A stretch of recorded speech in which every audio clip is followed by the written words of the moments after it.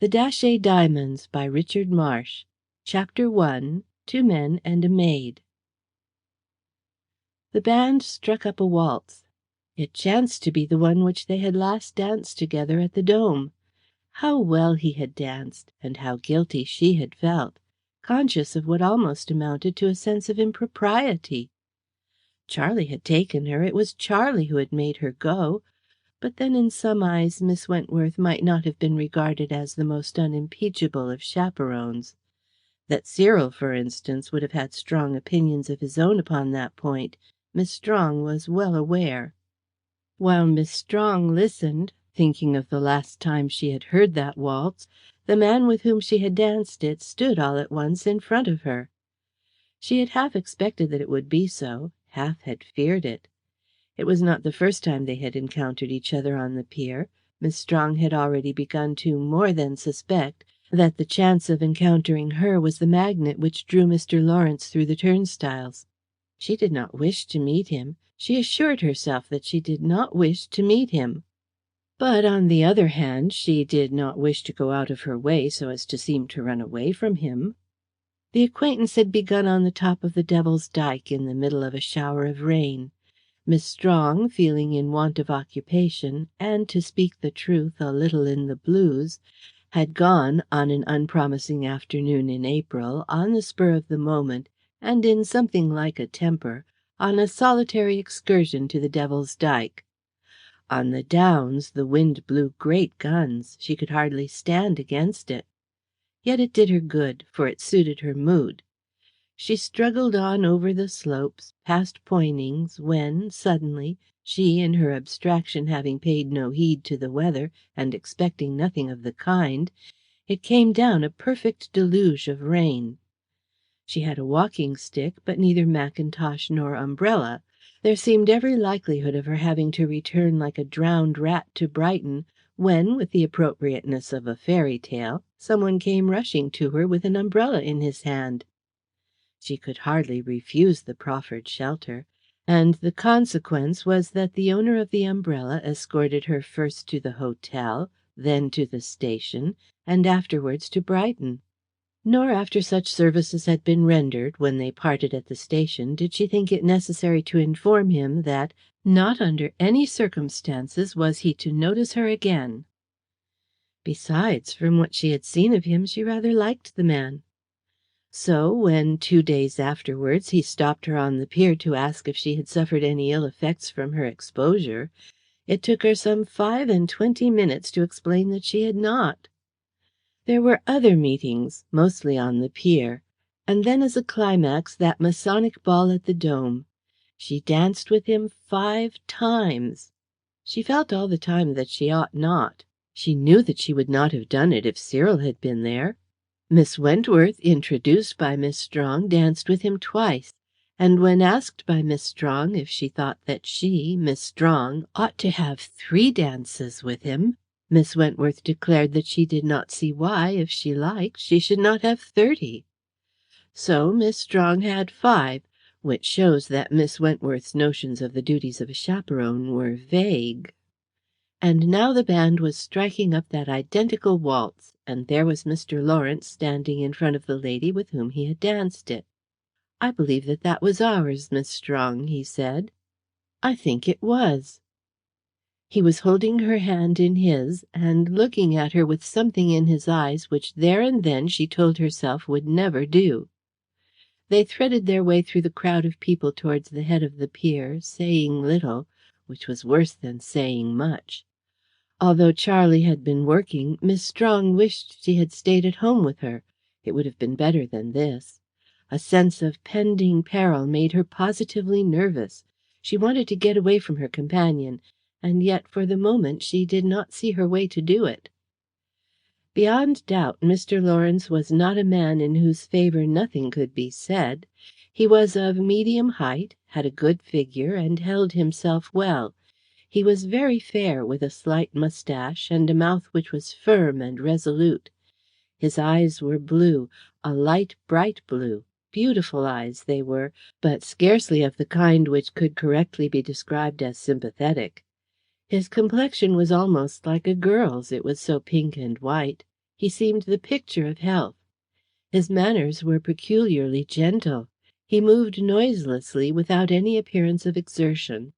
His voice, though soft, was of so penetrating a quality, and so completely under control, that without betraying by any movement of his lips the fact that he was speaking, he could make his faintest whisper audible in a way which was quite uncanny.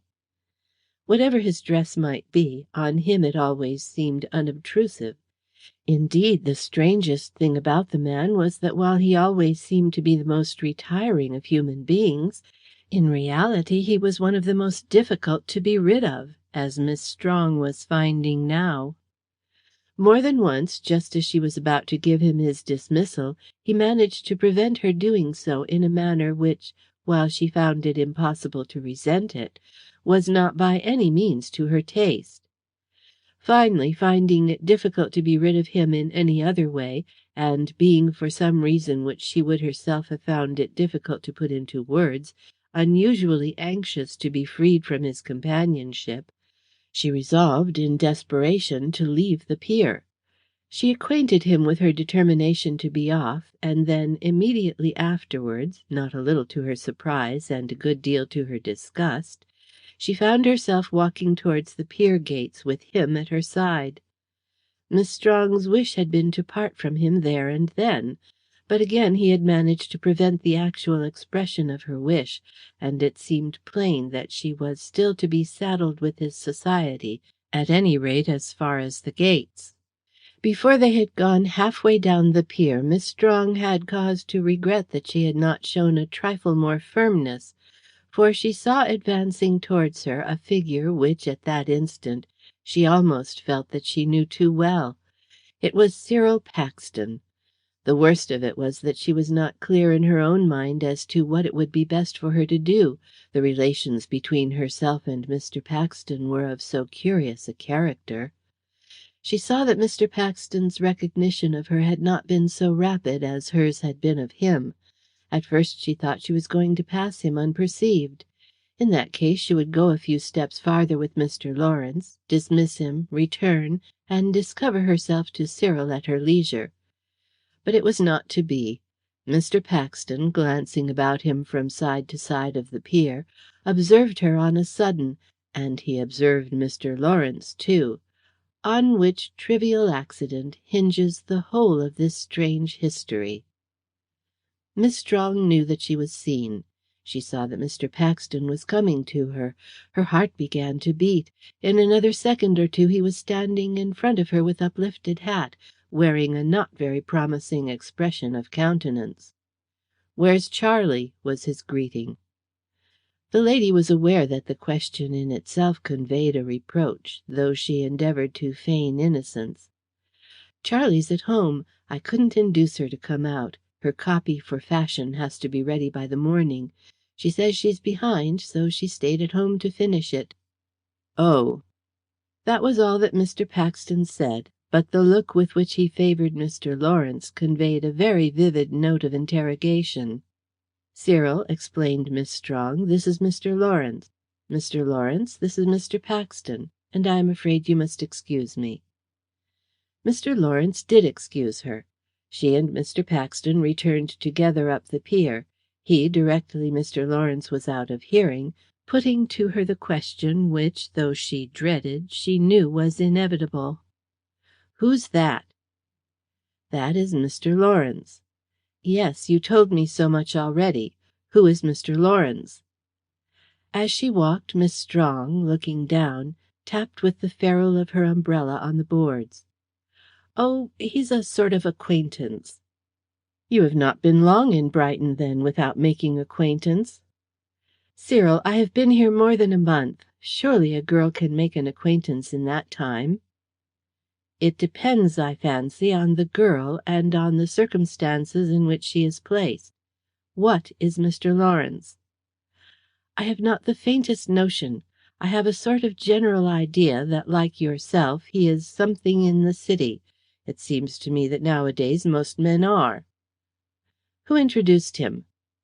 "A shower of rain." An excellent guarantor of the man's eligibility, though even for the average girl one would scarcely have supposed that that would have been a sufficient introduction. Miss Strong flushed. "You have no right to talk to me like that. I did not know that you were coming to Brighton, or I would have met you at the station. I knew that I should meet you on the pier." The lady stood still. "What do you mean by that?"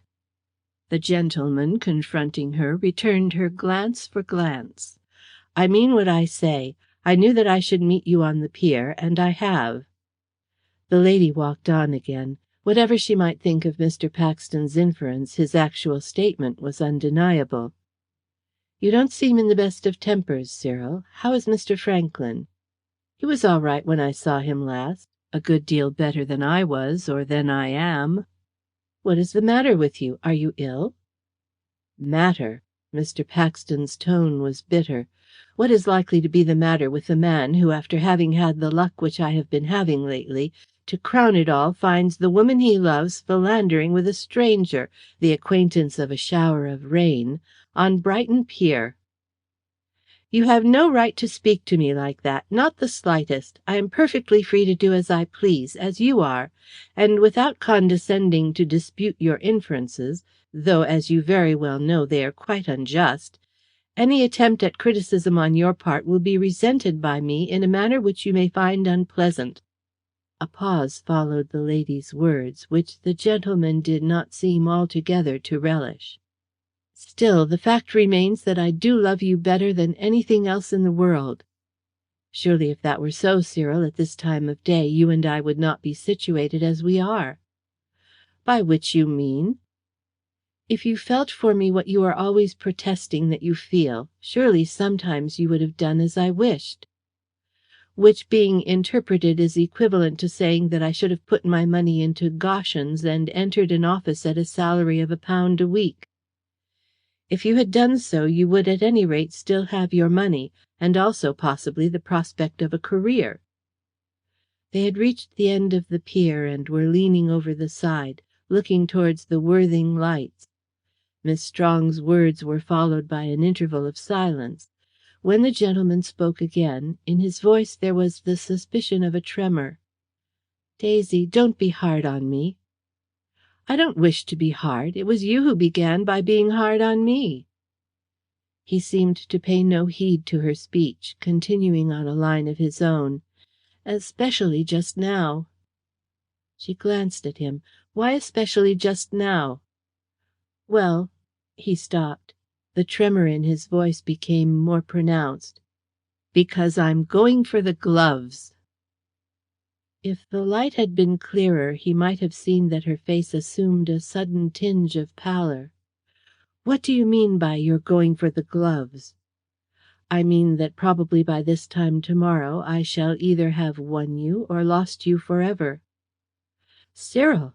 There was a catching in her breath. "I hope you are going to do nothing wild." "It depends upon the point of view." He turned to her with a sudden passion. "I'm sick of things as they are, sick to death. I've made up my mind to know either the best or the worst." "How do you propose to arrive at that state of knowledge?" "I've gone a bull on Eries, a big bull, so big a bull that if they fall one I'm done." "How done?" "I shall be done because it will be for reasons, good, strong, solid reasons, the last deal I shall ever make on the London Stock Exchange." There was silence. Then she spoke again. "You will lose. You always do lose." "Thanks." "It will be almost better for you that you should lose. I am beginning to believe, Cyril, that you never will do any good till you have touched bottom, till you have lost all that you possibly can lose." "Thank you again." She drew herself up, drawing herself away from the railing against which she had been leaning. She gave a gesture which was suggestive of weariness. "I, too, am tired.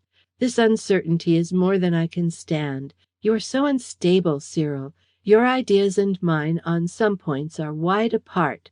It seems to me that if a girl is worth winning she is worth working for. As a profession for a man, I don't think that what you call punting on the Stock Exchange is much better than pitch and toss." "Well?" The word was an interrogation. She had paused. "It appears to me that the girl who marries a man who does nothing else but punt is preparing for herself a long line of disappointments. Think how many times you have disappointed me. Think of the fortunes you were to have made. Think, Cyril, of the Trumpet gold mine. What great things were to come of that." "I am quite aware that I did invest every penny I could beg, borrow, or steal in the Trumpet gold mine, and that at present I am the fortunate possessor of a trunk full of shares which are not worth a shilling apiece. The reminder is a pleasant one. Proceed. You seem wound up to go." Her voice assumed a new touch of sharpness. "The long and the short of it is, Cyril, it is better that we should understand each other.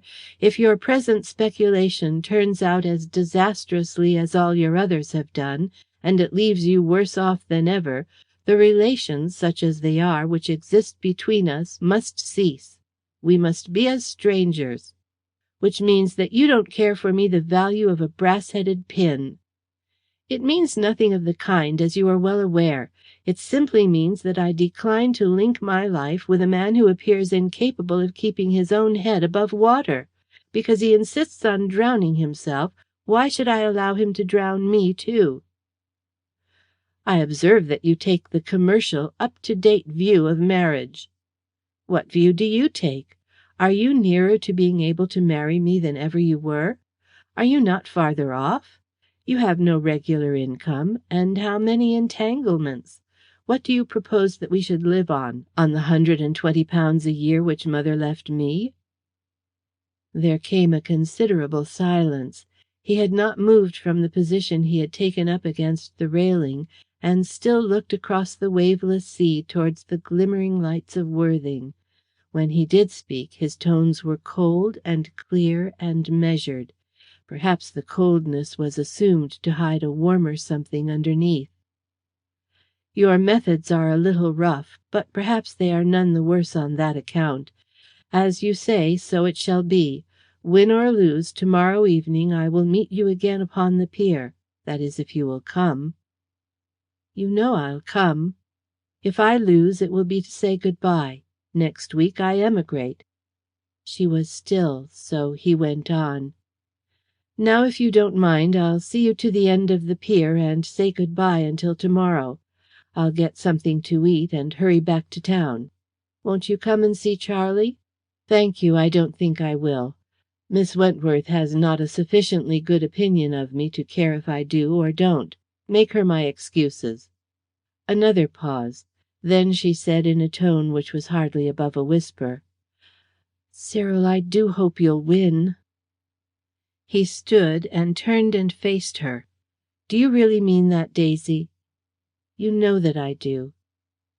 "Then, if you really hope that I shall win, the double event, as an earnest of your hopes, there is no one looking, kiss me." She did as he bade her.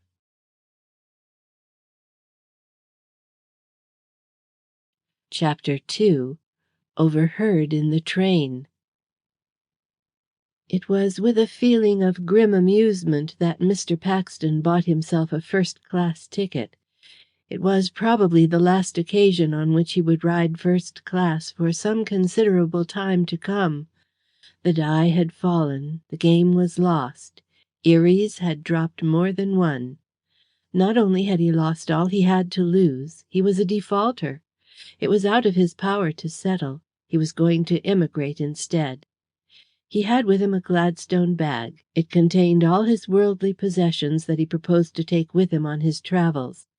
His intention was, having told Miss Strong the news, and having bidden a last farewell, to go straight from Brighton to Southampton, and thence by the American line to the continent on whose shores Europe dumps so many of its failures. The train was later than are the trains which are popular with city men. It seemed almost empty at London Bridge. Mr. Paxton had a compartment to himself. He had an evening paper with him. He turned to the money article. Eries had closed a point lower even than he had supposed. It did not matter. A point lower, more or less, would make no difference to him. The difference would be to the brokers who had trusted him. Wishing to do anything but think, he looked to see what other news the paper might contain. Some sensational headlines caught his eye. "Robbery of the Duchess of Datchet's diamonds. An extraordinary tale." The announcement amused him. After all, that is the sort of line which I ought to have made my own. Robbing, pure and simple. It's more profitable than what Daisy says I call punting. He read on.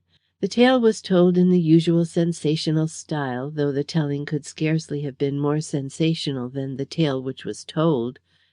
That afternoon, it appeared, an amazing robbery had taken place.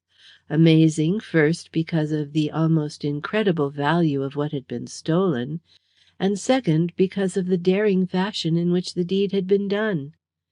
In spite of the desperate nature of his own position, or perhaps because of it, Mr. Paxton drank in the story with avidity.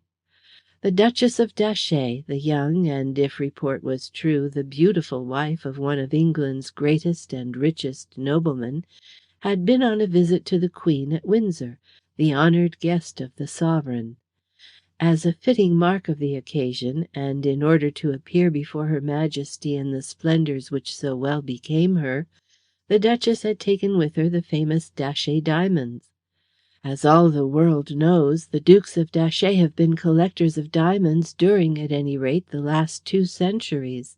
The value of their collection is fabulous. The intrinsic value of the stones which the Duchess had taken with her on that memorable journey, according to the paper, was at least £250,000, £250,000 of money.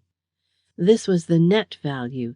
Indeed, it seemed that one might almost say it was the trade value, and was quite apart from any adventitious value which they might possess, from, for instance, the point of view of historical association. Mr. Paxton drew a long breath as he read. £250,000, £250,000. I am not at all sure that I should not have liked to have had a finger in such a pie as that. It would be better than punting at Erie's. The diamonds, it seemed, arrived all right at Windsor, and the Duchess too. The visit passed off with doux éclat.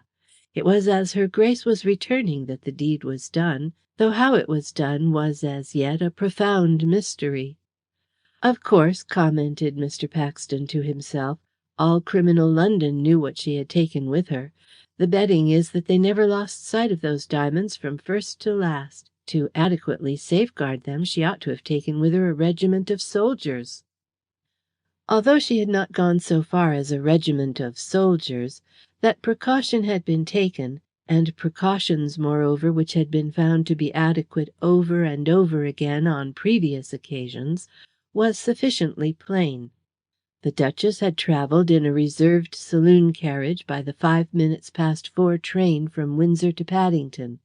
She had been accompanied by 2 servants, her maid, and a manservant named Stephen Eversleigh. Eversleigh was one of a family of servants the members of which had been in the employment of the Dukes of Datchet for generations. It was he who was in charge of the diamonds. They were in a leather dispatch box. The Duchess placed them in it with her own hand, locked the box, and retained the key in her own possession. Eversleigh carried the box from the Duchess's apartment in the castle to the carriage which conveyed her to the railway station. He placed it on the seat in front of her. He himself sat outside with the maid. When the carriage reached the station, he carried it to the Duchess's saloon. The Duchess was the sole occupant of the saloon. She travelled with the dispatch box in front of her all the way to London. The Duke met her at Paddington. Eversleigh again placed the box on the front seat of the carriage, the Duke and Duchess, sitting side by side, having it in full view as the brougham passed through the London streets. The diamonds, when not in actual use, were always kept, for safe custody, at Bartlett's Bank. The confidential agent of the bank was awaiting their arrival when the brougham reached the ducal mansion in Grosvenor Square. The dispatch box was taken straight to him, and more for form's sake than anything else, was opened by the Duchess in his presence, so that he might see that it really did contain the diamonds before he gave the usual receipt. It was as well for the bank's sake that on that occasion the form was observed. When the box was opened, it was empty. There was nothing of any sort to show that the diamonds had ever been in it. They had vanished into air. When he had reached this point, Mr. Paxton put the paper down. He laughed. "That's a teaser. The position seems to promise a pleasing problem for one of those masters of the art of detection who have been cutting such antics lately in popular fiction. If I were appointed to ferret out the mystery, I fancy I should begin by wanting to know a few things about Her Grace the Duchess. I wonder what happened to that dispatch box while she and it were tête-à-tête. It is to be hoped that she possesses her husband's entire confidence. Otherwise, it is just possible that she is in for a rare old time of it." The newspaper had little more to tell. There were the usual attempts to fill a column with a paragraph, the stereotyped statements about the clues which the police were supposed to be following up. But all that they amounted to was this, that the Duchess asserted that she had placed the diamonds in the dispatch box at Windsor Castle, and that, as a matter of plain fact, they were not in it when the box reached Grosvenor Square. Mr. Paxton leaned back in his seat, thrust his hands into his trouser pockets, and mused. What lucky beggars those thieves must be! What wouldn't anyone do for $250,000? What wouldn't I? Even supposing that the value of the stones is overstated, and that they are only worth half as much, there is some spending in £125,000. It would set me up for life, with a little over. What prospect is there in front of me? Don't I know that there is none?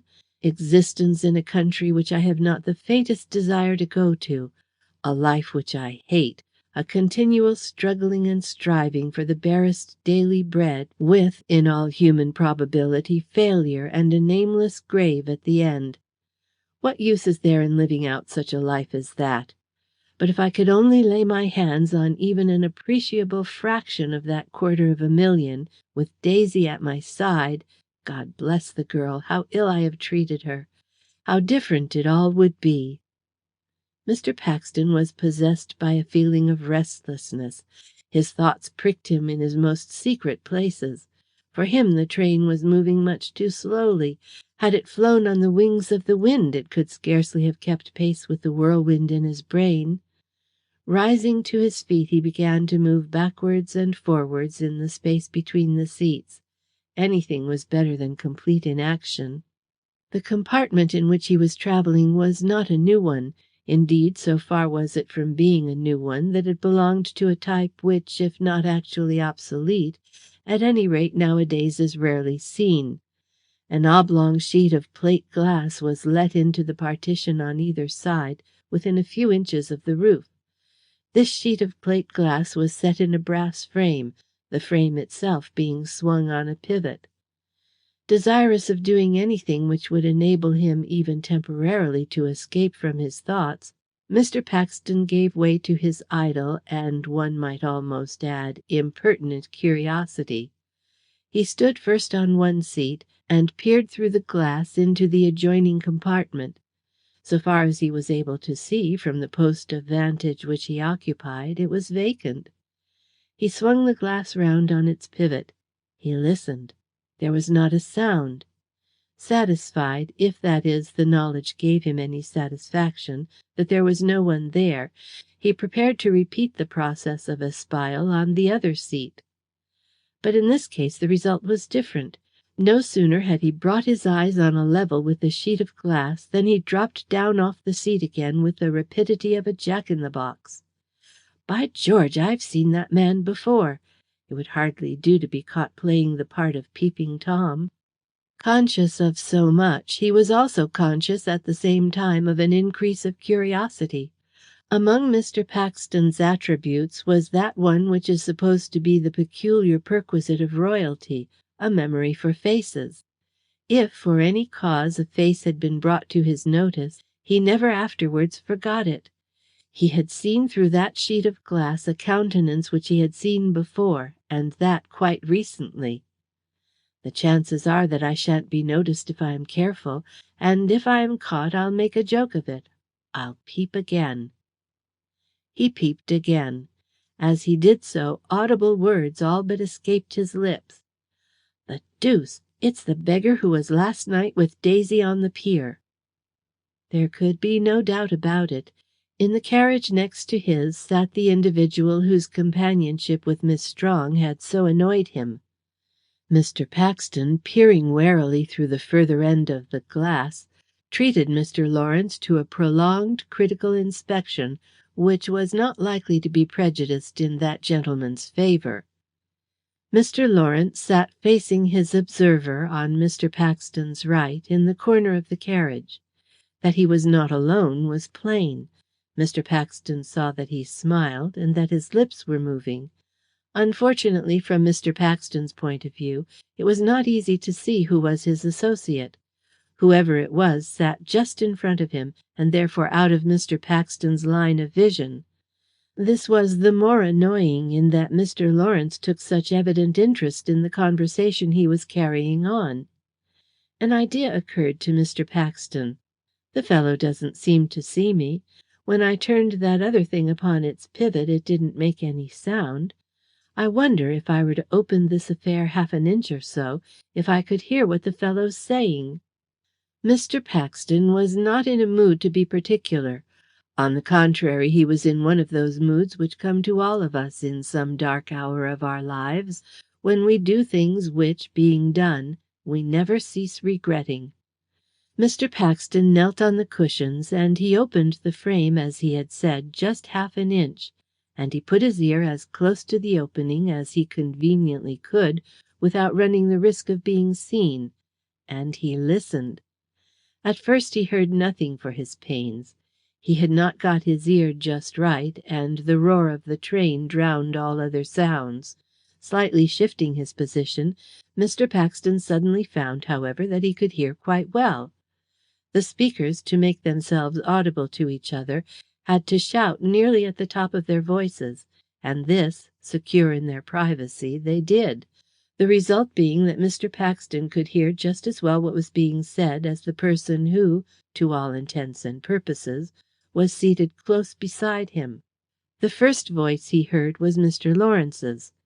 It should be noted that here and there he lost a word, as probably also did the person who was actually addressed, but the general sense of the conversation he caught quite well. "I told you I could do it. You only want patience and resolution to take advantage of your opportunities, and a big coup is as easily carried off as a small one." Mr. Lawrence's voice ceased. The rejoinder came from a voice which struck Mr. Paxton as being a very curious one indeed. The speaker spoke not only with a strong nasal twang, but also occasionally with an odd idiom.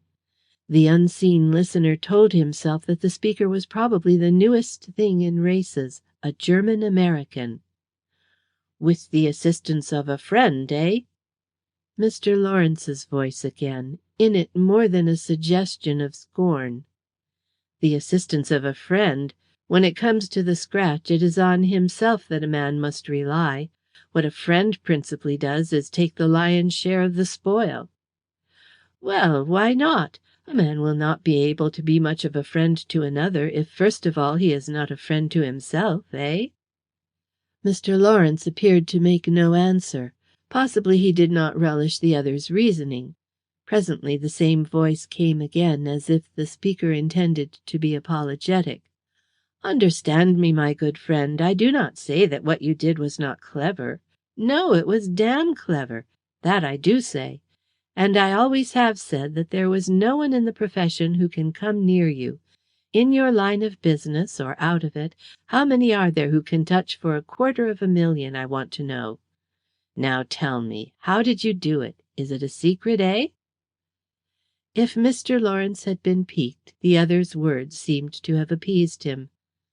"Not from you. The thing was as plain as walking. The bigger the thing you have to do, the more simply you do it, the better it will be done." "It does not seem as though it were simple when you read it in the papers, eh? What do you think?" "The papers be damned! Directly you gave me the office that she was going to take them with her to Windsor, I saw how I was going to get them, and who I was going to get them from." "Who, eh?" "Eversleigh. Stow it. The train is stopping." The train was stopping. It had reached a station. The voices ceased. Mr. Paxton withdrew from his listening place with his brain in a greater whirl than ever. What had the two men been talking about? What did they mean by touching for $250,000, and the reference to Windsor? The name which Mr. Lawrence had just mentioned, Eversleigh, where, quite recently, had he made its acquaintance? Mr. Paxton's glance fell on the evening paper which he had thrown on the seat. He snatched it up. Something like a key to the riddle came to him in a flash. He opened the paper with feverish hands, turning to the account of the robbery of the Duchess of Datchet's diamonds. It was as he thought. His memory had not played him false. The person who had been in charge of the gems had been a man named Stephen Eversleigh. Mr. Paxton's hands fell nervously onto his knees. He stared into vacancy. What did it mean? The train was off again. Having heard so much, Mr. Paxton felt that he must hear more. He returned to the place of listening. For some moments, while the train was drawing clear of the station, the voices continued silent. Probably before exchanging further confidences, they were desirous of being certain that their privacy would remain uninterrupted. When they were heard again, it seemed that the conversation was being carried on exactly at the point at which Mr. Paxton had heard it cease. The German-American was speaking. "Eversleigh, that is his Grace's confidential servant, eh?" "That's the man. I studied Mr. Eversleigh by proxy, and I found out just 2 things about him." "And they were?" "What were they?" "One was that he was short-sighted, and the other was that he had a pair of spectacles which the Duke had given him for a birthday present, and which he thought no end of." "That wasn't much to find out, eh?" "You think so? Then that's where you're wrong. It's perhaps just as well for you that you don't have to play first lead." "The Treasury is more in my line, eh? However, what was the use which you made of that little find of yours?" "If it hadn't been for that little find of mine, the possibility is that the sparklers wouldn't be where they are just now. A friend of mine had a detective camera. Those spectacles were kept in something very gorgeous in cases. My friend snapped that spectacle case with his camera. I had an almost exact duplicate made of the case from the print he got, purposely not quite exact, you know, but devilish near. I found myself at Windsor Station just as Her Grace was about to start for town.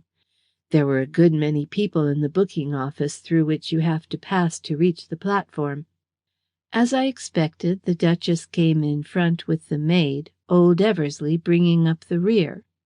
Just as Eversleigh came into the booking office, someone touched him on the shoulder and held out that duplicate spectacle case, saying, "I beg your pardon, sir, have you lost your glasses?" Of old Eversleigh's fidelity I say nothing. I don't call mere straightness anything, but he certainly wasn't up to the kind of job he had in hand, not when he was properly handled. He had been heard to say that he would sooner lose an arm than those precious spectacles, because the Duke gave them to him, you know. Perhaps he would. Anyhow, he lost something worth a trifle more than his arm. When he felt himself touched on the shoulder, and saw what looked like that almighty goggle box in the stranger's hands, he got all of a flurry, jabbed his fist into the inside pocket of his coat, and to enable him to do so, popped the dispatch box down on the seat beside him, as I expected that he would do. I happened to be sitting on that seat with a rug, very nicely screened too by old Eversleigh himself, and by the stranger with the goggle box. I nipped my rug over his box, leaving another one, own brother to the Duchess's, exposed. Old Eversleigh found that the stranger's goggle box was not his, and that his own was safe in his pocket, picked up my dispatch box and marched off with it, while I travelled with his by the South Western line to town. and I can only hope that he was as pleased with the exchange as I was." The German-American's voice was heard. "As you say, in the simplicity of your method, my good friend, was its beauty. And indeed, after all, simplicity is the very essence, the very soul of all true art. Eh?"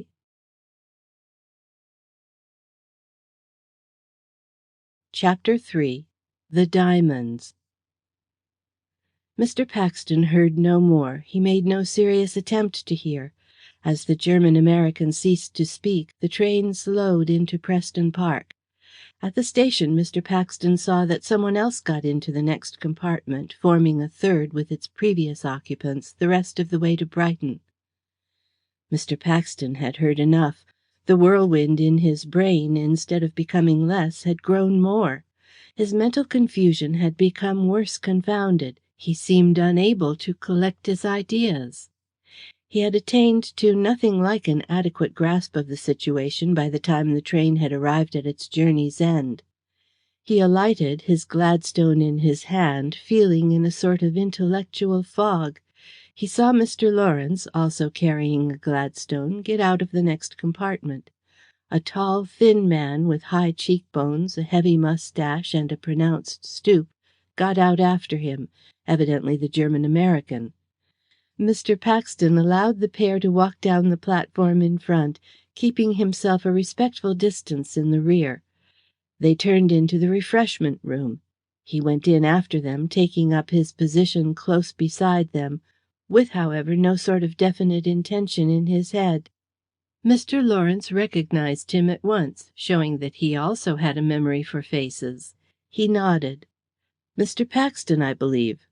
Mr. Paxton admitted that that was his name, conscious on a sudden of a wild impulse to knock the fellow down for daring to accost him. "What is your drink, Mr. Paxton?"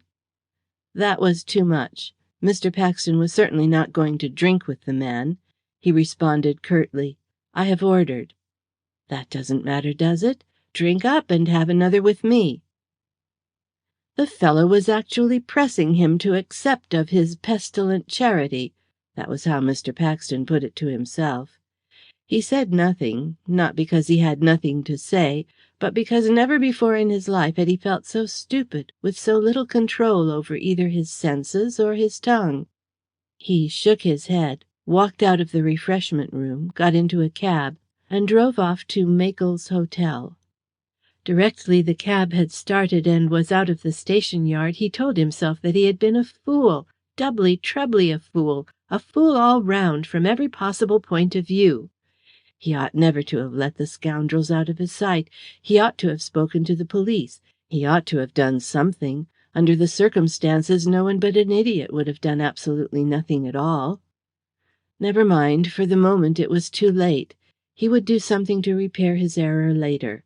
He would tell Miss Strong the tale. She would rejoice to find a friend of her own figuring as the hero of such a narrative.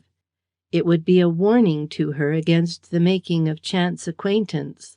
He would ask her advice. It was a case in which two heads might be better than one. Reaching the hotel, he went straight to his bedroom, still in a sort of mental haze. He had a wash, without, however, managing to wash much of the haze out of his head. He turned to unlock his Gladstone, intending to take out of it his brush and comb. There was something the matter with the key, or else with the lock. It would not open. It was a brand new Gladstone, bought with a particular intent. Mr. Paxton was very far from being desirous that his proposed voyage to foreign parts should prematurely be generally known. Plainly, the lock was not in the best of order. Half abstractedly, he fumbled with it for a few seconds before it could be induced to open. Then it was opened rather by an exertion of force than in response to the action of the key. Having opened it, Mr. Paxton found himself a little puzzled by the arrangement of its contents. He could not at first remember just where he had put his brush and comb. He felt on the one side, where he had a sort of dim idea that it ought to be, and then on the other. He failed to light on it on either side. He paused for a moment to consider, then by degrees distinctly remembered having placed it in a particular corner. He felt for it. It was not there. He wondered where it had contrived to conceal itself. He was certain that he had placed it in the bag. It must be in it now. He began to empty the bag of all its contents. The first thing he took out was a shirt. He threw it from him onto the bed. As it passed through the air, something fell from it onto the floor, something which came rolling against his foot. He picked it up. It was a ring. He could scarcely believe the evidence of his own eyes. He sat staring at the trinket in a stupor of surprise, and the more he stared the more his wonder grew. That it was a ring there could not be the slightest shadow of a doubt. It was a woman's ring, a costly one, a hoop of diamonds, the stones being of unusual lustre and size. How could such an article as that have found its way into his Gladstone bag? He picked up another shirt, and as he did so he felt that in the front there was something hard. He opened the front to see what it was. The shirt almost dropped from his hand in the shock of his amazement. Something gleamed at him from inside the linen. Taking this something out, he found himself holding in his hand a magnificent tiara of diamonds. As he knelt there on one knee, gazing at the gaud, he would have presented a promising study for an artist possessed of a sense of humour. His mouth was open, his eyes distended to their fullest, every feature of his countenance expressed the bewilderment he felt. The presence of the ring in that brand new bag of his was sufficiently surprising, but a tiara of diamonds? Was he the victim of some extraordinary hallucination, or the hero of a fairy tale? He stared at the jewel, and from the jewel to the shirt, and from the shirt to the bag. Then an idea, beginning at first to glimmer on him dimly, suddenly took vivid shape, filling him with a sense of strange excitement. He doubted if the bag were his. He leant over it to examine it more closely. New brown Gladstone bags, 30 inches in length, are apt to be as like each other as peas. This was a new bag. His was a new bag. He perceived nothing in the appearance of this one to suggest that it was not his. And yet that this was not his bag he was becoming more and more convinced.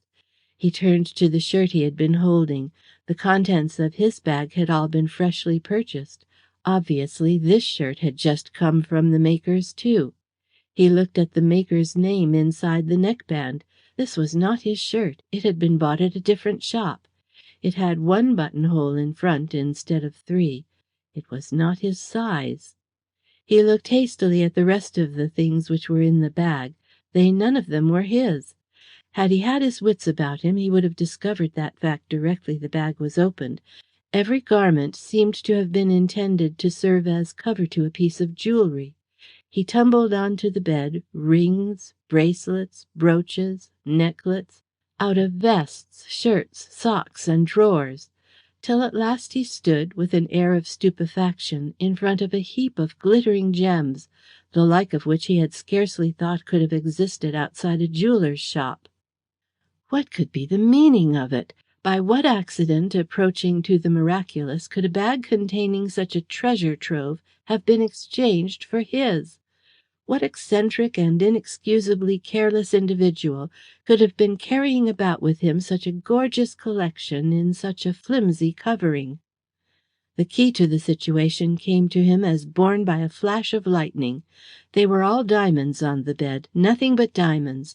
He caught up the evening paper which he had brought with him from town.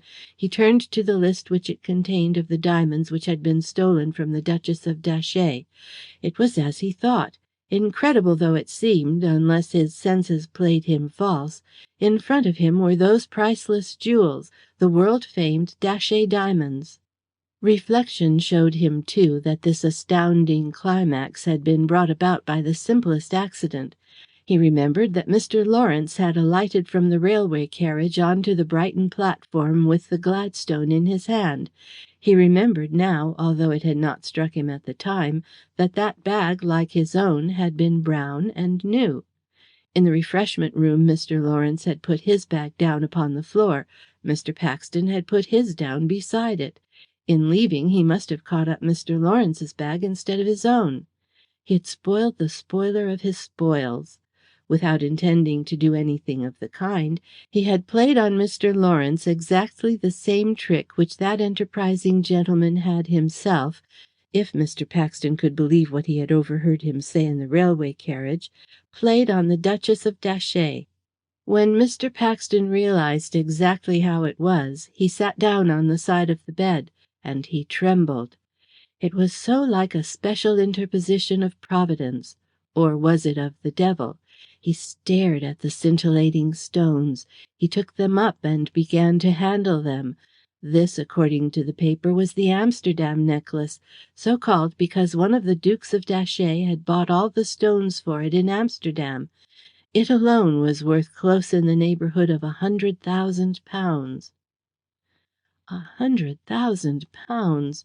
Mr. Paxton's fingers tingled as he thought of it. His lips went dry. What would £100,000 not mean to him? And he held it literally in the hollow of his hand. He did not know with certainty whose it was. Providence had absolutely thrown it at his head. It might not be the Duchess's after all.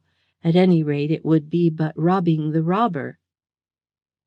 Then there was the Datchet tiara, the Begum's brooch, the Banese bracelet. If the newspaper could be credited, every piece in the collection was historical. As he toyed with them, holding them to the light, turning them this way and that, looking at them from different points of view, how the touch of the diamonds seemed to make the blood in Mr. Paxton's veins run faster. He began to move about the bedroom restlessly, returning every now and then to take still another look at the shimmering lumps of light which were beginning to exercise over him a stronger and stronger fascination.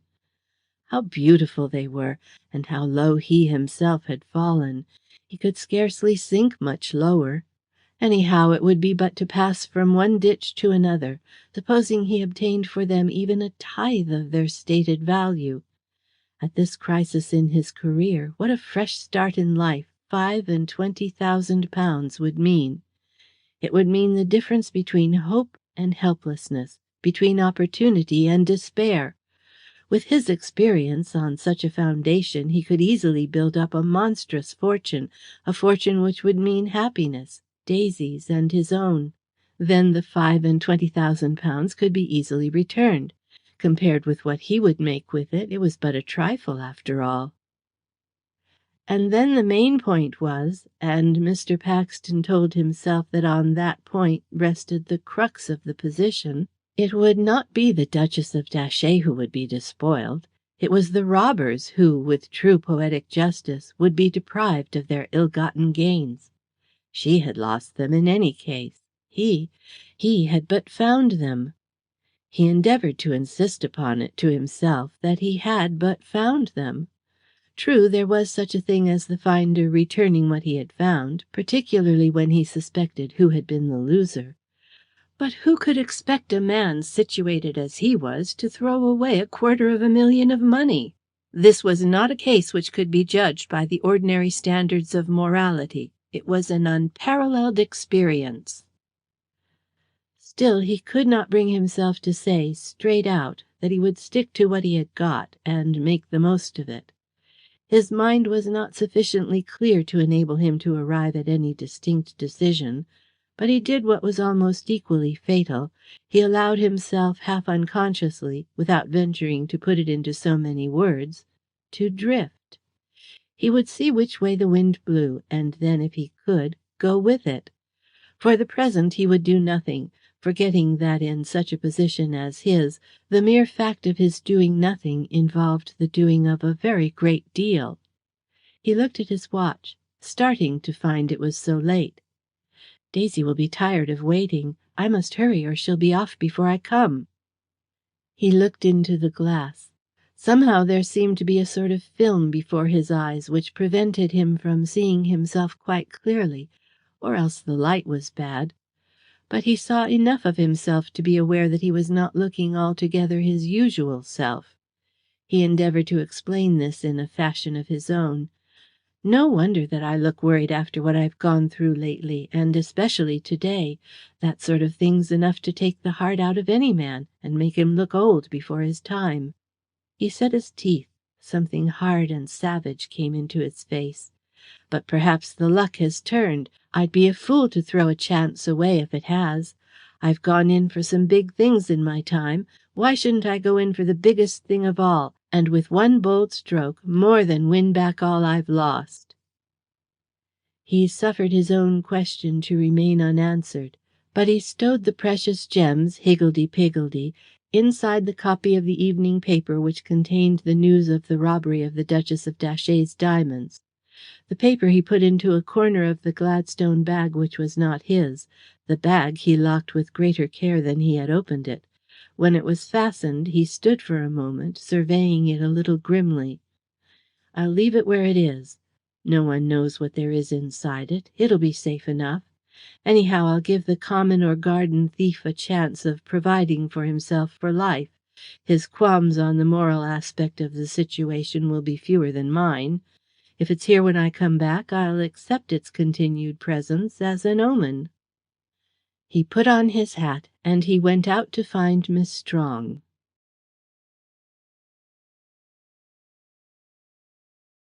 Chapter 4. Miss Wentworth's Rudeness. Miss Strong was growing a little tired of waiting. Indeed, she was beginning to wonder if Mr. Paxton was about to fail in still another something he had undertaken. She loitered near the gates of the pier, looking wistfully at everyone who entered. The minutes went by, and yet "he cometh not," she said. It was not the pleasantest of nights for idling by the sea. A faint but chilly breeze was in the air. There was a suspicion of mist. Miss Strong was growing more and more conscious that the night was raw and damp. To add to the discomfort of her position, just inside the gates of Brighton Pier is not the most agreeable place for a woman to have to wait at night. She is likely to find the masculine prowler conspicuously in evidence. Miss Strong had moved away from at least the dozenth man who had accosted her when she referred to her watch. "I'll give him 5 minutes more, and then if he doesn't come, I'm off." Scarcely had she uttered the words than she saw Mr. Paxton coming through the turnstile. With a feeling of no inconsiderable relief, she moved hastily forward. In another moment they were clasping hands. "Cyril, I'm glad you've come at last. But how late you are!" "Yes, I've been detained." The moment he opened his mouth, it struck her that about his manner there was something odd, but as a wise woman in her generation, she made no comment. Together they went up the pier. Now that he had come, Mr. Paxton did not seem to be in a conversational mood. They had gone halfway up, still he evinced no inclination to speak. Miss Strong, however, excused him. She understood the cause of his silence, or thought she did. Her heart was heavy, on his account and on her own. Her words, when they came, were intended to convey the completeness of her comprehension. "I am so sorry." He turned as if her words had startled him. "Sorry?" "I know all about it, Cyril." This time it was not merely a question of appearance. It was an obvious fact that he was startled. He stood stock still and stared at her. Stammering words came from his lips. "You know all about it? What do you mean?" She seemed to be surprised at his surprise. "My dear Cyril, you forget that there are papers." "Papers?" Still he stammered. "Yes, papers, newspapers. I've had every edition, and of course I've seen how Eries have fallen." "Eries? Fallen? Oh, of course, I see." She was puzzled to perceive that he appeared positively relieved, as though he had supposed and feared that she had meant something altogether different. He took off his hat to wipe his brow, although the night was very far from being unduly warm. He began walking again, speaking now glibly enough, with a not unnatural bitterness. "They have fallen, sure enough, just as surely as if I had gone a bear, they would have risen. As you were good enough to say last night, it was exactly the sort of thing which might have been expected. I am so sorry, Cyril." "What's the use of being sorry?" His tone was rough, almost rude, but she excused him still. "Is it very bad?" Then a wild idea came to him, one which at the moment seemed to him almost to amount to inspiration. In the disordered condition of his faculties, for temporarily they were disordered, he felt, no doubt erroneously enough, that in the girl's tone there was something besides sympathy, that there was contempt as well, contempt for him as for a luckless, helpless creature who was an utter and entire failure. And he suddenly resolved to drop at least a hint that, while she was despising him as so complete a failure, even now there was, actually within his grasp, wealth sufficient to satisfy the dreams of avarice. I don't know what you call very bad. As regards the Eries, it is about as bad as it could be, but he hesitated and stopped. But what? She caught sight of his face. She saw how it was working. Cyril, is there any good news to counteract the bad? Have you had a stroke of luck? Yet he hesitated, already half regretting that he had said anything at all. But having gone so far, he went farther. I don't want you to reckon on it just at present, but I think it possible that, very shortly, I may find myself in possession of a larger sum of money than either of us has dreamed of. Cyril, do you mean it? Her tone of incredulity spurred him on. Should I be likely to say such a thing if I did not mean it? I mean exactly what I said. To be quite accurate, it is possible, nay probable, that before very long I shall be the possessor of 250,000 of money. I hope that will be enough for you. It will for me. 250,000? £250,000, Cyril? It sounds a nice little sum, doesn't it? I hope that it will feel as nice when it's mine. But, Cyril, I don't understand. Is it a new speculation you are entering on? It is a speculation of a kind. His tone was ironical, though she did not seem to be conscious of the fact. A peculiar kind. Its peculiarity consists in this, that though I may not be able to lay my hands on the entire 250,000, I can on an appreciable portion of it whenever I choose. What is the nature of the speculation? Is it on the Stock Exchange? That, at present, is a secret. It is not often that I have kept a secret from you. You will have to forgive me, Daisy, if I keep one now. Something peculiar in his tone caught her ear. She glanced at him sharply. You are really in earnest, Cyril? You do mean that there is a reasonable prospect of your position being improved at last? There is not only a reasonable prospect, there is a practical certainty. In spite of what you have lost in Eries? In spite of everything. A ring of passion came into his voice. Daisy, don't ask me any more questions now. Trust me. I tell you that in any case a fortune, or something very like one, is within my grasp. He stopped, and she was silent. They went and stood where they had been standing the night before, looking towards the Worthing lights. Each seemed to be wrapped in thought. Then she said softly, in her voice a trembling, Cyril, I am so glad. I am glad that you are glad. And I am so sorry for what I said last night.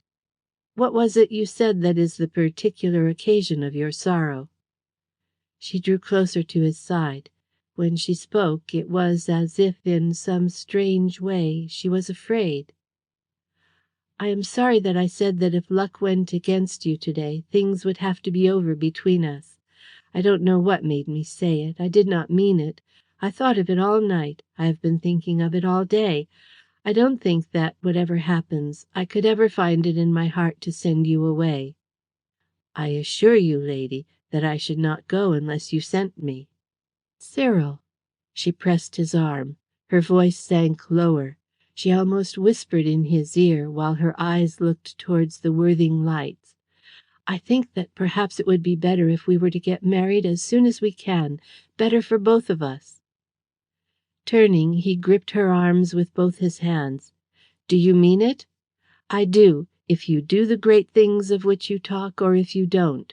If you don't, there is my little fortune, with which we must start afresh, both of us together, either on this side of the world or on the other, whichever you may choose. Daisy, his voice vibrated with sudden passion, will you come with me to the other side of the world in any case?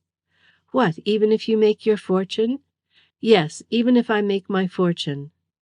She looked at him with that something on her face which is the best thing that a man can see, and tears came into her eyes, and she said to him, in the words which have been ringing down the ages, "Whither thou goest I will go, and where thou lodgest I will lodge. Thy people shall be my people, and thy God my God.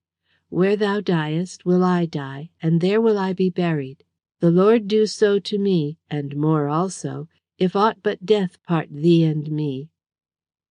It may be that the words savoured to him of exaggeration; at any rate he turned away as if something choked his utterance. She too was still. "I suppose you don't want a grand wedding." "I want a wedding, that's all I want. I don't care what sort of a wedding it is, so long as it's a wedding. And" again her voice sank, and again she drew closer to his side, "I don't want to have to wait for it too long." "Will you be ready to marry me within a month?" "I will." "Then within a month we will be married." They were silent. His thoughts, in a dazed sort of fashion, travelled to the diamonds which were in somebody else's Gladstone bag. Her thoughts wandered through Elysian fields. It is possible that she imagined, as one is apt to do, that his thoughts were there likewise. All at once she said something which brought him back from what seemed to be a waking dream. She felt him start. "Come with me and let's tell Charlie." The suggestion was not by any means to Mr. Paxton's taste. He considered for a few seconds, seeming to hesitate. She perceived that her proposition had not been received with overmuch enthusiasm. "Surely you don't mind our telling Charlie?" "No." His voice was a little surly. "I don't mind." Miss Charlotte Wentworth, better known to her intimates as Charlie, was in some respects a young woman of the day. She was 30, and she wrote for her daily bread, wrote anything from fashions to poetry, from fiction to Our Family Column. She had won for herself a position of tolerable comfort, earning something over 500 a year with satisfactory regularity. To state that is equivalent to saying that, on her own lines, she was a woman of the world, a citizen of the new Bohemia, capable of holding something more than her own in most circumstances in which she might find herself placed, with most, if not all, of the sentiment which is supposed to be a feminine attribute knocked out of her. She was not bad looking, dressed well with a suggestion of masculinity, wore pince nez, and did whatsoever it pleased her to do. Differing though they did from each other in so many respects, she and Daisy Strong had been the friends of years. When Mrs. Strong had died and Daisy was left alone, Miss Wentworth had insisted on their setting up together, at least temporarily, a joint establishment, an arrangement from which there could be no sort of doubt that Miss Strong received pecuniary advantage. Mr. Paxton was not Miss Wentworth's lover, nor, to be frank, was she his, the consequence of which was that her brusque, outspoken method of speech conveyed to his senses, whether she intended it or not, a suggestion of scorn, being wont to touch him on just those places where he found himself least capable of resistance. When the lovers entered, Miss Wentworth, with her person on one chair and her feet on another, was engaged in reading a magazine which had just come in. Miss Strong, desiring to avoid the preliminary skirmishing which experience had taught her was apt to take place whenever her friend and her lover met, plunged at once into the heart of the subject which was uppermost in her mind. "I've brought you some good news, at least I think it is good news." Miss Wentworth looked at her, a cross-examining sort of look, then at Mr. Paxton, then back at the lady. "Good news? One always does associate good news with Mr. Paxton. The premonition becomes a kind of habit." The gentleman thus alluded to winced. Miss Strong did not appear to altogether relish the lady's words. She burst out with the news of which she spoke, as if with the intention of preventing a retort coming from Mr. Paxton. "We are going to be married." Miss Wentworth displayed a possibly intentional mental opacity. "Who is going to be married?" "Charlie, how aggravating you are! Cyril and I, of course." Miss Wentworth resumed her reading. "Indeed. Well, it's no affair of mine. Of course, therefore, I should not presume to make any remark. If, however, anyone should invite me to comment on the subject, I trust that I shall be at the same time informed as to what is the nature of the comment which I am invited to make."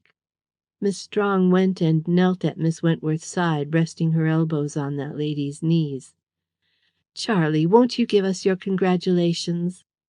Miss Wentworth replied, without removing her glance from off the open page of her magazine, "With pleasure, if you want them. Also, if you want it, I will give you 18 pence, or even half a crown."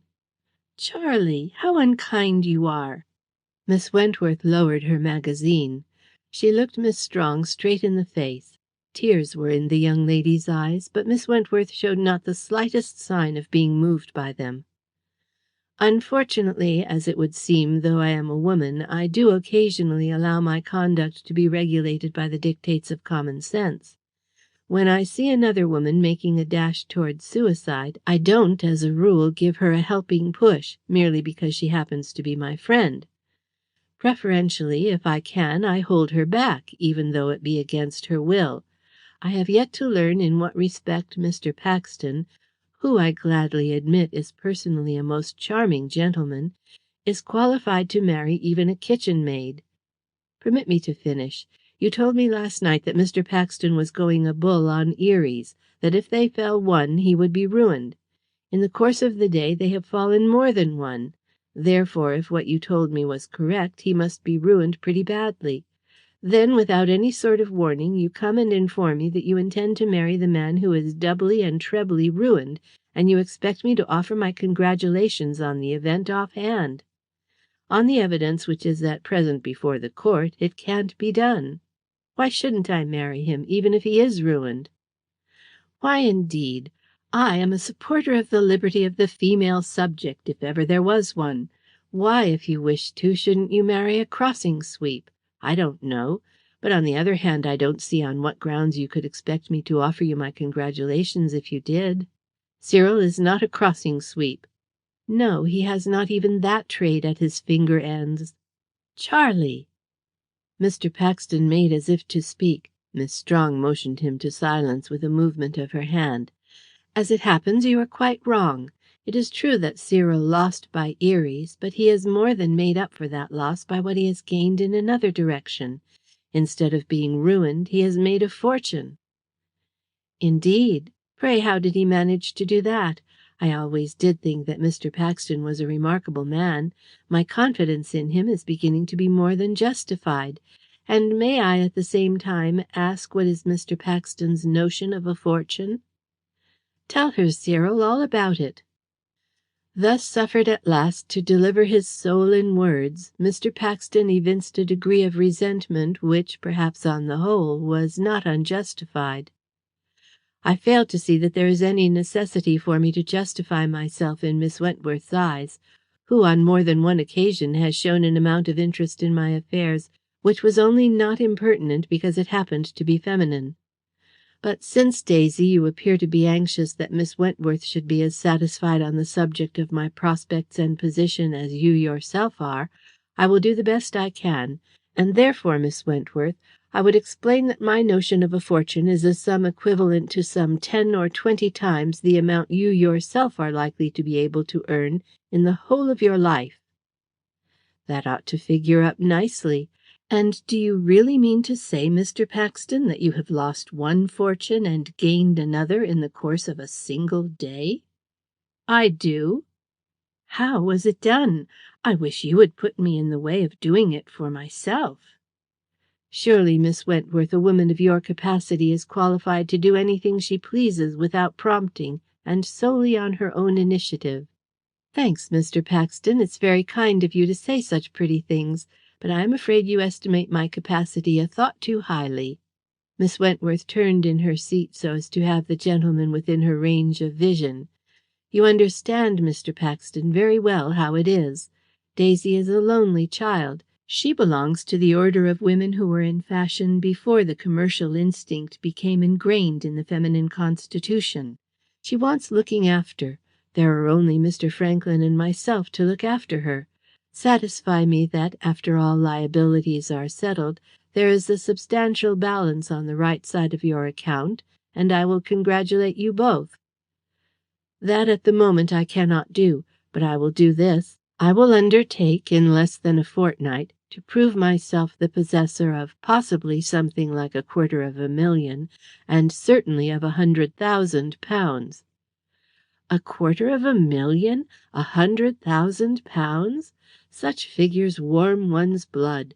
One will almost begin to wonder, Mr. Paxton, if you can have come by them honestly." The words were uttered lightly. Mr. Paxton chose to take them as if they had been meant in earnest. His cheeks flushed, his eyes flamed fire. He stood up, so beside himself with rage that it was a second or two before he could regain sufficient self-control to enable him to speak. "Miss Wentworth, how dare you say such a thing? I have endured more from you than any man ought to endure from any woman. But when you charge me with dishonesty, it is too much, even from you to me. You take advantage of your sex to address to me language for which, were the speaker a man, I would thrash him within an inch of his life." Miss Strong, with white face, looked from one to the other. "Cyril, she didn't mean what you think. Tell him, Charlie, that you didn't mean what he thinks." Through her glasses Miss Wentworth surveyed the angry man with shrewd, unfaltering eyes. "Really, Mr. Paxton puts me in a difficult position. He is so quick to take offence where none was intended that one hardly knows what to think. Surely when a man shows such heat and violence in resenting what only a distorted imagination could twist into an actual imputation of dishonesty, it suggests that his own conscience can scarcely be quite clear." Mr. Paxton seemed struggling as if to speak, and then to put a bridle on his tongue. The truth is that he was only too conscious that he was in no mood to be a match in argument, or, for the matter of that, in retort either, for this clear-sighted lady. He felt that, if he was not careful, he would go too far, that he had better take himself away before he had made a greater exhibition of himself than he had already. So he contented himself with what was meant as an assumption of dignity. "That is enough. Between you and me nothing more need or can be said. I have the honour, Miss Wentworth, of wishing you good night." She showed no symptoms of being crushed. On the contrary, she retained her coolness and also her powers of exasperation.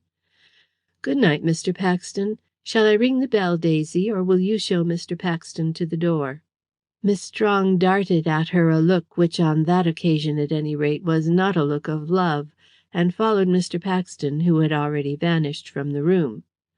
Finding him in the hall, she nestled up to his side. "I am sorry, Cyril, that this should have happened. If I had had the least suspicion of anything of the kind, I never would have asked you to come." Mr. Paxton wore, or attempted to wear, an air of masculine superiority. "My dear Daisy, I have seldom met Miss Wentworth without her having insulted me. On this occasion, however, she has gone too far. I will never willingly darken her door again. I hope you will not ask me, but if you do, I shall be compelled to decline." "It's my door as well as hers, but it won't be for long. Still, I don't think she meant what you thought she did. She couldn't be so absurd. It's a way she has of talking. She often says things without considering the construction of which they are capable. It is only the fact of her being a woman, my dear Daisy, which gives her the impunity of which she takes undue advantage." "Cyril, you mustn't brand all women because of one. We are not all like that. Do you suppose that I am not aware that a person, be it a man or woman, who imagines you to be capable of dishonesty, either does not know you or else is stark raving mad? Do you think that I could love you without the absolute certainty of knowing you to be a man of blameless honour?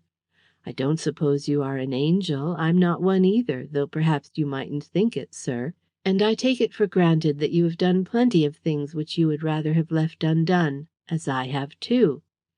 But I do know that, regarded from the point of view of any standard, whether human or divine, In all essentials you are an honest man, and that you could be nothing else." The eulogium was a warm one. It made Mr. Paxton feel a trifle queer. "Thank you, darling." So he murmured, and he kissed her.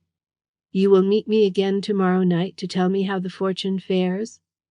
He tried to avoid doing so, but the effort only failed. He had to wince. He could only hope that she did not notice it.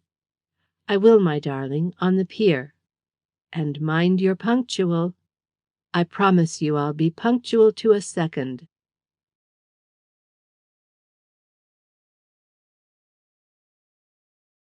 Chapter 5. In the Bodega. As Mr. Paxton walked away from the house in which the two ladies resided, it was with the consciousness strong upon him that his position had not been made any easier by what he had said to the lady of his love, not to speak of that lady's friend. Before he had met Miss Strong he had been comparatively free, that is, to return the diamonds to their rightful owner. Now it seemed to him his hands were tied. He himself had tied them. He had practically committed himself to a course of action which could only point in one direction, and that an ugly one. "What a fool I've been!" One is apt to tell oneself that sort of thing when the fact is already well established, and also not only without intending to undo one's folly, but even when one actually proposes to make it more. As Mr. Paxton did then. He told himself frankly and with cutting scorn what a fool he had been, and then proceeded to take what, under similar circumstances, seems to be a commonly accepted view of the situation, assuring or endeavouring to assure himself that to pile folly on to folly until the height of it reached the mountain tops, and then to undo it, would be easier than to take steps to undo it at once while it was still comparatively a little thing. It was perhaps this line of reasoning which induced Mr. Paxton to fancy himself in want of a drink.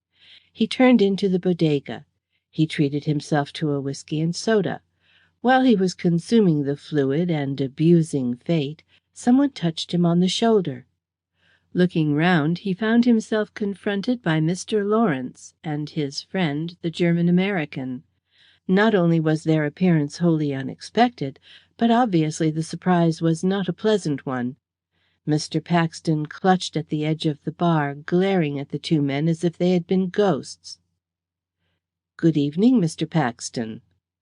It was Mr. Lawrence who spoke in those quiet, level tones with which Miss Strong was familiar. To Mr. Paxton's lively imagination their very quietude seemed to convey a threat. And Mr. Lawrence kept those beautiful blue eyes of his fixed on Mr. Paxton's visage with a sustained persistence which, for some cause or other, that gentleman found himself incapable of bearing. He nodded, turned his face away, and picked up his glass. But to do Mr. Paxton justice, he was very far from being a coward, nor when it came to the sticking point was his nerve at all likely to fail him. He realized instantly that he was in a very delicate situation, and one on which, curiously enough, he had not reckoned.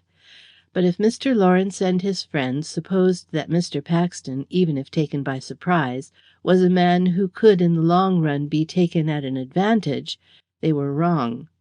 Mr. Paxton emptied his glass and replied to Mr. Lawrence, "It's not a pleasant evening, is it? I think that up at the station you asked me to have a drink with you. Now perhaps you'll have one with me?" As he spoke, Mr. Paxton was conscious that the German-American was regarding him, if possible, even more intently than his friend. This was the man to whom he had taken an instinctive dislike. There was about the fellow a suggestion of something animal, of something almost eerie. He did not strike one as being a person with whom it would be wise to quarrel, but rather as an individual who would stick at nothing to gain his ends, and who would be moved by no appeals for either sympathy or mercy. "Would you mind stepping outside for a moment, Mr. Paxton?"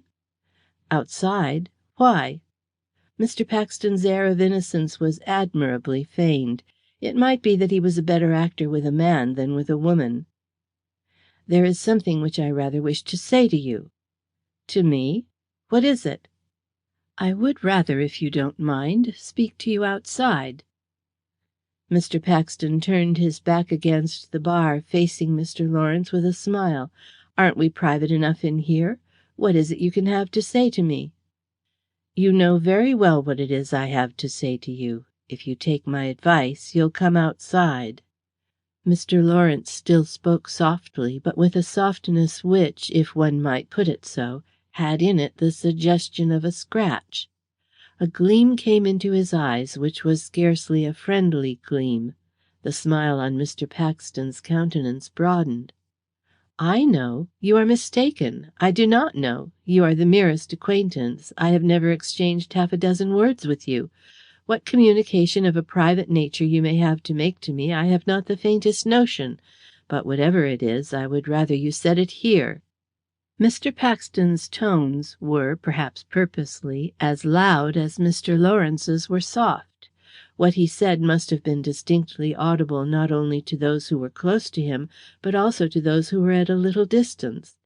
Especially did the high words seem audible to a shabby-looking fellow who was seated at a little table just in front of them, and wore his hat a good deal over his eyes, but who, in spite of that fact, seemed to keep a very keen eye on Mr. Paxton.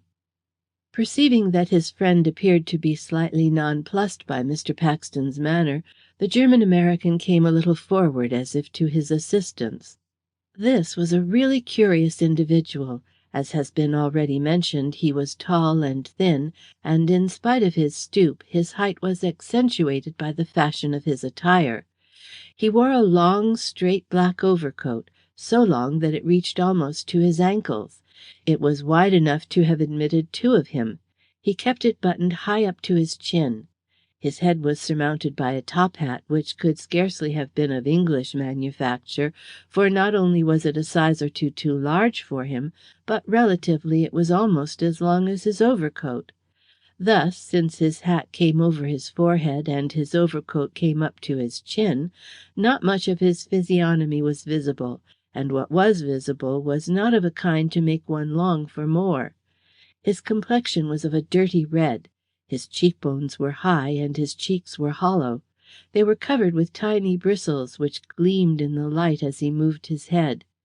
His eyes were small and black and beady, and he had a trick of opening and shutting them as if they were constantly being focused. His nose was long and thin and aquiline, that aquiline which suggests a vulture. His voluminous moustache was black. One wondered if it owed that shade to nature. But considerable though it was, it altogether failed to conceal his mouth, which, as the Irishman said, rolled right round his jaws. Indeed, it was of such astonishing dimensions that the surprise which one felt on first encountering it caused one momentarily to neglect to notice the practically entire absence of a chin. This pleasing-looking person, coming to Mr. Paxton, raised a long, lean forefinger, capped by what rather resembled a talon than a human fingernail, and crooked it in Mr. Paxton's face. And he said, speaking with that pronounced German-American accent, "Permit me, my dear friend, to ask of Mr. Paxton just one question. Just one little question. Mr. Paxton, what was the colour of your Gladstone bag, eh?" Mr. Paxton felt as he regarded the speaker that he was looking at what bore a stronger resemblance to some legendary evil creature than to a being of our common humanity. "I fail to understand you, sir." "And yet my question is a very simple one, a very simple one indeed. I ask you, what was the colour of your Gladstone bag, eh?" "My Gladstone bag? Which Gladstone bag?" "The Gladstone bag which you brought with you in the train from town, eh?" Mr. Paxton gazed at his questioner with on his countenance an entire absence of any sort of comprehension. He turned to Mr. Lawrence. "Is this a friend of yours?" The pair looked at Mr. Paxton, then at each other, then back at Mr. Paxton, then again at each other. The German-American waggled his lean forefinger. "He is very difficult, Mr. Paxton, very difficult indeed, eh? He understand nothing. It is strange. But it is like that sometimes, eh?" Mr. Lawrence interposed. "Look here, I'll be plain enough even for you, Mr. Paxton. Have you got my Gladstone bag?" Mr. Lawrence still spoke softly, but as he put his question, Mr. Paxton was conscious that his eyes were fixed on him with a singular intentness, and his friend's eyes, and the eyes of the man who half concealed them with his hat, and, unless he was mistaken, the eyes of another shabby individual who was seated at a second table between himself and the door. Indeed, he had a dim perception that sharp eyes were watching him from all over the spacious room, and that they waited for his words. Still, he managed to retain very fair control over his presence of mind. "Your Gladstone bag? I? What the deuce do you mean?" "What I say. Have you got my Gladstone bag?" Mr. Paxton drew himself up. Something of menace came on to his face and into his eyes. His tone became hard and dry. "Either I still altogether fail to understand you, Mr. Lawrence, or else I understand too much. Your question is such a singular one that I must ask you to explain what construction I am intended to place upon it." The two men regarded each other steadily, eye to eye. It is possible that Mr. Paxton read more in Mr. Lawrence's glance than Mr. Lawrence read in his, for Mr. Paxton perceived quite clearly that, in spite of the man's seeming gentleness, on the little voyage on which he was setting forth he would have to look out, at the very least, for squalls. The German American broke the silence. "Is it that Mr. Paxton has not yet opened the Gladstone bag and seen that a little exchange has taken place? Is that so, eh?" Mr. Paxton understood that the question was as a loophole through which he might escape. He might still rid himself of what already he dimly saw might turn out to be something worse than an old man of the sea upon his shoulders. But he deliberately declined to avail himself of the proffered chance. On the contrary, by his reply he burnt his boats, and so finally cut off his escape, at any rate in that direction. "Opened it? Of course I opened it. I opened it directly I got in. I've no more idea of what you two men are talking about than the man in the moon." Once more the friends exchanged glances, and again Mr. Lawrence asked a question. "Mr. Paxton, I've a particular reason for asking, and I should therefore feel obliged if you will tell me what your bag was like." Mr. Paxton never hesitated. He took his second fence in stride. "Mine? It's a black bag, rather old, with my initials on one side, stuck pretty well all over with luggage labels. But why do you ask?" Again the two men's eyes met, Mr. Lawrence regarding the other with a glance which seemed as if it would have penetrated to his inmost soul. This time, however, Mr. Paxton's own eyes never wavered. He returned the other's look with every appearance of sang-froid. Mr. Lawrence's voice continued to be soft and gentle. "You are sure that yours was not a new brown bag?" "Sure? Of course I'm sure. It was black, and, as for being new, well, it was 7 or 8 years old at least." "Would you mind my having a look at it?" "What do you want to have a look at it for?" "I should esteem it a favour if you would permit me." "Why should I?" Again the two men's glances met. The German American spoke. "Where are you stopping, Mr. Paxton, eh?" Wheeling round, Mr. Paxton treated the inquirer to anything but an enlightening answer. "What has that to do with you?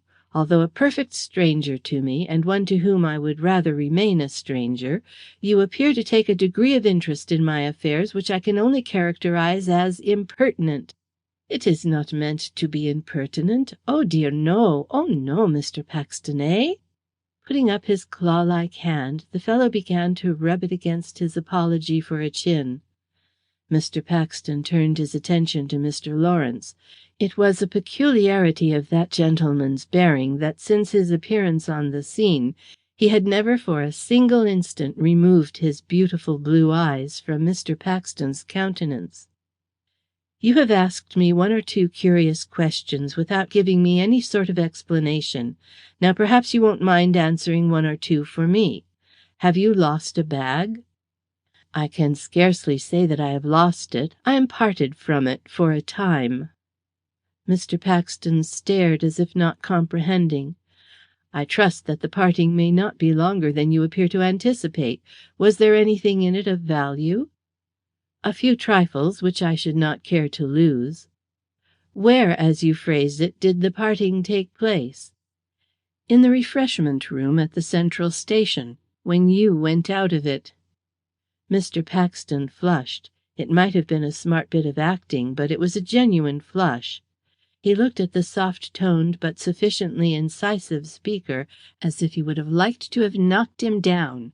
Possibly, too, came very near to trying to do it, then seemed to remember himself, confining himself instead to language which was as harsh and as haughty as he could conveniently make it. "That is not the first time you have dropped a similar insinuation, but it shall be the last. I do not wish to have a scene in a public place, but if you address me again I will call the attention of the attendants to you, and I will have you removed." So saying, Mr. Paxton, wheeling round on his heels, favoured the offender with a capital view of his back. To be frank, he hardly expected that his bombast furioso air would prove of much effect.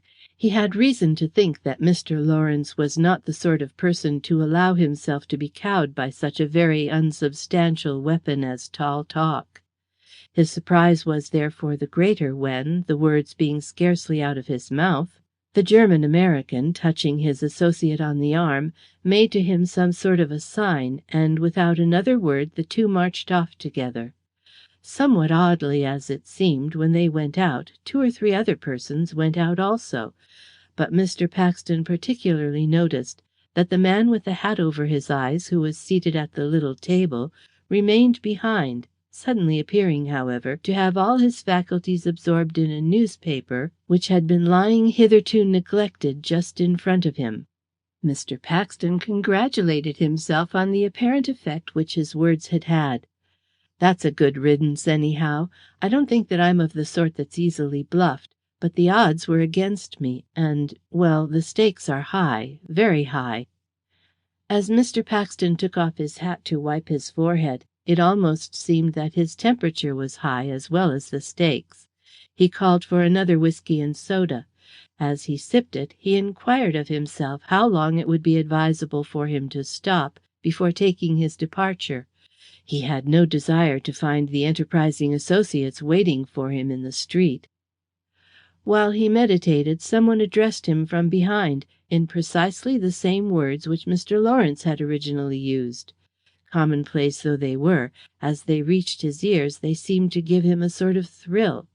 "Good evening, Mr. Paxton." Mr. Paxton turned round so quickly that some of the liquor which was in the glass that he was holding was thrown out upon the floor. The speaker proved to be a rather short and thick-set man, with a stubbly grey beard and whiskers, and a pair of shrewd brown eyes. Mr. Paxton beheld him with as few signs of satisfaction as he had evinced on first beholding Mr. Lawrence. He tried to pass off his evident discomposure with a laugh. "You're a pretty sort of fellow to startle a man like that." "Did I startle you?" "When a man's dreaming of angels, he's easily startled. What's your liquid?" "Scotch. Cold. Who was that you were talking to just now?" Mr. Paxton shot at the stranger a keen, inquisitorial glance. "What do you mean?" "Weren't you talking to somebody as I came in? 2 men, weren't there?" "Oh, yes. One of them I never met in my life before, and I never want to meet again. The other, the younger, I was introduced to yesterday." "The younger. What's his name?" "Lawrence. Do you know him?" The stranger appeared not to notice the second, hurried, almost anxious look which Mr. Paxton cast in his direction. "I fancied I did, but I don't know anyone of the name of Lawrence. I must have been wrong." Mr. Paxton applied himself to his glass. It appeared, he told himself, that he was in bad luck's way. Only one person could have been more unwelcome just at that moment than Mr. Lawrence had been, and that person had actually followed hard on Mr. Lawrence's heels. As is the way with men of his class who frequent the highways and the byways of great cities, Mr. Paxton had a very miscellaneous acquaintance. Among them were not a few officers of police. He had rather prided himself on this fact, as men of his sort are apt to do, but now he almost wished that he had never been conscious that such a thing as a policeman existed in the world, for there, at the moment when he was least wanted, standing at his side, was one of the most famous of London detectives, a man who was high in the confidence of the dignitaries at the Yard, a man, too, with whom he had had one or two familiar passages, and whom he could certainly not treat with the same stand-off air with which he had treated Mr. Lawrence. He understood now why the associates had stood not on the order of their going. It was not fear of him, as in his conceit he had supposed, which had sped their heels. It was fear of John Ireland. Gentlemen of Mr. Lawrence's kidney were pretty sure to know a man of Mr. Ireland's reputation, at any rate by sight. The office had been given him that a tech was in the neighbourhood, and Mr. Lawrence had taken himself away just in time, as he hoped, to escape recognition. That hope was vain was obvious from what John Ireland had said. In spite of his disclaiming any knowledge of a man named Lawrence, Mr. Paxton had little doubt that both men had been spotted. A wild impulse came to him. He seemed to be drifting each second into deeper and deeper waters. Why not take advantage of what might, after all, be another rope thrown out to him by chance? Why not make a clean breast of everything to Ireland? Why not go right before it was indeed too late? Return her diamonds to the sorrowing Duchess, and make an end of his wild dreams of fortune? No, that he could not do. At least, not yet. He had committed himself to Daisy, to Miss Wentworth. There was plenty of time. He could, if he chose, play the part of Harlequin, and with a touch of his magic wand at any time change the scene. He even tried to flatter himself that he might play the part of an amateur detective, and track the criminals on original and Fabian lines of his own. But self-flattery of that sort was too gross even for his digestion. Nice affair, that, of the Duchess of Datchet's diamonds. The glass almost dropped from Mr. Paxton's hand. The utterance of the words at that identical instant was, of course, but a coincidence. But it was a coincidence of a kind which made it extremely difficult for him to retain even a vestige of self-control. Fortunately, perhaps, Mr. Ireland appeared to be unconscious of his agitation. Putting his glass down on the bar counter, he twisted it round and round by the stem. He tried to modulate his voice into a tone of complete indifference. "The Duchess of Datchet's diamonds? What do you mean?" "Haven't you heard?" Mr. Paxton hesitated. He felt that it might be just as well not to feign too much innocence in dealing with John Ireland. "Saw something about it as I came down in the train." "I thought you had. Came down from town?" "Yes, just for the run." "Came in the same train with Mr. Lawrence?" "I rather fancy I did." "He was in the next compartment to yours, wasn't he?" Mr. Ireland's manner was almost ostentatiously careless, and he seemed to be entirely occupied in the contents of his glass, but for some reason Mr. Paxton was beginning to feel more and more uncomfortable. "Was he? I wasn't aware of it. I noticed him on the platform when the train got in." "With his friend?" "Yes, the other man was with him." "Went into the refreshment room with them, didn't you, and had a drink?" Mr. Paxton turned and looked at the speaker. Mr. Ireland seemed, as it were, to studiously refrain from looking at him. "Upon my word, Ireland, you seem to have kept a keen eye upon my movements." "I came down by that train too. You didn't appear to notice me." Mr. Paxton wished, he scarcely knew why, but he did wish that he had. He admitted that the detective had gone unrecognized, and there was a pause, broken by Mr. Ireland. "I am inclined to think that I know where those diamonds are." Odd how conscience, or is it the want of experience, plays havoc with the nervous system of the amateur in crime. Ordinarily, Mr. Paxton was scarcely conscious that he had such things as nerves. He was about as cool an individual as you would be likely to meet. But since lighting on those sparkling pebbles in somebody else's Gladstone bag, He had been one mass of nerves, and of exposed nerves too. Like some substance which is in the heart of a thunderstorm, and which is peculiarly sensitive to the propinquity of electricity, he had been receiving a continual succession of shocks. When Mr. Ireland said in that unexpected and, as Mr. Paxton felt, uncalled for fashion that he thought that he knew where those diamonds were, Mr. Paxton was the recipient of another shock upon the spot. Half a dozen times it had been with an effort that he had just succeeded in not betraying himself. He had to make another and a similar effort then. "You think that you know where those diamonds are?" "I do." There was silence, then the officer of the law went on. Mr. Paxton wished within himself that he would not. "You're a sporting man, Mr. Paxton. I wouldn't mind making a bet that they're not far off. There's a chance for you." "Oh!" It was not at all a sort of bet which Mr. Paxton was disposed to take, nor a kind of chance he relished. "Thanks, but it's a thing about which you're likely to know more than I do. I'm not betting. Are you on the job?" "Half the yard is on the job already." Silence once more. Then again Mr. Ireland. He stood holding his glass in his hand, twiddling it between his finger and thumb, and all his faculties seemed to be engaged in making an exhaustive examination of the liquor it contained. But Mr. Paxton almost felt as if his voice had been the voice of fate. "The man who has those diamonds will find that they won't be of the slightest use to him. He'll find that they'll be as difficult to get rid of as the Koh-i-Noor. Like the chap who stole the Gainsborough, he'll find himself in possession of a white elephant. Every dealer of reputation in every part of the world who is likely to deal in such things knows the Datchet diamonds as well as, if not better than, the Duke himself.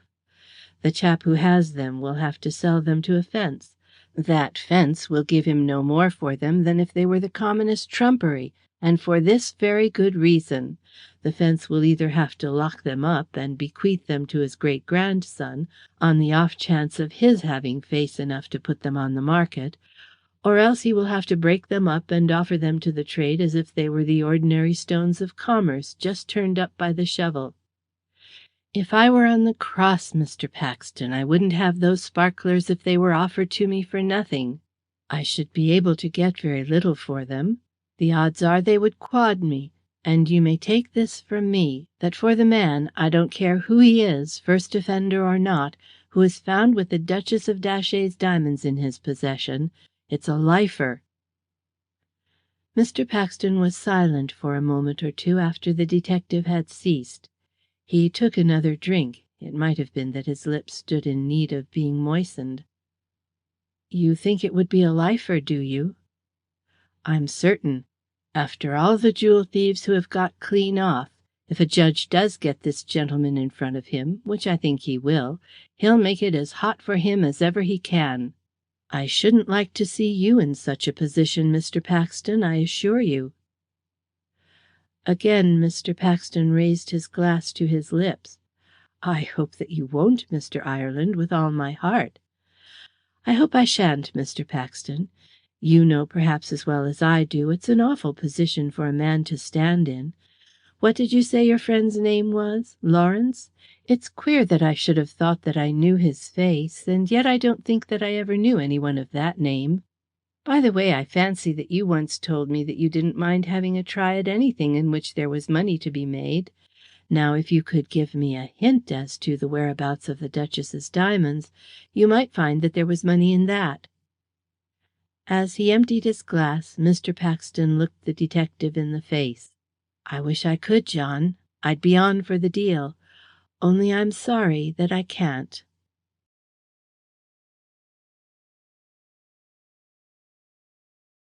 Chapter 6. The Adventures of a Night. There was something about Mr. John Ireland's manner which I couldn't quite make out. This was what Mr. Paxton told himself as he came out of the bodega. He turned down Ship Street on to the front, meaning to stroll along the King's Road to his hotel. As he came out of the hotel, his eye caught a glimpse of a loiterer standing in the shadow of a door higher up the street. When he had gone a little distance along the King's Road, glancing over his shoulder, he perceived that someone was standing at the corner of Ship Street, with his face turned in his direction. It occurs to me as being just possible that the events of the night are going to form a fitting climax to a day of adventure. That Ireland can have the slightest inkling of how the case really stands is certainly impossible, and yet if I didn't know it was impossible, I should feel just a trifle uneasy. His manner's queer. I wonder if he has any suspicions of Lawrence or of Lawrence's friend. That he knew the pair, I'll bet my boots. Plainly, Lawrence is not the fellow's real name. It is simply the name by which he chose to be known to Daisy. If Ireland has cause to suspect the precious pair, seeing me with them twice under what may seem to him to be curious circumstances, may cause him to ask himself what the deuce I am doing in such a galley. Undoubtedly there was something in Mr. Ireland's manner which suggested that, in his opinion, I knew more about the matter than I altogether ought to. Again Mr. Paxton glanced over his shoulder. About 100 yards behind him a man advanced in his direction. Looking across the road on the seaward side, he perceived that another man was there, a man who, as soon as Mr. Paxton turned his head, stopped short, seeming to be wholly absorbed in watching the sea. The man immediately behind him, however, was still advancing. Mr. Paxton hesitated. A fine rain was falling. It was late for Brighton. Except these two, not a creature was in sight. I wonder if either of those gentlemen is shadowing me, and if so, which? He turned up West Street. When he had gone some way up it, he peeped to see. A man was coming up the same side of the street on which he was. There's number 1. He went farther, then looked again. The same man was coming on. At the corner of the street a second man was loitering. There's number 2. Unless I am mistaken, that is the gentleman who on a sudden found himself so interested in the sea. The question is whether they are both engaged by the same person, or if they are in separate employ. I have no doubt whatever that one of them defies the chances of catching cold in the interests of Mr. Lawrence. Until the little mystery connected with the disappearance of his Gladstone bag is cleared up, if he can help it, he is scarcely likely to allow me to escape his constant supervision. For him I am prepared, but to be attended also by a myrmidon of Ireland's is, I confess, a prospect which I do not relish. He trudged up the hill, pondering as he went. The rain was falling faster. He pulled his coat collar up about his ears. He had no umbrella. This is for me an experience of an altogether novel kind, and uncommonly pleasant weather it is in which to make its acquaintance. One obvious reason why Mr. Lawrence should have me shadowed is because of the strong desire which he doubtless feels to know where it is that I am staying. The natural deduction being that where I stay, there also stays my Gladstone bag. The odds are that Mr. Lawrence feels a quite conceivable curiosity to know in what the difference exactly consists between my Gladstone bag and the one from which he, as he puts it, for a time has parted. Why John Ireland should wish to have my movements dogged I do not understand, and I am bound to add I would much rather not know either. Mr. Paxton had reached the top of West Street. The man on the same side of the road still plodded along. On the opposite side of the street, much farther behind, came the other man too. Mr. Paxton formed an immediate resolution. I have no intention of tramping the streets of Brighton to see which of us can be tired first. I'm off indoors. The Gladstone, with its contents, I'll confide to the landlord of the hotel, to hold in his safe keeping. Then we'll see what will happen. He swept round the corner into North Street, turning his face again towards the front. As he expected, first one follower, then the other appeared. It's the second beggar who bothers me. I wonder what it means. Arrived at the hotel, Mr. Paxton went straight to the office. He asked for the landlord. He was told that the landlord did not reside in the building, but that he could see the manager. He saw the manager. "I have property of considerable value in my Gladstone bag. Have you a strong room in which you could keep it for me till the morning?" The manager replied in the affirmative, adding that he was always pleased to take charge of valuables which guests might commit to his charge. Mr. Paxton went to his bedroom. He unlocked the Gladstone bag, again with some difficulty, unwrapped the evening paper which served as an unworthy covering for such priceless treasures. There they were, a sight to gladden a connoisseur's heart, to make the blood in his veins run faster. How they sparkled and glittered and gleamed! How they threw off coruscations, each one a fresh revelation of beauty, with every movement of his hands and of his eyes! He would get nothing for them, was that what John Ireland said? Nothing, at any rate, but the lowest market price as for the commonest gems. John Ireland's correctness remained to be proved. There were ways and means in which a man in his position, a man of reputation and of the world, could dispose of such merchandise, of which perhaps John Ireland, with all his knowledge of the shady side of life, had never dreamed. Putting the stones back into the bag, Mr. Paxton took the bag down into the office. Then he went into the smoking room. It was empty when he entered, but hardly had he settled himself in a chair than someone else came in, a short, broad-shouldered individual with piercing black eyes and shaven chin and cheeks. Mr. Paxton did not fancy his appearance. The man's manner, bearing, and attire were somewhat rough. He looked rather like a prize fighter than the sort of guest one would expect to encounter in an hotel of standing. Still less was Mr. Paxton pleased with the familiarity of his address. The man, placing himself in the adjoining chair, plunged into the heart of a conversation as if they had been the friends of years. After making one or two remarks, which were of so extremely confidential a nature that Mr. Paxton hardly knew whether to smile at them as the mere gaucheries of an ill-bred person, or to openly resent them as an intentional impertinence, the man began to subject him to a species of cross-examination which caused him to eye the presumptuous stranger with suddenly aroused but keen suspicion. "Stopping here?" "It seems that I am, doesn't it?" "On what floor?" "Why do you ask?" "On the 3rd floor, ain't you?" "Why should you suppose that I am on the 3rd floor?" "I don't suppose nothing. Perhaps you're on the 4th. Are you on the 4th?" "The world is full of possibilities."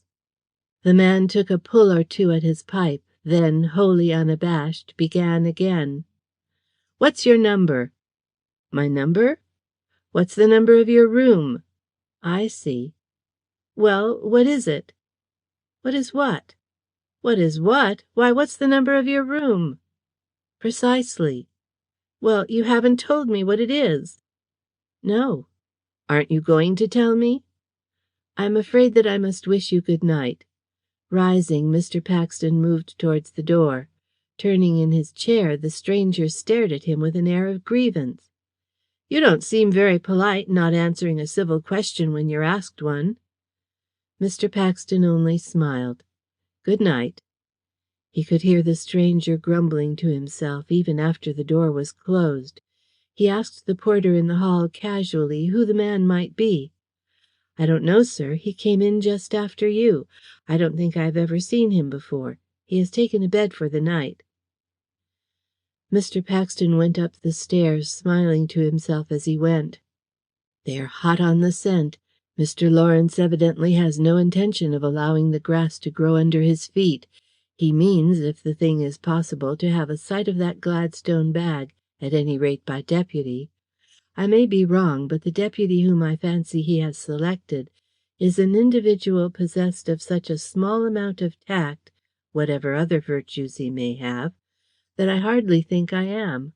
In any case, it is probably just as well that that Gladstone bag sleeps downstairs while I sleep up." The door of Mr. Paxton's bedroom was furnished with a bolt as well as a lock. He carefully secured both. "I don't think that anyone will be able to get through that door without arousing me. and even should any enterprising person succeed in doing so, I fear that his success will go no farther. His labours will be unrewarded. Mr. Paxton was master of a great art, the art of being able to go to sleep when he wished. Practically, in bed or out of it, whenever he chose, he could treat himself to the luxury of a slumber. And also, when he chose, he could wake out of it. This very desirable accomplishment did not fail him then. As soon as he was between the sheets, he composed himself to rest, and in an infinitesimally short space of time rest came to him. He slept as peacefully as if he had not a care upon his mind, and his sleep continued far into the night. But profound and restful though it was light. The slightest unusual sound was sufficient to awake him. It was indeed a sound which would have been inaudible to 9 sleepers out of 10, which actually did arouse him. Instantly his eyes were wide open and his senses keenly on the alert. He lay quite still in bed, listening, and as he listened, he smiled. "I thought so. My friend of the smoking room, unless I err. Trying to turn the key in the lock with a pair of nippers from outside. It won't do, my man. You are a little clumsy at your work. Your clumsiness betrayed you. You should get a firm hold of the key before you begin to turn, or your nippers are apt to slip, and when they slip they make a noise." Mr. Paxton permitted no sign to escape him which could show the intruder who was endeavouring to make an unceremonious entrance into the apartment that he had ceased to sleep. He continued to lie quite still and to listen, enjoying what he heard. Either the lock was rusty or the key refractory, or, as Mr. Paxton said, the operator clumsy, but certainly he did take what seemed to be an unconscionable length of time in performing what is supposed to be a rudimentary function in the burglar's art. He fumbled and fumbled, time after time, in vain. One could hear in the prevailing silence the tiny click which his nippers made each time they lost their hold. Some 3 or 4 minutes probably elapsed before a slight grating sound, which seemed to show that the lock was rusty, told that after all the key had been turned. Mr. Paxton almost chuckled. Now for the scattering of the labourer's hopes of harvest. The person who was outside the door, satisfied that the lock had been opened, firmly, yet no doubt gently, grasped the handle of the door. He turned it. With all his gentleness, it grated. One could hear that he gave it an inward push, only to discover that the bolt was shot inside. At that same moment Mr. Paxton's voice rang out, clear and cold. "Who's there?" No answer. Mr. Paxton's sharp ears imagined that they could just detect the shuffling along the passage of retreating footsteps. "Is anyone at the door?" Still no reply. Mr. Paxton's next words were uttered sotto voce, with a grin. "I don't fancy that there is anyone outside the door just now, nor that tonight there is likely to be again. I'll just jump out and undo the result of that poor man's patient labours." Relocking the door, Mr. Paxton once more composed himself to rest, and again sleep came to him almost in the instant that he sought it. And for the second time he was aroused by a sound so faint that it would hardly have penetrated to the average sleeper's senses. On this occasion the interruption was unexpected. He turned himself slightly in bed so that he might be in a better position for listening. "What's that? If it's my friend of the smoking room again, he's a persevering man. It doesn't sound as if it were coming from the door. It sounds more as if it were coming from the window. And by George it is. What does it mean? It occurs to me that this is a case in which it might be advisable that I should make personal inquiries." Slipping out of bed, Mr. Paxton thrust his legs into a pair of trousers. He took a revolver from underneath his pillow. "It's lucky," he said to himself as his fingers closed upon the weapon, "that my prophetic soul told me that this was a plaything which might be likely to come in handy." In his bare feet he moved towards the window, holding the revolver in his hand. The room was in darkness, but Mr. Paxton was aware that in front of the window stood the dressing table. He also knew that the window itself was screened, not only by the blind, but by a pair of heavy curtains. Placing himself by the side of the dressing-table, he gingerly moved one of the curtains with a view of ascertaining if his doing so would enable him to see what was going on without. One thing the movement of the curtains did reveal to him, that there was a dense fog out of doors. The blind did not quite fit the window, and enough space was left at the side to show that the lights in the King's Road were veiled by a thick white mist. Mr. Paxton moved both the blind and the curtain sufficiently aside to enable him to see all that there was to be seen, without, however, unnecessarily exposing himself. For a moment or so, that all was nothing. Then gradually, becoming accustomed to the light or want of it, he saw something which, while little enough in itself, was yet sufficient to have given a nervous person a considerable shock. Something outside seemed to reach from top to bottom of the window. At first Mr. Paxton could not make out what it was. Then he understood. A ladder, by George it is! It would almost seem as if my friend of the smoking room had given his friends outside the office, and that they are taking advantage of the fog to endeavour to succeed where he has failed. If I had expected this kind of thing, I should have preferred to sleep a little nearer to the sky. Instead of the first floor, it should have been the third or even the fourth, beyond the reach of ladders. Messrs. Lawrence and Company seem resolved to beat the iron while it's hot. The hunt becomes distinctly keen. It is perhaps only natural to expect that they should be anxious, but so far as I am concerned, a little of this sort of thing suffices. They are slow at getting to work, considering how awkward they might find it if someone were to come along and twig that ladder.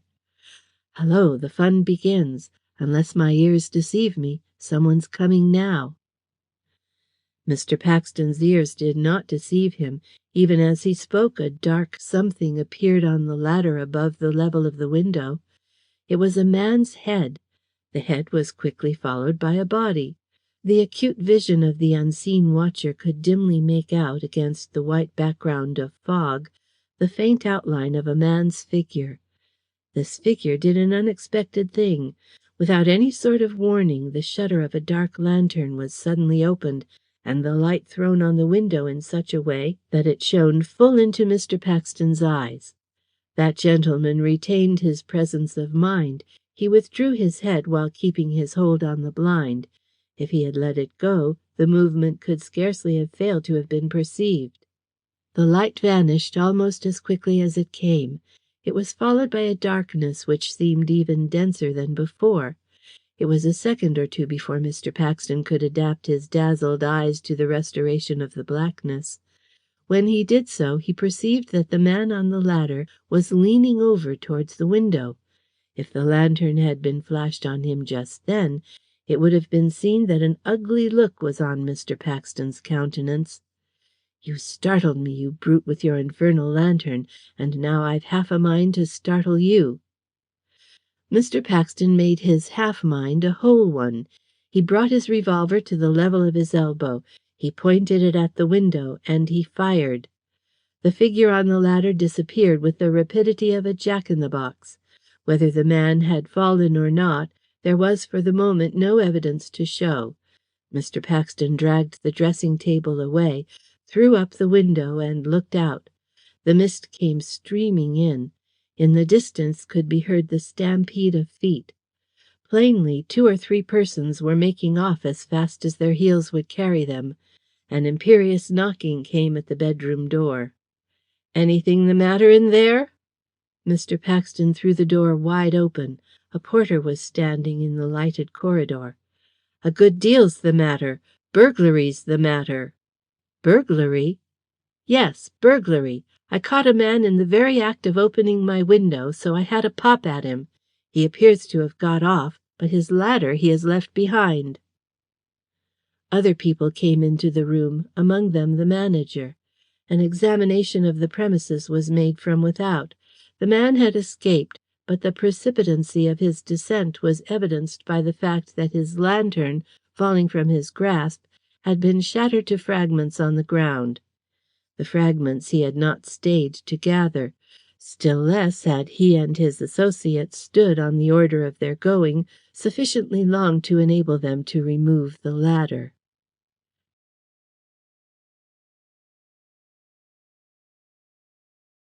Chapter 7. The Datchet diamonds are placed in safe custody. When the morning came and Mr. Paxton found himself being cross-examined by the manager, with every probability of his later on having to undergo an examination by the police, he was as taciturn as possible. Although he was by no means sorry that he had fired that shot, and so effectually frightened the man upon the ladder, he would infinitely rather that less fuss had been made about it afterwards. One thing Mr. Paxton had decided to do before he left his bedroom. He had decided to remove the Datchet diamonds to a place of safety. That Mr. Lawrence and his friends had a very shrewd notion that they were in his possession was plain. That they were disposed to stick at nothing which would enable them to get hold of them again was, if possible, plainer. Mr. Paxton was resolute that they should not have them, whoever did. It happened that in his more prosperous days he had rented one of the Chancery Lane Deposit Company's safes. Nor was the term of his tenancy at an end. He determined to do a bold, and one might add, an impudent thing. He would carry the Duchess's diamonds back with him to town, lock them in the safe he rented, and then, whatever might happen, nobody but himself would ever be able to have access to them again. He had the Gladstone bag brought up to his bedroom, removed from it the precious parcel, returned the bag itself to the manager's keeping, and declining to have his morning meal at the hotel, went up by the Pullman train to town and breakfasted on board. He flattered himself that whoever succeeded in taking from him the diamonds before his arrival with them in Chancery Lane would have to be a very clever person. Still, he did not manage to reach his journey's end without having had one or two little adventures by the way. He drove up from the hotel to the station in a hansom cab.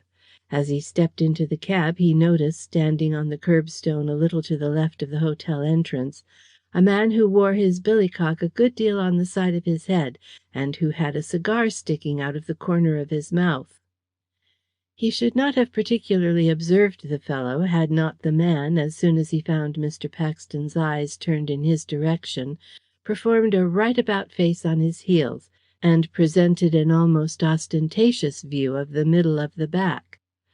When Mr. Paxton's cab rattled into the central yard, and Mr. Paxton proceeded to step out from it onto the pavement, another hansom came dashing up behind his own, and from it there alighted the man who had turned his back on him in front of the hotel. As Mr. Paxton took his ticket, this man was at his side, and having purchased his morning paper as he strolled up the platform towards the train, he noticed that the fellow was only a few steps in his rear. There seemed to be no reasonable room for doubt that the man was acting as his shadow. No one likes to feel that he is under espionage, and Mr. Paxton in particular felt that just recently he had endured enough of that kind of thing to last, if his own tastes were to be consulted, for the remainder of his life. He decided to put a stop there and then to, at any rate, this man's persecution. Suddenly standing still, wheeling sharply round, Mr. Paxton found himself face to face with the individual with his hat on the side of his head.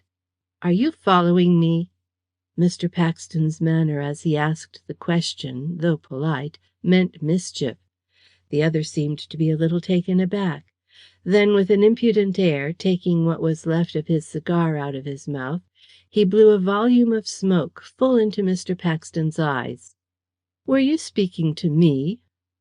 Mr. Paxton's fingers itched to knock the smoker down, but, situated as he was, a row in public just then would have been sheer madness.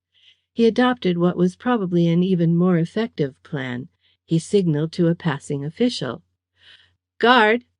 The man approached. "This person has been following me from my hotel. Be so good as to call a constable. His proceedings require explanation." The man began to bluster. "What do you mean by saying I've been following you? Who are you, I should like to know? Can't anyone move about except yourself? Following you, indeed! It's more likely that you've been following me." A constable came up. Mr. Paxton addressed him in his cool, incisive tones. "Officer, this person has followed me from my hotel to the station, from the station to the booking office, from the booking office to the bookstall, and now he is following me from the bookstall to the train. I have some valuable property on me with which fact he is possibly acquainted. Since he is a complete stranger to me, I should be obliged if you would ask him what is the cause of the unusual interest which he appears to take in my movements." The man with the cigar became apologetic. "The gentleman's quite mistaken. I'm not following him. I wouldn't do such a thing. I'm going to town by this train, and it seems that this gentleman's going too, and perhaps that's what's made him think that I was following. If there's any offence, I'm sure that I beg pardon." The man held out his hand. It was unclean, and it was big, as if expecting Mr. Paxton to grasp it. Mr. Paxton, however, moved away, addressing a final observation to the constable as he went. "Officer, be so good as to keep an eye upon that man." Mr. Paxton entered the breakfast carriage. What became of the too attentive stranger he neither stopped to see nor cared to inquire. He saw no more of him. That was all he wanted. As the train rushed towards town, he ate his breakfast and he read his paper. The chief topic of interest in the journals of the day was the robbery on the previous afternoon of the Duchess of Datchet's diamonds. It filled them to the almost complete exclusion of other news of topical importance. There were illustrations of some of the principal jewels which had been stolen, together with anecdotes touching on their history. Very curious some of them were. The Dukes of Datchet seemed to have gathered these beautiful gems, if not in ways which were dark, then occasionally, at any rate, in ways which were, to say the least of it, peculiar. Those glittering pebbles seemed to have been mixed up with a good deal of trickery and fraud and crime. The papers gave the most minute description of the more important stones. Even the merest novice in the knowledge of brilliants, if he had mastered those details, could scarcely fail to recognize them if ever they came his way. It appeared that few even royal collections possessed so large a number of really fine examples. Their valuation at $250,000 was the purest guesswork. The present Duke would not have accepted for them twice that sum. £500,000, £500,000, at even 3%, and who does not want more for his money than a miserable 3%? That was £15,000 a year, £3,000 a week, more than £40 a day, over £3 for every working hour, and Mr. Paxton had it in his pockets. It was not strange that Mr. Lawrence and his associates should betray such lively anxiety to regain possession of such a sum as that. It would have been strange if they had not. It was a sum worth having, worth fighting for, worth risking something for as well. And yet there was something, indeed there was a good deal, which could be said for the other side of the question. Mr. Paxton owned to himself that there was. He could not honestly, if it were still possible to speak of honesty in connection with a gentleman who had launched himself on such a venture, lay his hand upon his heart and say that he was happier since he had discovered what were the contents of somebody else's Gladstone bag.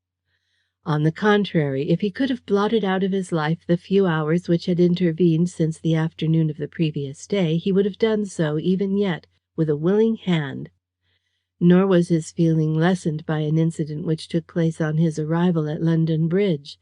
If he were of an adventurous turn of mind, evidently he could not have adopted a more certain means of gratifying his peculiar taste than by retaining possession of the Duchess's diamonds. Adventures were being heaped on him galore. As he was walking down the platform looking for a likely cab, someone came rushing up against him from behind with such violence as to send him flying forward on his face. Two roughly dressed men assisted him to arise, but while undergoing their kindly ministrations it occurred to him, in spite of his half-dazed condition, that they were evincing a livelier interest in the contents of his pockets than in his regaining his perpendicular. He managed to shake them off, however, before their interest had been carried to too generous a length. The inevitable crowd had gathered. A man, attired as a countryman, was volubly explaining, with a volubility which was hardly suggestive of a yokel, that he was late for market and was hurrying along without looking where he was going, when he stumbled against the gentleman and was so unfortunate as to knock him over. He was profuse, and indeed almost lachrymose, in his apologies for the accident which his clumsiness had occasioned. Mr. Paxton said nothing. He did not see what there was to say. He dusted himself down, adjusted his hat, got into a cab, and drove away.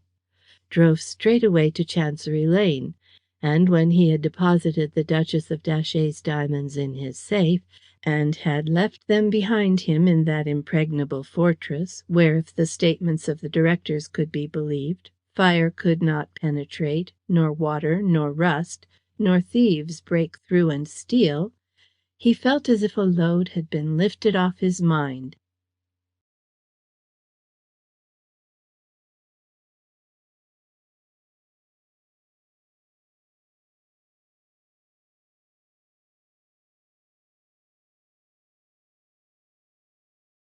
Chapter 8. In the moment of his success. Diamonds worth $250,000, and yet already they were beginning to hang like a millstone around Mr. Paxton's neck. The relief which he felt at having got rid of them from his actual person proved to be but temporary. All day they haunted him. Having done the one thing which he had come to town to do, he found himself unoccupied. He avoided the neighbourhood of the Stock Exchange and of his usual haunts, for reasons. Eries were still declining. The difference against him had assumed a portentous magnitude. Possibly confiding brokers were seeking for him high and low, anxious for security which would protect them against the necessity of having to make good his losses. No, just then the city was not for him. Discretion of a sort suggested his confining himself to the West End of town. Unfortunately, in this case, the West End meant loitering about bars and similar stimulating places. He drank not only to kill time, but also to drown his thoughts, and the more he tried to drown them, the more they floated on the surface. What a fool he had been! What an egregious fool! How he had exchanged his talents for nothing, and for less than nothing! How he had thrown away his prospects, his opportunities, his whole life, his all! And now, by way of a climax, he had been guilty of a greater folly than any which had gone before. He had sold more than his birthright for less, much less, than a mess of pottage. He had lost his soul for the privilege of being able to hang a millstone round his neck, cast honour to the winds for the sake of encumbering himself with a burden which would crush him lower and lower until it laid him level with the dust. Wherever he went, the story of the robbery met his eyes. The latest news of it was announced on the placards of the evening papers. Newsboys bawled it in his ears. He had only to listen to what was being said by the other frequenters of the bars against which he lounged to learn that it was the topic of conversation on every tongue. All England, all Europe, indeed one might say that the whole of the civilized world, was on tiptoe to catch the man who had done this thing. As John Ireland had said, he might as soon think of being able to sell the diamonds as of being able to sell the Koh-i-Noor. Everyone who knew anything at all of precious stones was on the lookout for them, from pole to pole. During his lifetime he would not even venture to attempt their disposal. Any attempt of the kind would inevitably involve his being instantaneously branded as a felon. Last night, when he left London, he had had something over £200 in his pockets. Except debts and certain worthless securities, for which no one would give him a shilling, it was all he had left in the world. It was not a large sum, but it was sufficient to take him to the other side of the globe, and to keep him there until he had had time to turn himself round and to find some means of earning for himself his daily bread. He had proposed to go on to Southampton this morning, thence straight across the seas. Now what was it he proposed to do? Every day that he remained in England meant making further inroads into his slender capital. At the rate at which he was living, it would rapidly dwindle all away. Then how did he intend to replenish it? By selling the Duchess's diamonds? Nonsense. He told himself with bitter frankness that such an idea was absolute nonsense, that such a prospect was as shadowy as, and much more dangerous than, the proverbial mirage of the desert. He returned by an afternoon train to Brighton, in about as black a mood as he could be. He sat in a corner of a crowded compartment for some reason he rather shirked travelling alone communing with the demons of despair who seemed to be the tenants of his brain, fighting with his own particular wild beasts. Arrived at Brighton without adventure, he drove straight to Makel's Hotel. As he advanced into the hall, the manager came towards him out of the office. "Good evening, Mr. Paxton. Did you authorize anyone to come and fetch away your bag?" "No. Why?" "Some fellow came and said that you had sent him for your Gladstone bag." "I did nothing of the kind. Did you give it him?" The manager smiled.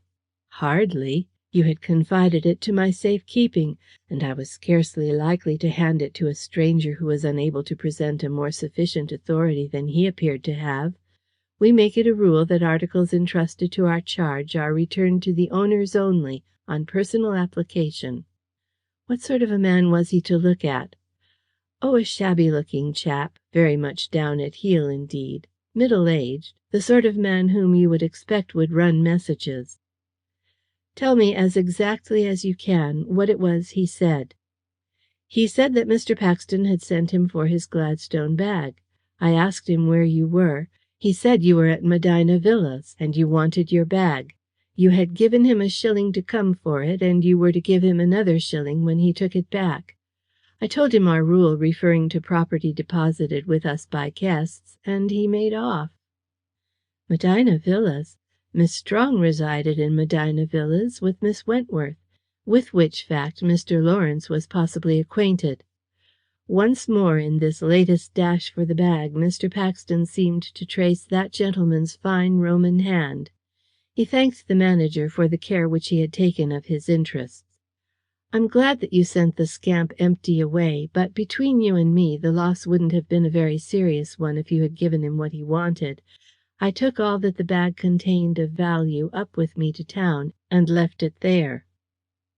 The manager looked at him, as Mr. Paxton felt, a trifle scrutinizingly, as if he could not altogether make him out. "There seems to be a sort of dead set made at you.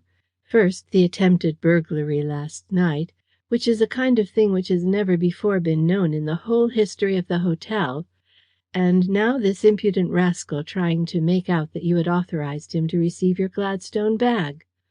One might almost think that you were carrying something about with you which was of unique importance, and that the fact of your doing so had somehow become known to a considerable proportion of our criminal population." Mr. Paxton laughed. He had the bag carried upstairs, telling himself as he went that it was already more than time that his sojourn at Makel's Hotel should be brought to a conclusion. He ate a solitary dinner, lingering over it, though he had but a scanty appetite, as long as he could, in order to while away the time until the hour came for meeting Daisy.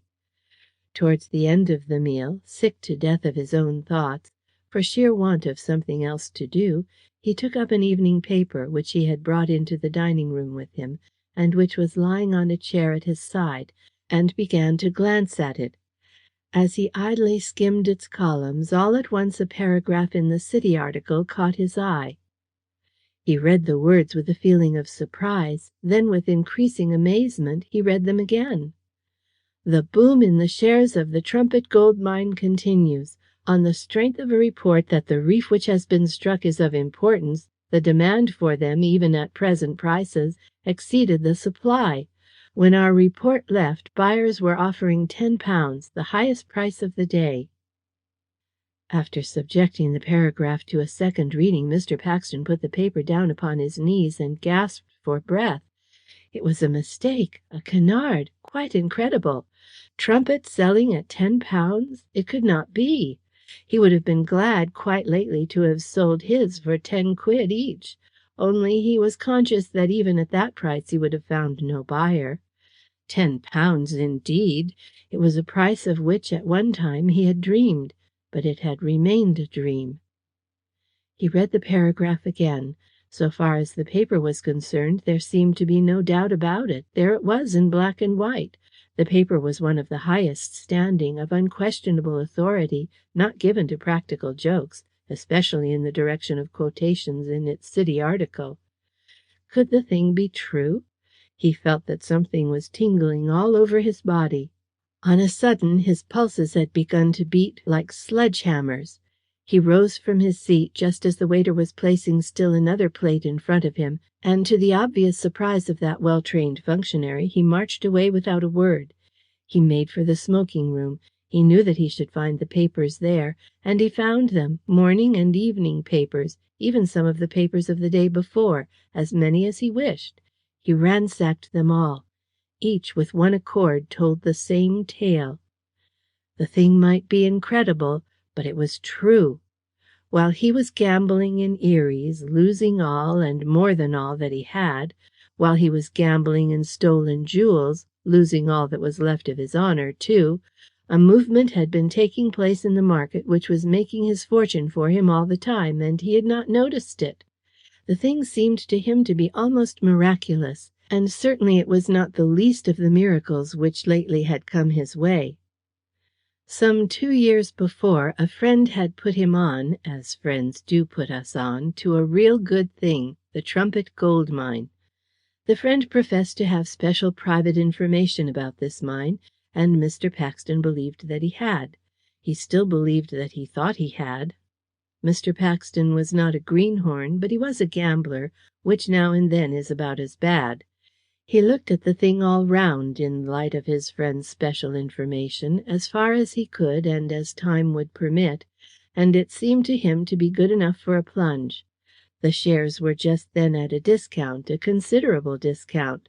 From one point of view it was the time to buy them, and he did. He got together pretty well every pound he could lay his hands on, and bought 10,000, bought them out and out to hold, and went straight off and told Miss Strong he had made his fortune. It was only the mistake of a word. What he ought to have told her was that he had lost it. The certainly expected find of yellow ore did not come off, nor did the looked-for rise in the shares come off either. They continued at a discount, and went still lower. Purchasers could not be discovered at any price. It was a bitter blow. Almost, if not quite, as bitter a blow to Miss Strong as to himself. Indeed, Mr. Paxton had felt ever since as if Miss Strong had never entirely forgiven him for having made such a fool of her. He could not help fancying that some such line of reasoning had occupied her attention more than once, before telling her of the beautiful chickens which were shortly about to be hatched, at least have waited till the eggs were laid. He had been too much engaged in other matters to pay attention to quotations for shares which had long gone unquoted, and which he had, these many days, regarded as a loss past praying for. It appeared that rumours had come of gold in paying quantities having been found, that the rumours had gathered strength, that in consequence the shares had risen, until on a sudden the market was in a frenzy, as occasionally the market is apt to be, and £10 apiece was being offered. 10,000 at £10 apiece! Why, it was £100,000, a fortune in itself. By the time Mr. Paxton had attained to something like an adequate idea of the situation, he was half beside himself with excitement. He looked at his watch. It was time for meeting Daisy. He hurried into the hall, crammed on his hat, and strode into the street. Scarcely had he taken a dozen steps when someone struck him a violent blow from behind. As he turned to face his assailant, an arm was thrust round his neck, and what felt like a damp cloth was forced against his mouth. He was borne off his feet, and in spite of his struggles was conveyed with surprising quickness into a cab which was drawn up against the curb.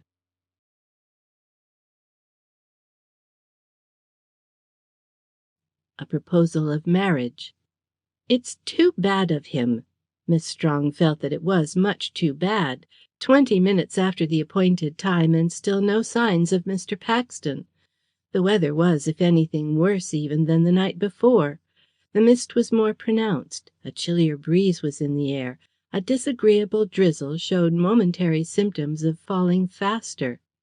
The pier was nearly deserted. It was not the kind of evening to tempt pleasure seekers out. Miss Strong had been at the place of meeting in front of time. After Mr. Paxton's departure on the previous evening, between Miss Wentworth and herself there had been certain passages. Bitter words had been said, particularly by Miss Strong. In consequence, for the first time on record, the friends had parted in anger. Nor had the quarrel been made up afterwards. On the contrary, all day long the atmosphere had been charged with electricity. Miss Strong was conscious that in certain of the things which she had said she had wronged her friend, as, she assured herself, her friend had wronged her lover. It is true, two wrongs do not make a right, but Miss Strong had made up her mind that she would not apologize to Miss Wentworth for what she had said to her until Miss Wentworth had apologized for what she had said to Cyril. As Miss Wentworth showed no disposition to do anything of the kind, the position was more than a trifle strained. So strained, indeed, that Miss Strong, after confining herself to the bedroom for most of the day, rushed out of the house a full hour before it was time for meeting Cyril, declaring to herself that anything, mist, wind, or rain, was better than remaining prisoned any longer under the same roof which sheltered an unfriendly friend. Under such circumstances, to her it seemed a cardinal crime on Cyril's part that he should actually be 20 minutes late. After what he said last night about not keeping me waiting for a second, considering the way in which he said it, I did think that he would be punctual. How can he expect me to trust him in larger things if he does not keep faith with me in small? If anything had happened to detain him, he might have let me know in time. The indignant lady did not stay to reflect that she had left home unnecessarily early, and that an explanation of the gentleman's absence might, even now, be awaiting her there. Besides, 20 minutes is not long, but perhaps in the case of a lover's rendezvous, by some magnifying process proper to such occasions, 20 minutes may assume the dimensions of an hour. I'll go once more up and down the pier, and then if he hasn't come, I'll go straight home. How Charlie will laugh at me and triumph and say I told you so. Oh, Cyril, how unkind you are not to come when you promised. I don't care, but I do know this, that if Charlie Wentworth is not careful what she says, I will never speak to her again. Never, as long as I live. It seemed as if the young lady did not quite know whether to be the more angry with her lover or her friend. She went up the pier, then started to return. As she came back, a man wearing a mackintosh advanced to her with uplifted cap and outstretched hand. "Miss Strong." It was Mr. Lawrence, the last man whom, just then, she would have wished to see. Could anything have been more unfortunate? What would Cyril think if again he found them there together? She decided to get rid of the man without delay. But the thing was easier decided on than done, especially as Mr. Lawrence immediately said something which caused her to postpone his dismissal longer than she had intended. "I saw Mr. Paxton this afternoon in town." He had fallen in quite naturally by her side. She had moderated her pace, wishing to rid herself of him before she reached the gates. "Indeed! In the city, I suppose? He is there on business." "He wasn't in the city when I saw him, and the business on which he was employed was of an agreeable kind. He seemed to be making a day of it at the Criterion Bar." "Are you not mistaken? Are you sure that it was Mr. Paxton?" "Quite sure. May I ask if he is an intimate friend of yours?" "He is, a very intimate friend indeed. I am expecting him here every moment." "Expecting him here? You really are?" Mr. Lawrence stopped and turned and stared, as if her words surprised him. "I beg your pardon, Miss Strong, but he is stopping tonight in town." "Stopping tonight in town?" It was Miss Strong's turn to stand and stare. "How do you know? Did he tell you so?" "Not in so many words, but I think you will find that he is. The fact is, Miss Strong, I heard an ugly story about Mr. Paxton, and I am afraid you will find that there is something wrong." The lady grasped the handle of her umbrella with added vigour. Her impulse was to lay it about the speaker's head, but she refrained. "You must be too acute of hearing, Mr. Lawrence. If I were you, I should exchange your ears for another pair. Good evening." But she was not to escape from him so easily. He caught her by the arm. "Miss Strong, don't go, not for a moment. There is something which I particularly wish to say to you." "What there is, Mr. Lawrence, which you can particularly wish to say to me, I am unable to conceive." "I fear that may be so, Miss Strong, but there is something all the same. These are early days in which to say it, and the moment is not the most propitious I could have chosen, but the circumstances are stronger than I. I have a feeling that it must be now or never. You know very little of me, Miss Strong. Probably you will say you know nothing, that I am, to all intents and purposes, a stranger. But I know enough of you to know that I love you, that you are to me what no woman has ever been before or will ever be again. And what I particularly wish to say to you is to ask you to be my wife." His words were so wholly unexpected that for the moment they took the lady's breath away. He spoke quietly, even coldly, but in his coldness there was a vibrant something which was suggestive of the heat of passion being hidden below, while the very quietude of his utterance made his words more effective than if he had shouted them at the top of his voice. It was a second or two before the startled lady answered. "What you have said takes me so completely by surprise that I hardly know whether or not you are in earnest." "I am in earnest, I assure you. That I am mad in saying it, I am quite aware. How mad, even you can have no notion. But I had to say it, and it's said. If you would only be my wife, you would do a good deed, of the magnitude of which you have no conception. There is nothing in return which I would not do for you. On this occasion, in saying so, I do not think that I am using an empty form of words. As you yourself pointed out, you are a stranger to me, nor have I any desire that you should be anything but a stranger." "Thank you, Miss Strong." "You brought it upon yourself." "I own that it is not your fault that I love you, nor can I admit that it is my misfortune. There is one chief reason why your flattering proposals are unwelcome to me. I happen already to be a promised wife. I am engaged to Mr. Paxton." "Is that so? Then I am sorry for you." "Why are you sorry?" "Ere long, unless I am mistaken, you will learn that I have cause for sorrow, and that you have cause for sorrow too." Without another word the lady, the gentleman making no effort to detain her, walked away. She went straight home. She found Miss Wentworth in her favourite attitude, feet stretched on the chair in front of her, engaged, as Miss Strong chose to phrase it, in her everlasting reading. When Miss Wentworth was not writing, she was wont to be reading. Miss Strong occasionally wished that she would employ herself in more varying occupations. Momentarily oblivious of the coolness which had sprung up between her friend and herself, Miss Strong plumped herself down onto a chair, forgetful of the fact that she had brought her umbrella with her into the room, and that the rain was trickling down it. "Charlie, whatever do you think has happened?" Miss Wentworth had contented herself with nodding as her friend had entered.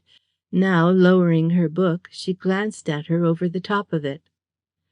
"I don't know what has happened, my dear, but I do know what is happening. Your umbrella is making a fish pond on the carpet." Miss Strong got up with something of a jump. She deposited her mackintosh and umbrella in the hall.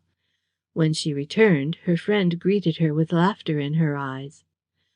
"Well, what has happened? But perhaps before you tell me you might give an eye to those elegant boots of yours. They never struck me as being altogether waterproof." With tightened lips, Miss Strong removed her boots. It was true that they badly wanted changing, but that was nothing. In her present mood she resented having her attention diverted to unimportant details. She expressed herself to that effect as she undid the buttons. "I do believe that you are the hardest-natured girl I ever knew. You've no sense of feeling. If I were dying for want of it, I should never dream of coming to you for sympathy." Miss Wentworth received this tirade with complete placidity. "Quite so, my dear. Well, what has happened?" Miss Strong snuggled her feet into her slippers. She began to fidget about the room. Suddenly she burst out in what could only be described as a tone of angry petulance. "You will laugh at me, I know you will. But you had better not. I can tell you that I am in no mood to be laughed at. I feel as if I must tell it to someone, and I have no one in the world to tell things to but you. Mr. Lawrence has dared to make me a proposal of marriage." The complete, one might almost say the humorous repose of Miss Wentworth's manner was in striking contrast to her friend's excitability. "Mr. Lawrence? Isn't that the individual whom you met on the dyke, and who was introduced to you by his umbrella?" "Of course it is." "And he has proposed to you, has he? Very good of him, I'm sure. The sex has scored another victory. I did not know that matters had progressed with you so far as that. But now and then, I suppose, one does move quickly.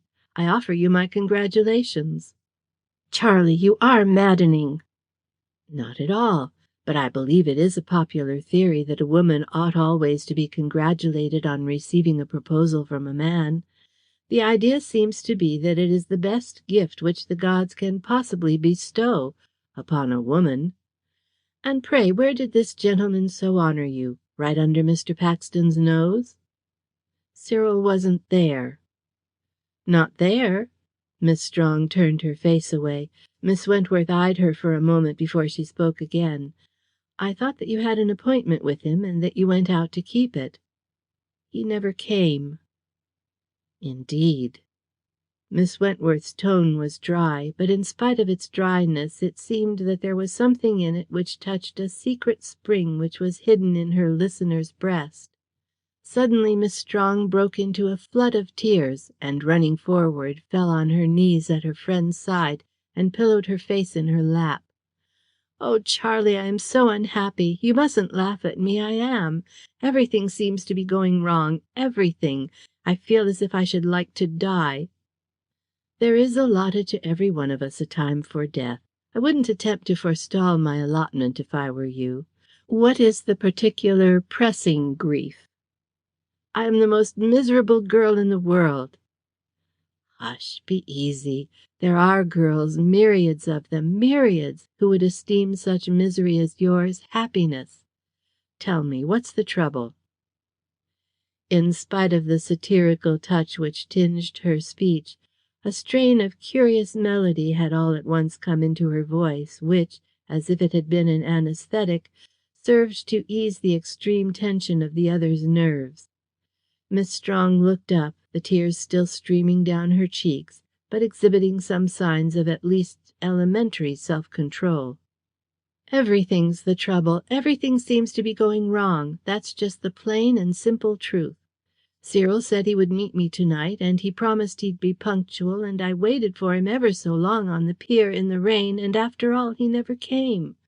And then that wretched Mr. Lawrence came and made his ridiculous proposal, and said all sorts of dreadful things of Cyril." "Said all sorts of dreadful things of Cyril, did he? As, for instance, what?"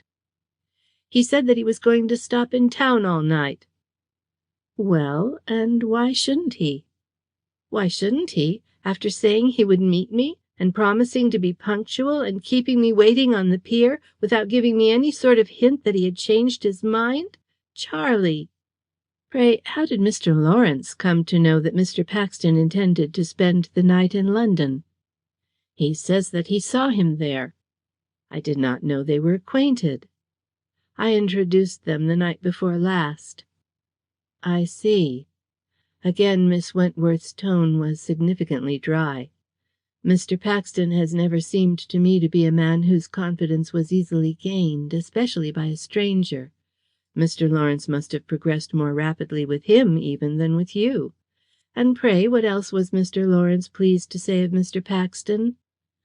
"Oh, a lot of lies. Of course I knew that they were a lot of lies, but they made me so wild that I felt that I should like to shake him." "Shake me instead, my dear. One is given to understand that jolting is good for the liver. Who's that?" There was a sound of knocking at the front door. Miss Strong glanced eagerly round. A flush came into her cheeks, a light into her eyes. Possibly that is the recalcitrant Mr. Paxton, in his own proper person, coming with apologies in both his hands. Perhaps you would like to go and see?"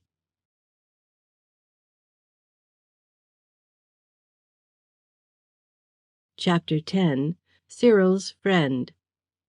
Miss Strong did like to go and see. She looked at Miss Wentworth with a make-believe of anger, and, rising to her feet, went quickly across the room. Admission had already been given to the knocker.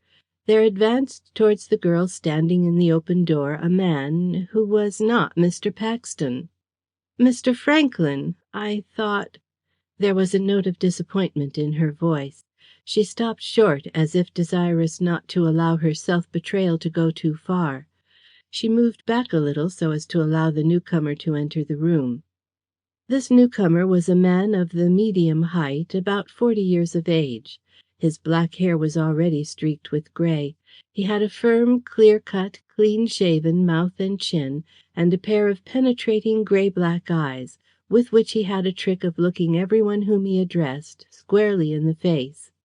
His manner ordinarily was grave and deliberate, as if he liked to weigh each word he uttered. He held Miss Strong's hand for a moment in his cool, close grasp. "Well, you thought what?" "I'm very glad to see you, you know I am. But I thought it was Cyril." "Are you expecting him?" "I was expecting him, but it seems he hasn't come." Turning to Miss Wentworth, he greeted her, and it was to be noted that as she offered him her hand a humorous twinkle beamed through her glasses, and her whole face was lighted by a smile. He turned again to Miss Strong. "Have you heard the news?" "What news?" "Hasn't Cyril told you?" "He told me something last night, but I really couldn't tell you quite what it was he told me, and I haven't seen him since." "He is in Brighton?" "Is he? I was informed that he was stopping in town." "You were informed? By whom?" "By an acquaintance who said that he saw him there." Mr. Franklyn waited before speaking again. His unflinching eyes seemed to be studying the lady's face. Probably he saw that there was something unusual in her manner. "That is strange. I was under the impression that he was in Brighton. I have come from town specially to see him. I expected to find him with you here." "He did promise to meet me tonight. He hasn't kept his promise. I don't understand why. To be plain with you, it rather troubles me." "He promised to meet you?" "He did, most faithfully." "And you have received no intimation from him to the effect that he was not coming?" "Not a word, not a line." "Then he may be here at any moment. Something has unexpectedly delayed him. You are acquainted with him sufficiently well to be aware that had anything occurred to cause him to alter his plans, he would immediately have let you know. Your informant was wrong. I have had inquiries made for him everywhere in town, and as a result have good reason to believe that he is in Brighton."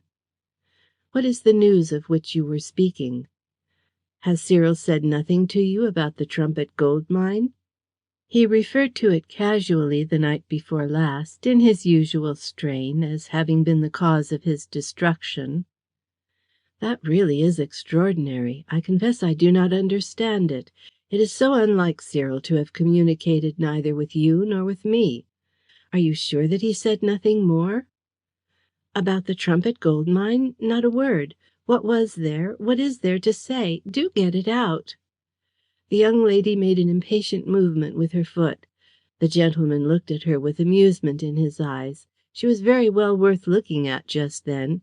Her hair was a little out of order, and, though she might not have agreed with such a statement, it suited her when it was slightly disarranged. Her cheeks were flushed. She held herself very straight. Perhaps it was her tears which had lent brightness to her eyes. They were bright. Her small white teeth sparkled between her blush rose lips, which were slightly parted as if in repressed excitement. She presented a pretty picture of a young lady who was in no mood for trifling. "I shall have much pleasure, Miss Strong, in getting it out. What seem to be well-founded rumours have reached England that gold has been found at last in considerable quantities. The shares have gone up with a rush. When the Stock Exchange closed this afternoon, they were quoted at £12 10 shillings. A little more than a week ago they were unsaleable at twopence each. £12 10 shillings! Oh, Mr. Franklin, and has Cyril got rid of his? Not a bit of it. They are in my strong box. There are 10,000 of them. Cyril is one of the largest holders, if he is not the largest, and what that means at £12 10 shillings apiece you can calculate as well as I. Oh, Mr. Franklin!" The young lady brought her hands together with a little clap. She turned in natural triumph towards her friend.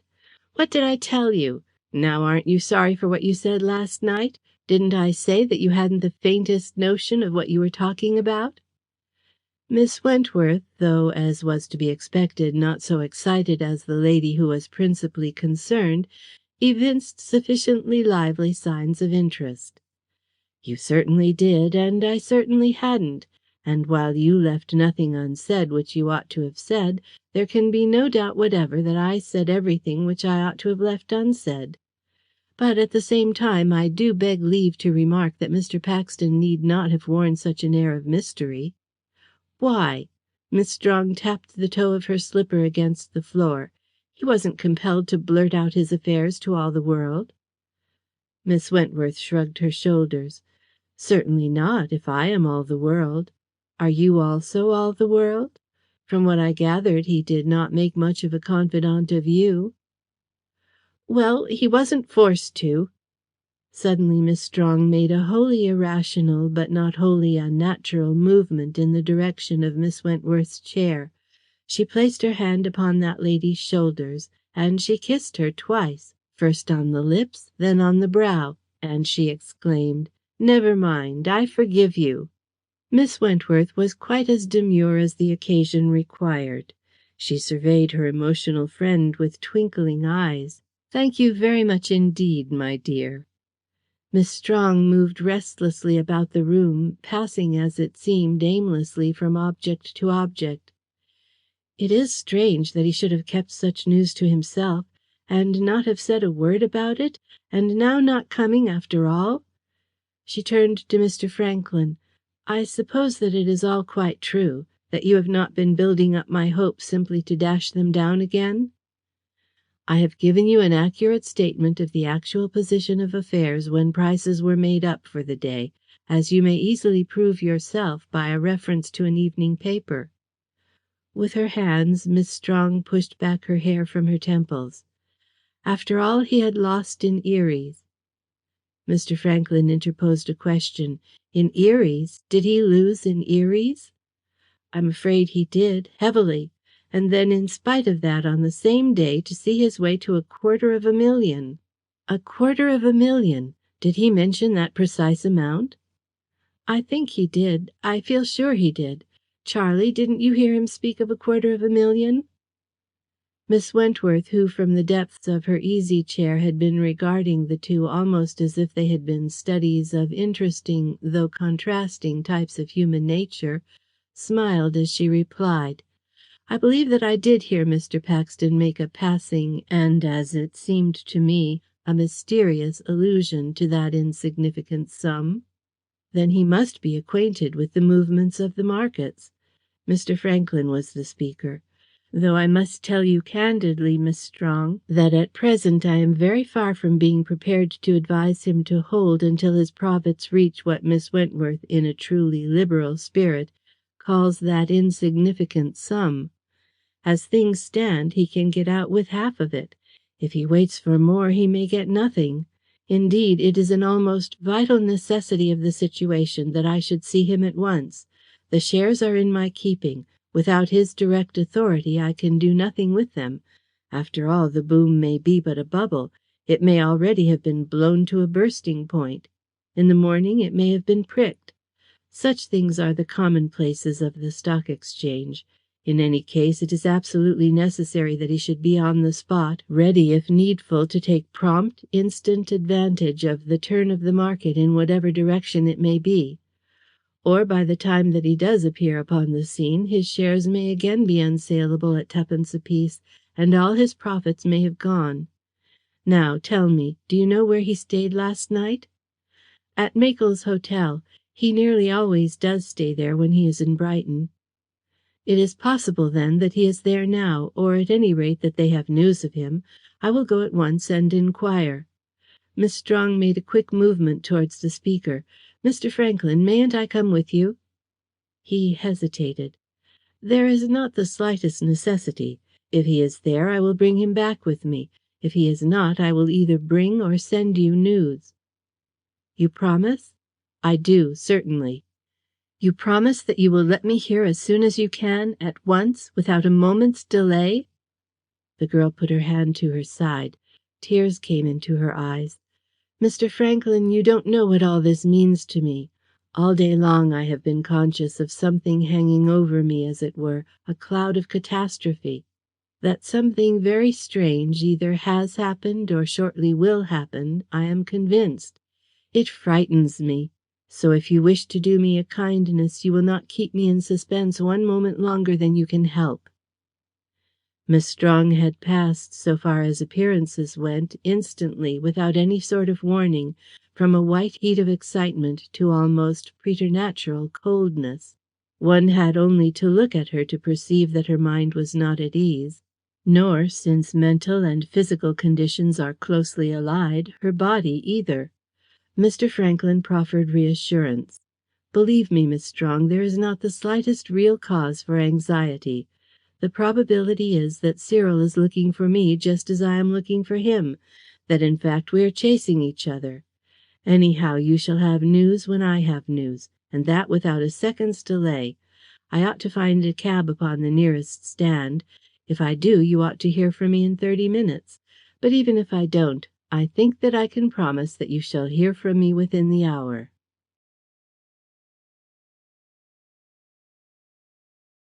Chapter 11. John Ireland's Warrant. Mr. Franklyn was unable to find a cab. He walked. And as he walked, he wondered. Mr. Paxton's conduct seemed to him to be stranger than, in the presence of Miss Strong, he had cared to admit. It was unlike Cyril to have allowed so amazing a change to have taken place in a holding in which he was so largely interested, and yet to have held his peace. Mr. Franklyn had made more considerable efforts to place himself in communication with Cyril than he had hinted at. There had been several things lately in that gentleman's conduct which had struck him as peculiar, but all his efforts had been in vain. It was only by chance that afternoon he had run across an acquaintance who had informed him that he had just seen Mr. Paxton leaving Victoria in a Brighton train. Taking it for granted that he was journeying towards Miss Strong, as soon as he could, Franklyn followed on his heels. And now Miss Strong had seen nothing of him. Indeed, she had been told that he intended to spend the night in town. Coupled with other circumstances, to Mr. Franklyn the thing seemed distinctly odd. Arrived at Makel's Hotel, he accosted the porter who held the door open for him to enter. "Is Mr. Paxton staying here?" "Mr. Paxton is out." "Out? Then he is staying here." "He has been here. I don't know if he is returning. You had better inquire at the office." Mr. Franklyn inquired. At the office their acquaintance with Mr. Paxton's movements did not appear to be much greater than the porter's. He was out. He might return. He probably would. When, they could not say. "How long is it since he went out?" "Something over an hour." "Did he say anything about where he was going to?" "Not to me. I know nothing. It's only what I surmise. But he went hurrying out as if he had an appointment which he wanted to keep." "An appointment? Something over an hour ago?" "Yes, he had an appointment about that time, but he never kept it." Franklyn looked at his watch. The 30 minutes of which he had spoken to Miss Strong were already nearly past. "Can I have a bed here tonight?" The clerk said that he could. Mr. Franklyn took a card out of his pocket-book. He scribbled on it in pencil, "I shall be at Medina Villas till 11. Come at once. They are very anxious to have news of you." Securing it in an envelope, he handed it to the clerk, instructing him, should Mr. Paxton return before he did, to let him have it at once. Then Mr. Franklyn left the hotel, meaning to walk to the cab rank, which was distant only a few yards, and then drive straight back to Medina Villas. As he walked along the broad pavement, someone stopping him addressed him by name. "Is that you, Mr. Franklyn?" The speaker was John Ireland. In his professional capacity as a solicitor, Mr. Franklyn had encountered the detective on more than one occasion. The detective's next question took Mr. Franklyn a little by surprise. "Where's Mr. Paxton?" Mr. Franklyn looked at his questioner as attentively as the imperfect light would permit. To his trained ear there was something in the inquirer's tone which was peculiar. "Mr. Paxton? Why do you ask?" Ireland seemed to hesitate, then blurted out bluntly, "Because I've a warrant for his arrest." Franklyn made a startled movement backwards. "His arrest? Ireland, you're dreaming." "Am I? I'm not of the dreaming sort, as you ought to know by now. Look here, Mr. Franklyn, you and I know each other. I know you're Mr. Paxton's friend, but if you'll take my advice, you won't for his sake try to give him a lead away from us. You've just come out of Makel's hotel. Is he there?" Mr. Franklyn answered without pausing a moment for reflection. "He is not there, nor did they seem to be able to tell me where he is. I'm quite as anxious to see him as you are." Ireland slapped his hand against his legs. "Then I'll be hanged if I don't believe that he's given us the slip. It'll almost serve me right if he has. I ought to have had him without waiting for a warrant, but the responsibility was a bit bigger one than I cared to take. And now some of those pretty friends of his have given him the word, and he's away. If he's clean away, and all because I shirked, I shall almost feel like doing time myself." When he spoke again, Franklyn's manner was caustic. "Since, Ireland, you appear to wish me to be a little unprofessional, perhaps you also wouldn't mind being a little unprofessional by way of a quid pro quo. Might I ask you to tell me what is the offence which is specified on the warrant which you say you hold?" "I don't mind telling you, not the least. In the morning you'll see it for yourself in all the papers. As large as life and twice as natural. Mr. Paxton is wanted for the robbery of the Duchess of Datchet's diamonds." If the other had struck him, Mr. Franklyn could scarcely have seemed more startled. "The Duchess of Datchet's diamonds? Ireland, are you mad or drunk?" "Both, if you like. It's as you choose, Mr. Franklyn." Franklyn eyed the detective as if he really thought that he might be mentally deranged. "Seriously, Ireland, you don't mean to say that Mr. Paxton, Mr. Cyril Paxton, the Cyril Paxton whom I know, is charged with complicity in the affair of the robbery of the Duchess of Datchet's diamonds?" "You have hit it, Mr. Franklyn, to a T." Regardless of the falling drizzle, Mr. Franklyn took off his hat as if to allow the air a chance to clear his brain. "But the thing is too preposterous. Altogether too outrageous for credibility. You yourself must be aware that in the case of a man in Paxton's position, such a step as that which you propose to take is likely to be fraught, for yourself, with the very gravest consequences. And I, on my part, can assure you that you are on the verge of making another of those blunders for which you police are famous.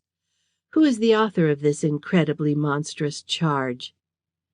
"Don't trouble yourself about that, Mr. Franklyn. People who bring monstrous charges will have to bear the brunt of them. But I'll tell you what I'll do. You talk about being unprofessional. I'm willing to be a bit more unprofessional for the sake of a little flutter. I'll bet you any reasonable sum you like, at evens, that when we do have him it's proved that at any rate Mr. Paxton knows where the Duchess's diamonds are." "You talk utter nonsense." "All right, put it so.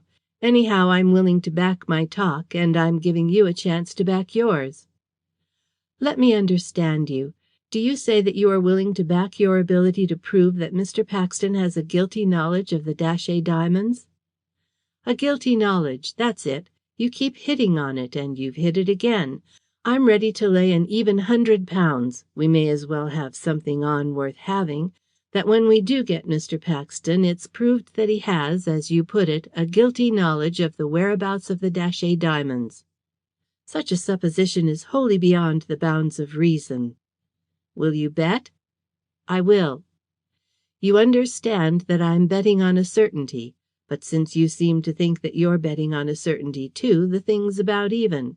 It's a bet?" "It is." "Good. Perhaps you'll make a note of it. I'll make one too." As a matter of fact, Mr. Ireland, taking out his pocket-book, made a note of it upon the spot. "When I've proved my point, I'll ask you for that 100. Say, rather, that when you've failed to prove it, I'll ask you." "All right, and you shall have it, never you fear." Mr. Ireland replaced his pocket-book. "Now I'm going to Makel's to make a few inquiries on my own account. If those inquiries are not satisfactory, I'll at once wire round Mr. Paxton's description. There'll be a reward offered for him in the morning, and if we don't have him within 24 hours, I'm a Dutchman." Franklyn, knowing his man, was more moved by Ireland's words than he cared to show. "For goodness' sake, Ireland, be careful what you do. As you say, you know me, and you know that it is not my custom to express an opinion rashly. I assure you that it is my solemn conviction that if you take the steps which you speak of taking, you will be doing a possibly irreparable injury to a perfectly innocent man." The detective looked at the lawyer steadily for a second or two. "Quite right, Mr. Franklyn, I do know you, and it is because I know you that I am willing to strain a point and, without prejudice to that little bet of ours, give you proof that in matters of this sort a man of my experience is not likely to move without good grounds. You see this?" Mr. Ireland took something out of his waistcoat pocket. It was a ring. Slipping it on to the tip of his little finger, he held it up for the other to see. "I see that it's a ring. What of it?"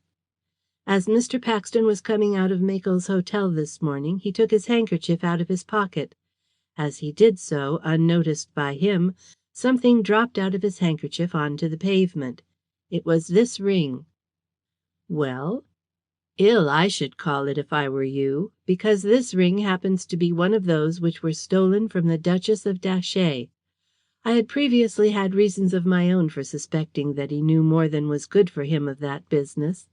Even you will grant that the discovery in his possession of one of the stolen articles was sufficient to turn suspicion into practical certainty." Mr. Franklyn said nothing, perhaps because he had nothing to say which he felt was equal to the occasion. What Mr. Ireland said astounded him. He perceived that, at any rate in Mr. Paxton's absence, the position presented the appearance of an aggravating puzzle. That Mr. Paxton could, if he chose, furnish a satisfactory solution, he did not doubt. But he wondered what it was. The detective went on. "Now, Mr. Franklyn, since I have been, as you yourself would say, unprofessionally open with you, I must ask you on your side to be equally open with me. What are you going to do?" Franklyn reflected before replying. "I fail to see how you are entitled to ask me such a question, unless you suspect me also of being an accomplice in the crime. At any rate, I decline to answer." "Very well, Mr. Franklyn. I am sorry, but I must do my duty. I have reason to suspect that you may intend to aid and abet Mr. Paxton in effecting his escape. To prevent your doing so is my obvious duty. Hollier!" Mr. Ireland beckoned to a man who had hitherto been loitering under the shadow of the houses. Mr. Franklyn might or might not have noticed it, but during their conversation 2 or 3 other men had been hanging about within hailing distance in apparently similar purposeless fashion. The individual who had been signalled to approached. "Mr. Franklyn, this is George Hollier, an officer of the police. Hollier, this gentleman's name is Franklyn. He's a friend of Mr. Paxton. I think it's just possible that he will, if he can, give Mr. Paxton a helping hand to get away. I order you to follow him, to observe his movements as closely as you may, and if he does anything which in your judgment looks like an attempt to place himself in communication with Mr. Paxton, to arrest him on the spot. You understand?" The man nodded. Mr. Franklyn said nothing. He called a cab from the rank in front of them. As the vehicle drew up beside them, Mr. Ireland addressed the man upon the box. "Cabman, what's your number?" The cabman gave question for question. "What do you want to know for?" "I'm an officer of police. This gentleman wishes you to drive him somewhere. It is possible that I may require you to tell me where. You won't lose by it. You needn't be afraid." The driver gave his number. The detective noted it as he had done his bet. He called a second cab, again addressing its Jehu. "Cabman, this man is an officer of police. He's going to ride beside you on the box, and he wants you to keep the cab in which this gentleman is going to be a passenger well in sight. He'll see that you are properly paid for your trouble." As Mr. Franklyn drove off, he was almost tickled by the thought that he, a lawyer of blameless reputation and of the highest standing, was being followed about the streets of Brighton by a policeman as if he had been a criminal. But all disposition towards amusement was banished by the further instant reflection that he had promised Miss Strong to bring her news of her lover. And he was bringing her news of what a character.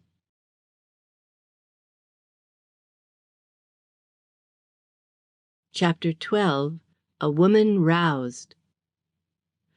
Almost as soon as Mr. Franklyn touched the knocker of the house in Medina Villas, the door was opened from within, and he found himself confronted by Miss Strong.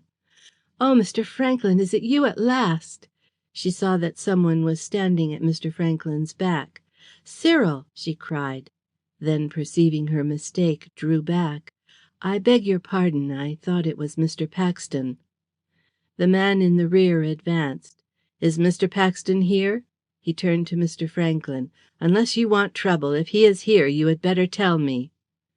Mr. Franklyn answered, "Mr. Paxton is not here. If you like, you may go in and look for yourself. But if you are a wise man, you will take my assurance as sufficient." Mr. Hollier looked at Mr. Franklyn, then at Miss Strong, then decided. "Very well, sir. I don't wish to make myself more disagreeable than I can help. I'll take your word." Directly he was in the hall and the door was closed, Miss Strong caught Mr. Franklyn by the arm. He could feel that she was trembling as she whispered, almost in his ear, "Mr. Franklyn, what does that man want with Cyril?"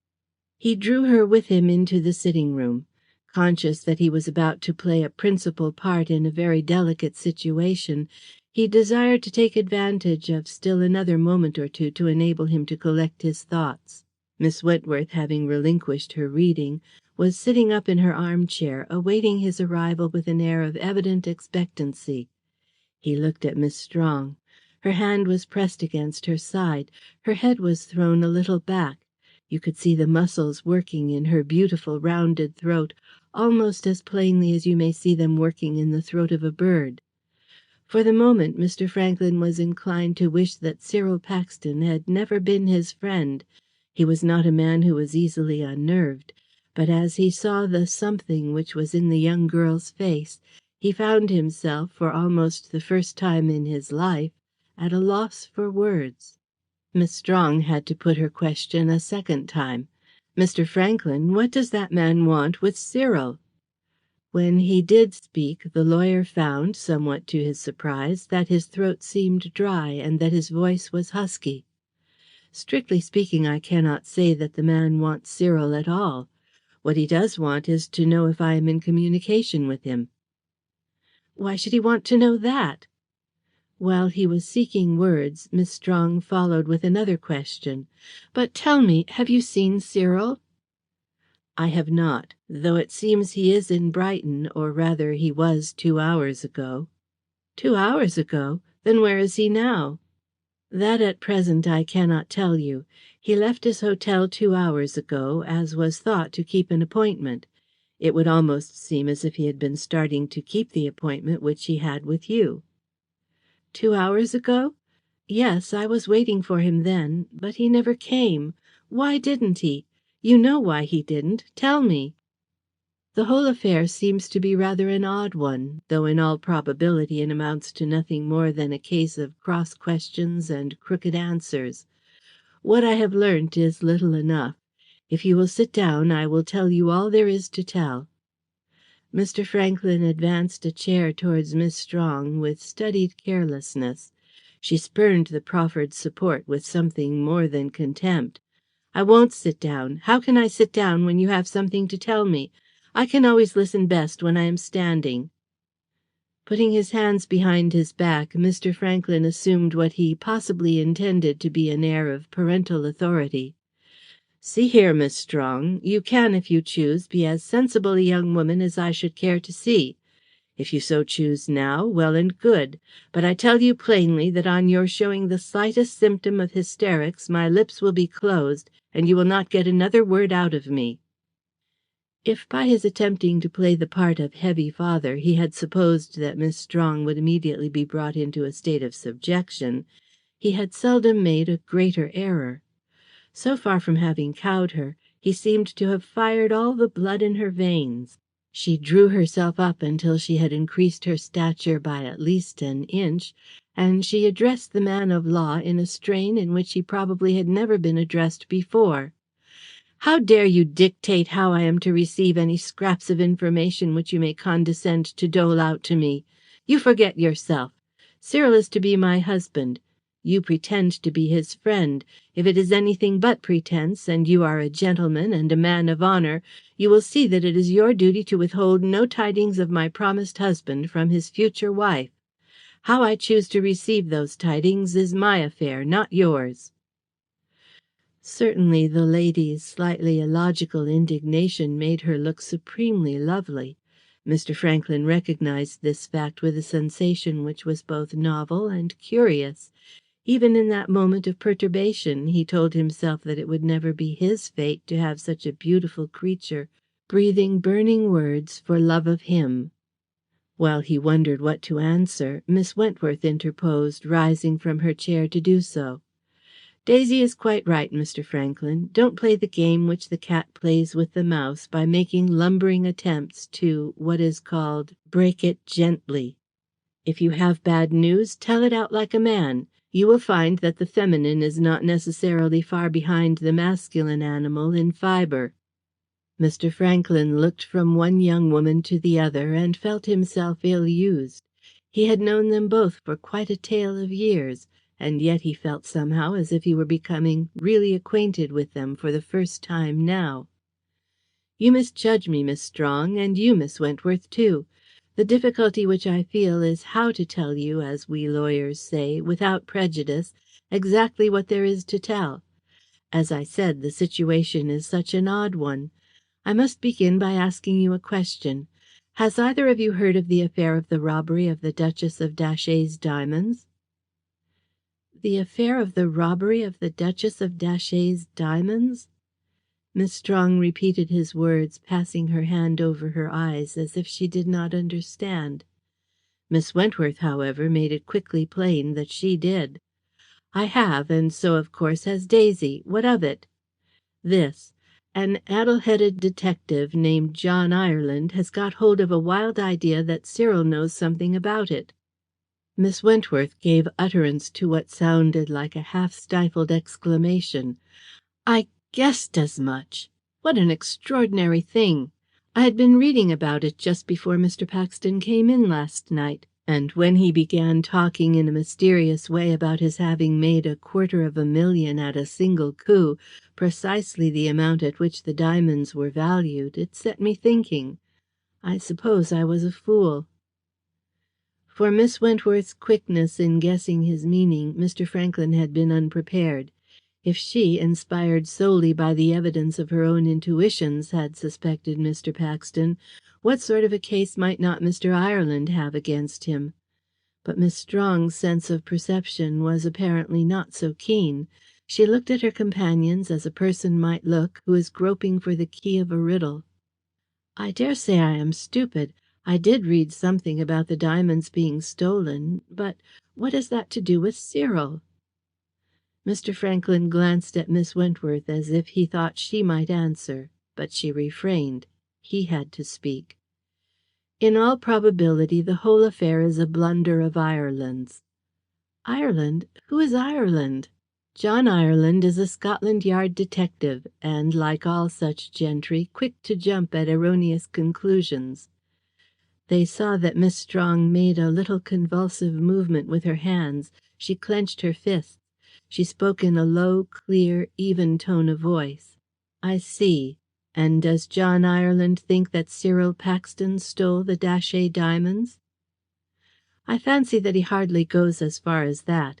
From what I was able to gather, he merely suspects him of being acquainted with their present whereabouts."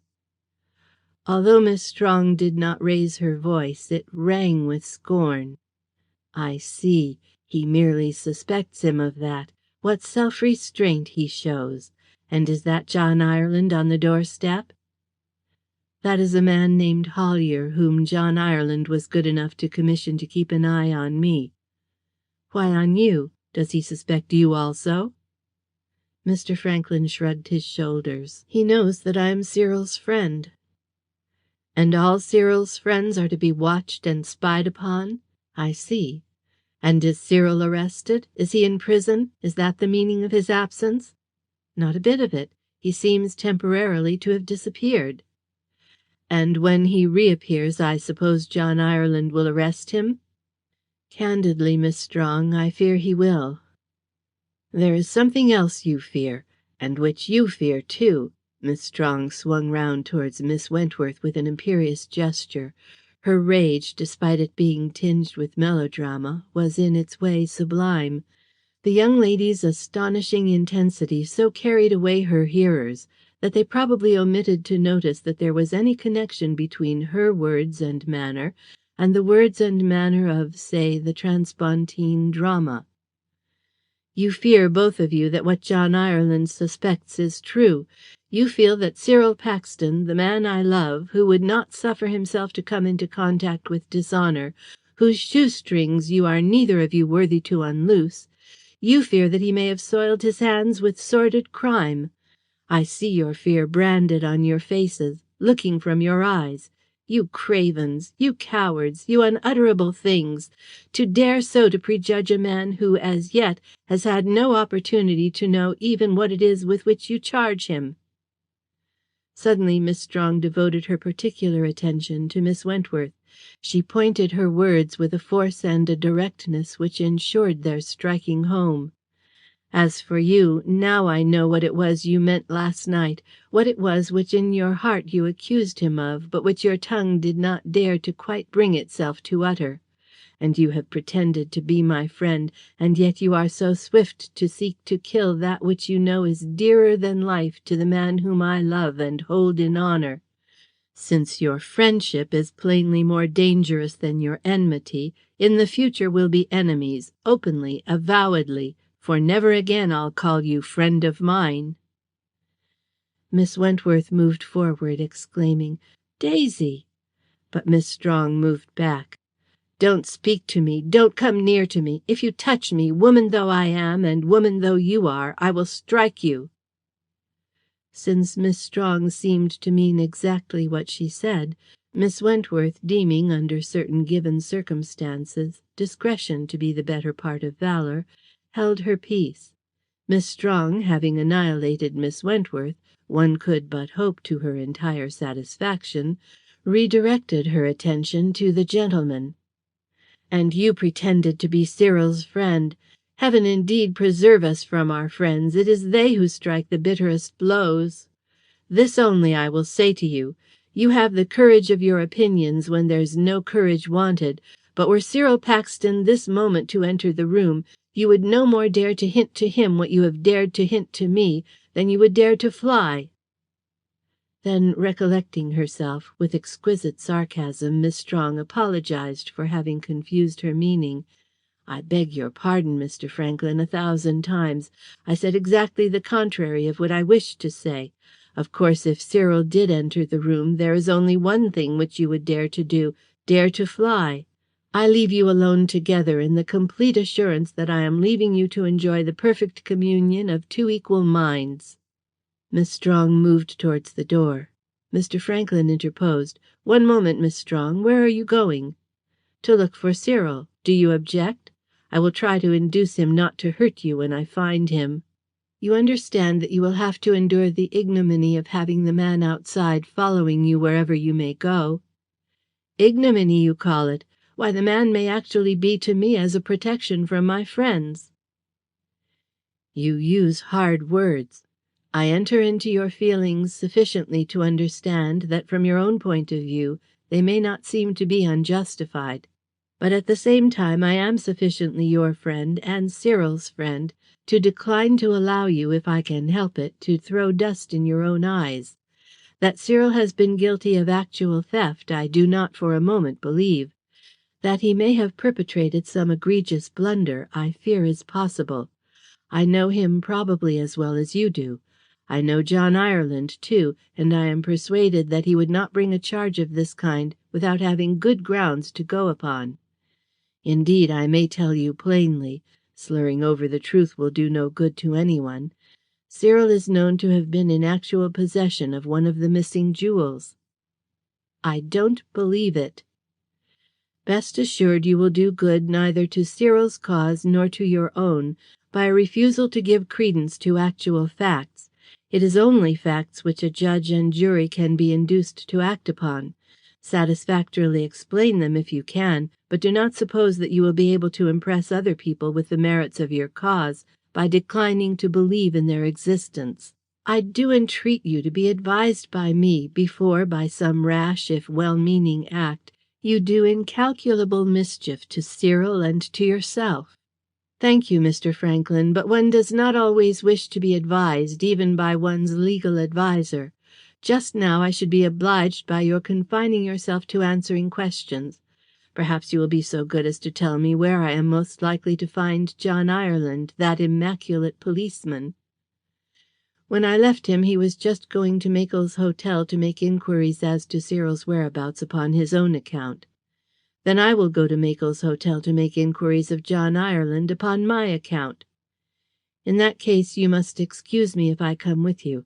I warn you again that if you are not careful you may do Cyril more mischief than you have any notion of." "I shall come too." That was Miss Wentworth. Miss Strong bowed. "If you will, you will. Evidently the man on the doorstep is not likely to serve me as an adequate protection against my friends." Miss Strong put on her hat and mackintosh in what was probably one of the shortest times on record. Miss Wentworth generally dressed more quickly than her friend. On such an occasion she was not likely to be left behind. The curious procession of three passed through the door and down the steps in Indian file, Miss Strong first, Mr. Franklin last. At the bottom of the steps stood Mr. Hollier. The leader looked him up and down. "Is your name Hollier?" The man touched his hat. "That's my name, miss." "I am Daisy Strong, Mr. Cyril Paxton's promised wife." She seemed on a sudden to be fond of advertising the fact. "I am going to look for Mr. Paxton now. You may, if you choose, play the part of spy and follow me, but let me tell you that if he comes to harm through you or through any of your associates, there'll be trouble." "I see, miss." Mr. Hollier grinned, hurting, as it seemed, the lady's sense of dignity. "I don't know what you see to smile at. A woman has given a man sufficient cause for tears before to-day. You may find in your own case that she will again."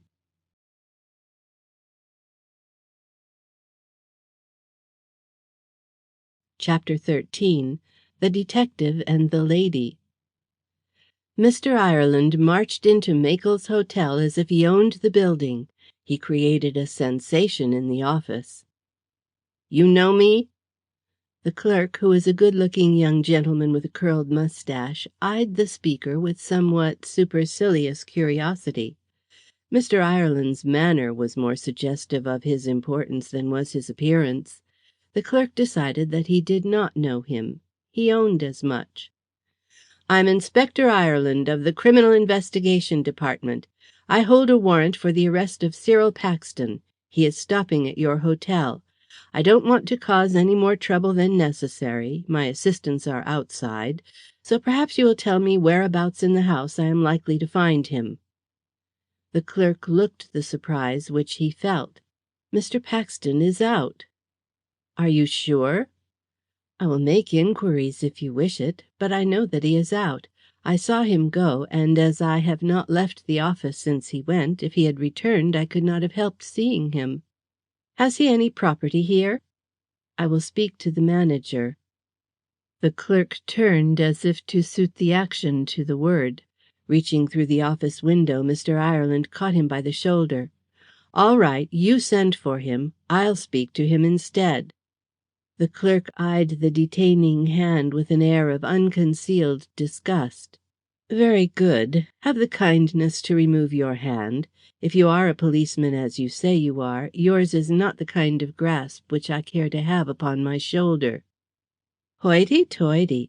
Don't injure yourself, young man. All I want is to have the first talk with the manager. Are you going to send for the manager, or am I?" "Here is the manager."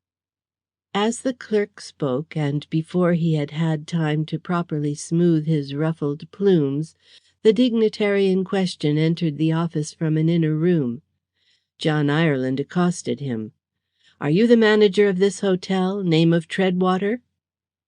"I am Mr. Treadwater." Ireland explained who he was and what he wanted. Mr. Treadwater was evidently even more surprised than the clerk had been. "You have a warrant for the arrest of Cyril Paxton? Not our Mr. Paxton, surely?" "I don't know about your Mr. Paxton, but it's the Mr. Paxton who's stopping here, so don't you make any mistake about it. I'm told he's out. One of my men will stay here till he returns. In the meantime, I want to know if there's any property of his about the place. If there is, I want to have a look at it." The manager considered. "I don't wish to seem to doubt, Mr. Ireland, that you are what you say you are, or indeed anything at all that you have said. But an effort has already been made once today to gain access, under what turned out to be false pretences, to certain property which Mr. Paxton has committed to our keeping, and I am compelled to inform you that it is a rule of ours not, under any circumstances, to give up property which has been entrusted to us by our guests to strangers without a proper authority." Ireland smiled grimly. "Where is there somewhere where I can speak to you in private? I'll show you authority enough and to spare."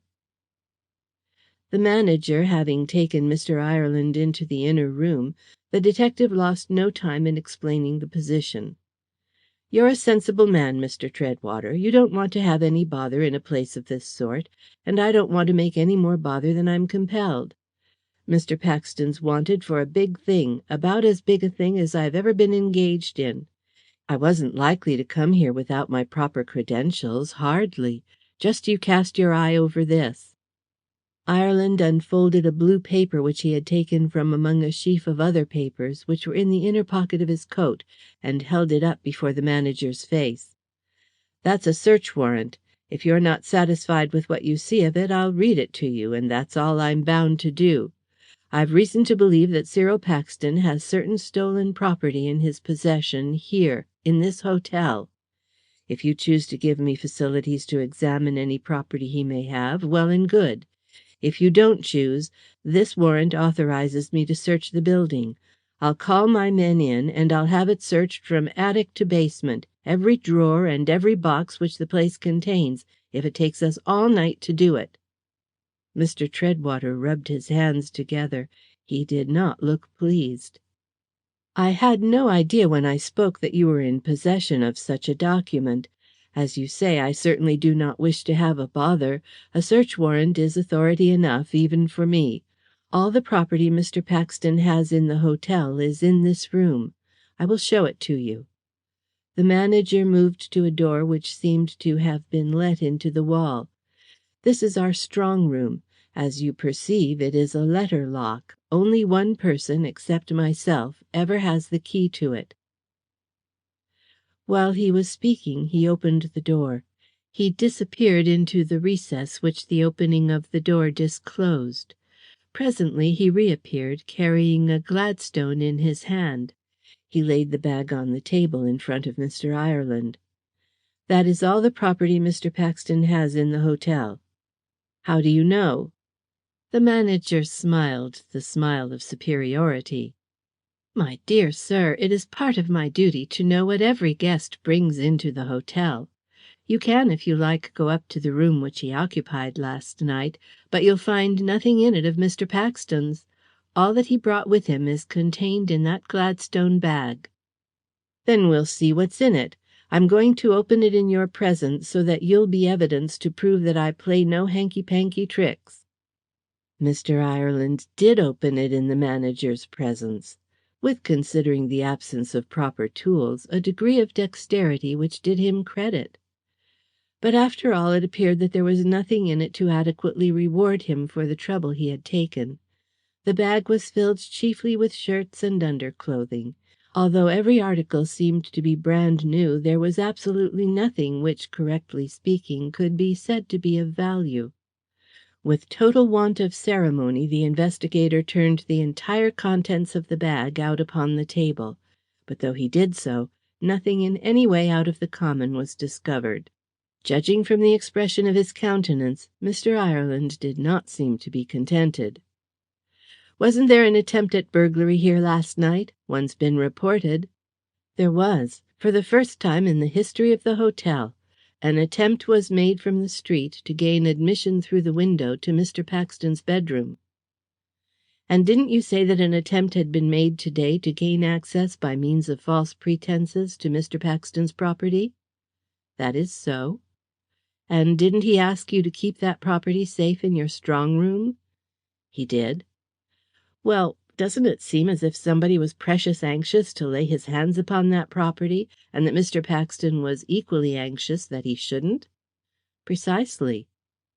"And yet you go and tell me that all the property he has is contained in that Gladstone bag. What is there that should make anyone go out of his way to take it? You tell me that." When the manager replied, it was with an appreciable amount of hesitation. "I think that is a point on which I may be able to throw some light." "Then throw it, do." "I shouldn't be surprised if Mr. Paxton took all that the bag contained which was of value up to London with him this morning and left it there. Indeed, this evening before he went out he told me that that was what he had done." Mr. Ireland gave utterance to what, coming from the mouth of anyone but an inspector of police, would have sounded like a string of execrations. "I suppose you've no idea what it was that he took with him, or where it was he took it?" "Not the faintest notion." "Mr. Treadwater, this is another illustration of the fact that if you want a thing well done you must do it yourself. This morning I set a man to shadow Mr. Paxton. I told him not to let him get out of his sight. What does he do, this utter idiot? He sees our gentleman drop a ring. My man, he picks it up, and he gets into such a state of excitement that he loses his head and tears straight off with it to me. I'm not saying that he'd not chanced upon an important piece of evidence, because he had. But if he'd kept his wits about him, and had his head screwed on straight, he'd have had the ring and Mr. Paxton too. As it was, that was the last he saw of Mr. Paxton." "May I ask what it is you suspect Mr. Paxton of having taken with him up to town?" "Unless I'm out of my reckoning, Mr. Paxton went up to town with the Duchess of Datchet's diamonds stowed away in his pockets." The manager's face was a vivid note of exclamation. "No, my dear sir, I have been acquainted with Mr. Paxton some considerable time. I happen to know that he's a gentleman of position in the City. You must surely be mistaken in supposing that he could be mixed up in such an affair as that. It's incredible." "Is it? That's all right. If you like, you think so. Gentlemen of position in the City have had their fingers in some queer pies before to-day. If you don't happen to know it, I present you with the information gratis. Have you any idea of where he was going when he went out tonight?" "I fancy that when he comes to Brighton he comes to see a lady. I rather took it for granted that, as usual, he was going to her." "What's her name, and where does she live?" "I don't know her name, but I believe she lives in Medina Villas. That, you know, is at West Brighton." Medina Villas. Ireland seemed to be turning something over in his mind. He smiled. "I shouldn't be surprised. If she does, I'm inclined to think that one of my men has got his eye on her address. If Mr. Paxton's there, he's nabbed. But I'm afraid he isn't. On this occasion, I'm inclined to think that he had an appointment which he found to be slightly more pressing than that which he had with the lady." Ireland looked at the manager with what he probably intended for a look of frankness.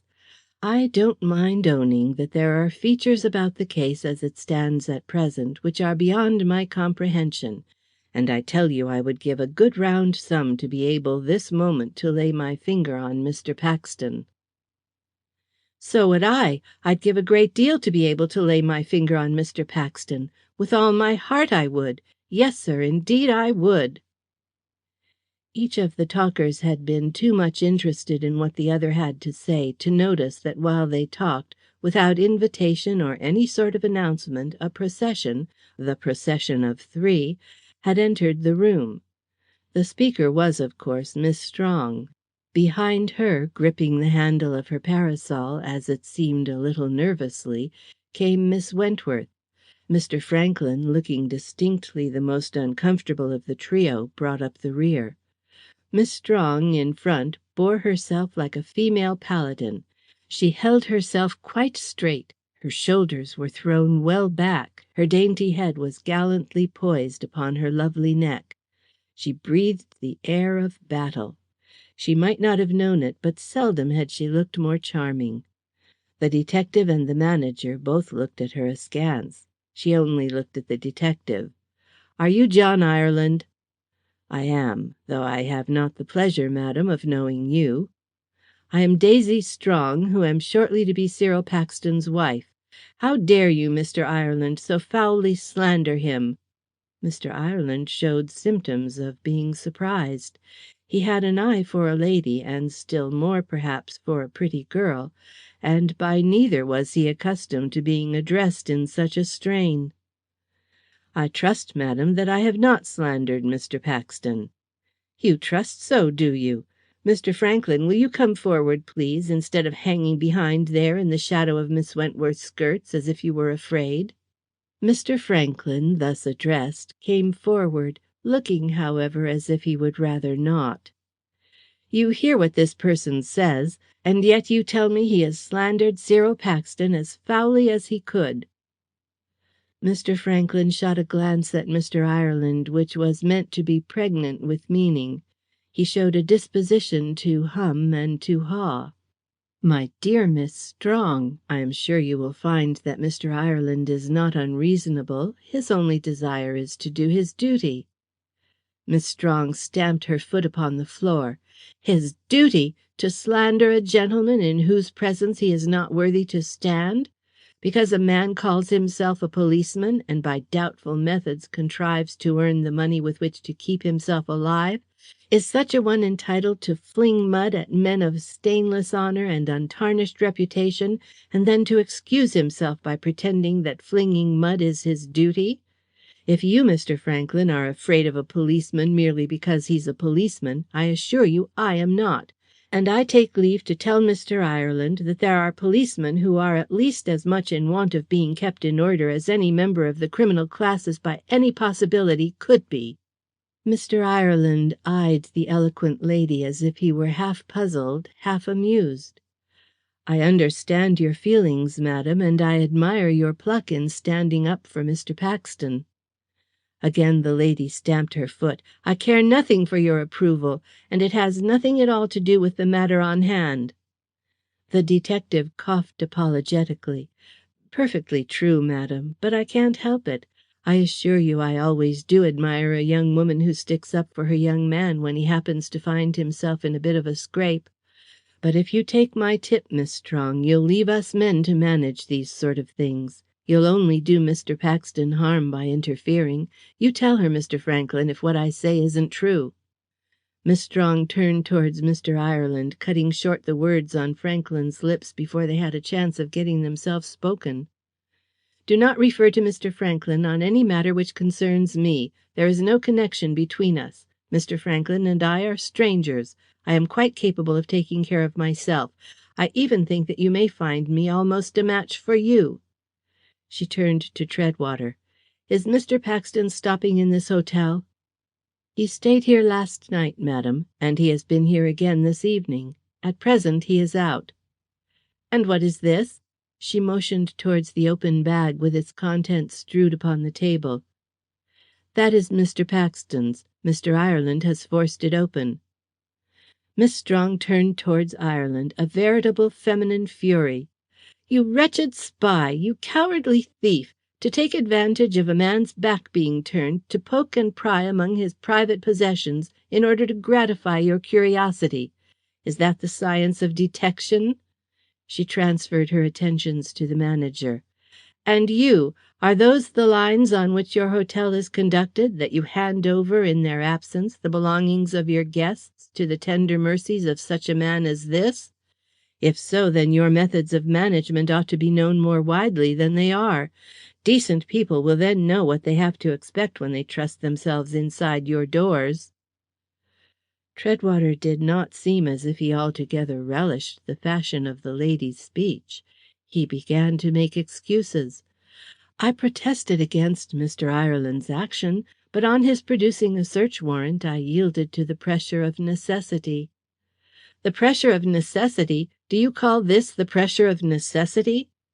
Miss Strong pointed a scornful finger at Mr. Ireland.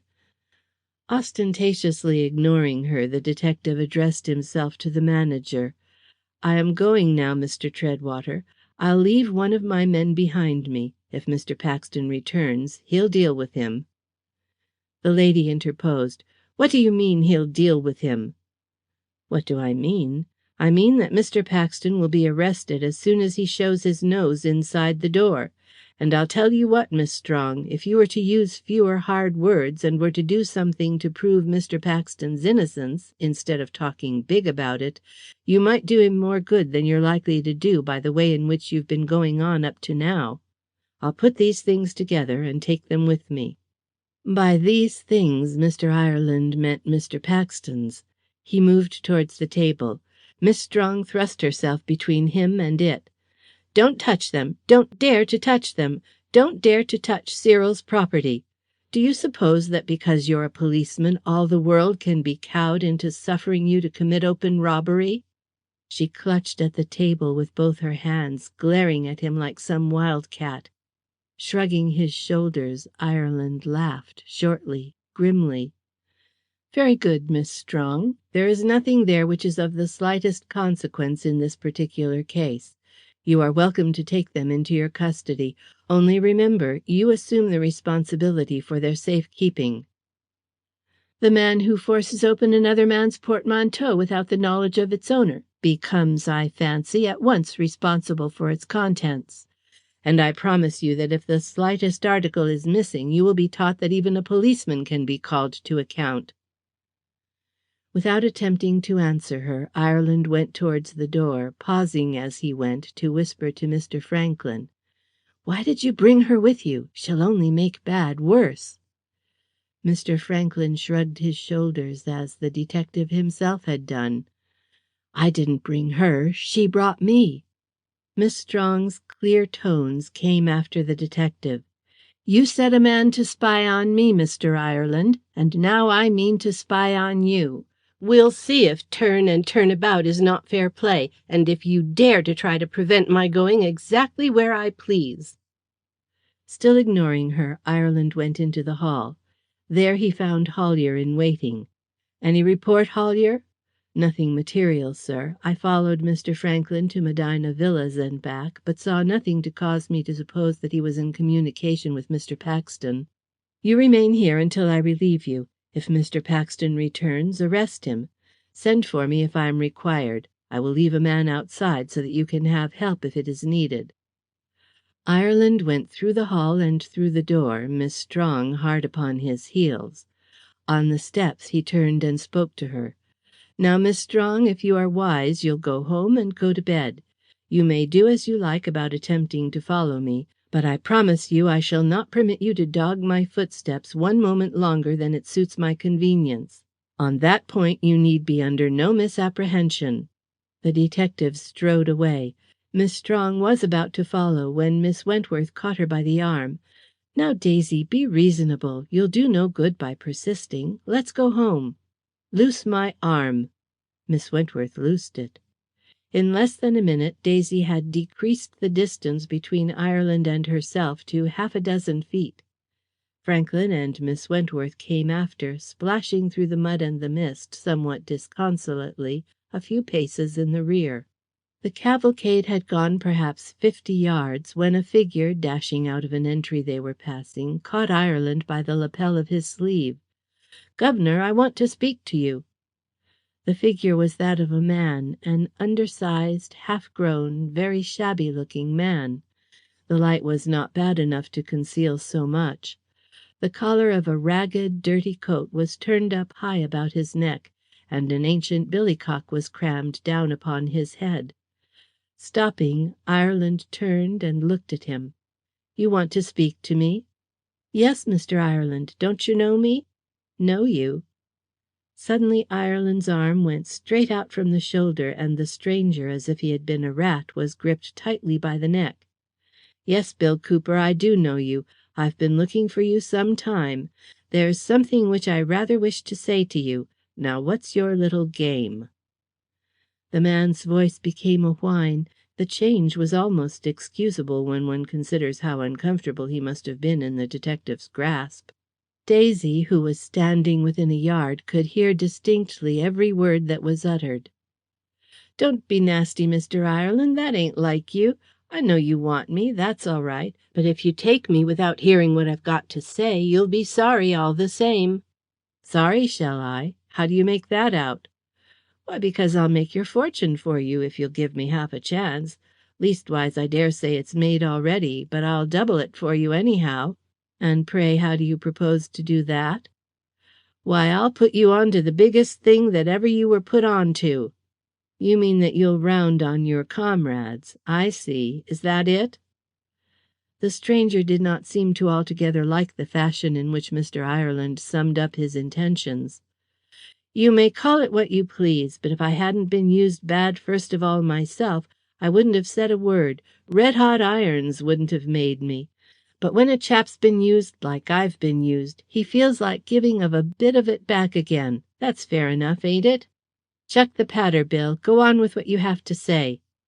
"Look here, Mr. Ireland, you give me 10 thick 'uns, enough to take me to 'Meriker, and I'll go there, and I'll put you on to them as had something to do with them there Duchess of Datchet's diamonds what's been and got theirselves mislaid." It was Daisy who answered. She seemed to speak in sudden and uncontrollable excitement. "I don't know what 10 thick 'uns are, but if you do what you say, I'll give you £50 out of my own pocket." The man regarded Miss Strong with an inquiring eye. "I don't know you, miss. Mr. Ireland, who's the lady?" "The lady's all right. She's a bit interested in the Datchet diamonds herself. If she says she'll give you £50, you'll get 'em, only you've got to earn 'em, mind." £50! The man drew a long breath. "I'd do pretty nigh anything for £50, let alone the way they've been and used me. I've been having a cruel hard time, I have. Cruel hard." Ireland took Cooper by the shoulder and shook him, with the apparent intention of waking him up. "All right, Mr. Ireland, all right. There ain't no call for you to go handling of me. I ain't doing nothing to you. I don't know the lady, and she don't know me, and I'm only a-trying to see if it's all right. You wouldn't do a poor bloke, miss, would you? That 50'll be all right?"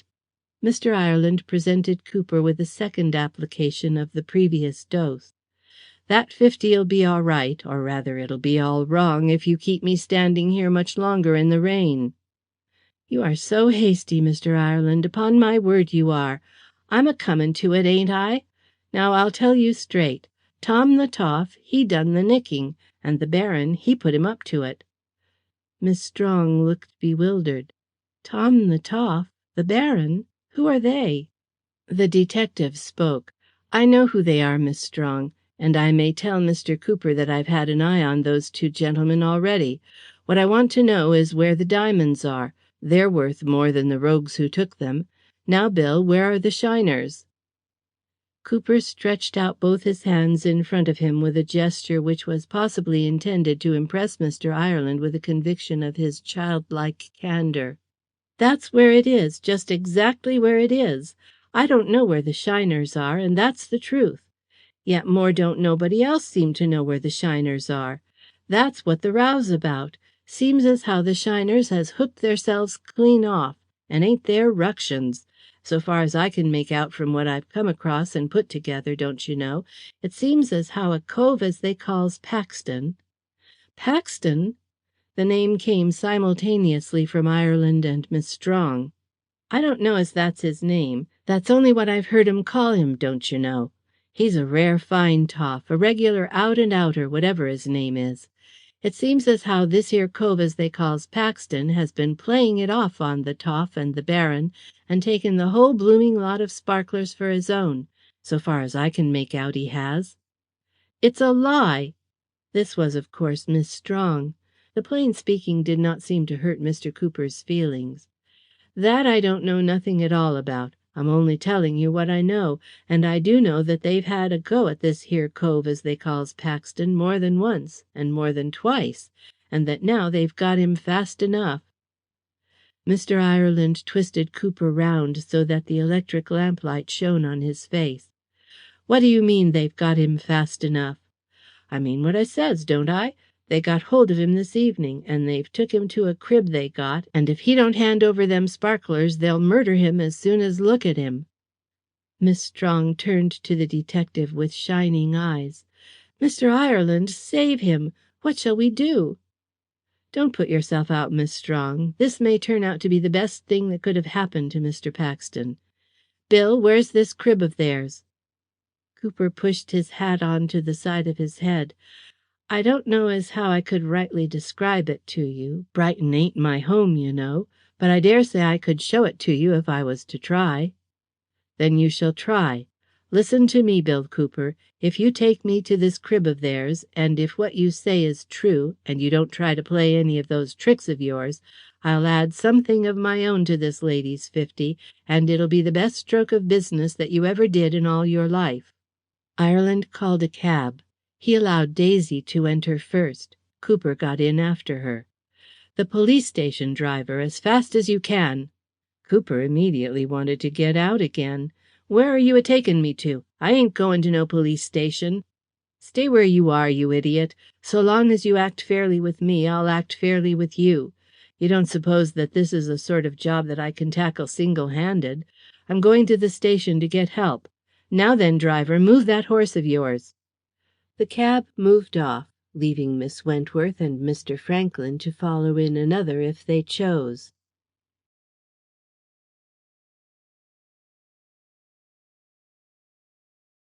Chapter 14. Among Thieves. Cyril was vaguely conscious of the touch of someone's hand about the region of his throat, not of a soft or a gentle hand, but of a clumsy, fumbling, yet resolute paw. Then of something falling on to him, falling with a splashing sound. He opened his eyes heavily, dreamily. He heard a voice speaking as if from afar.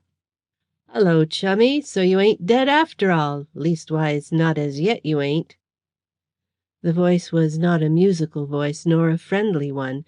It was harsh and husky, as if the speaker suffered from a chronic cold. It was the voice not only of an uneducated man, but of the lowest type of English-speaking human animal. Cyril shuddered as he heard it. His eyes closed of their own accord. "Now then!"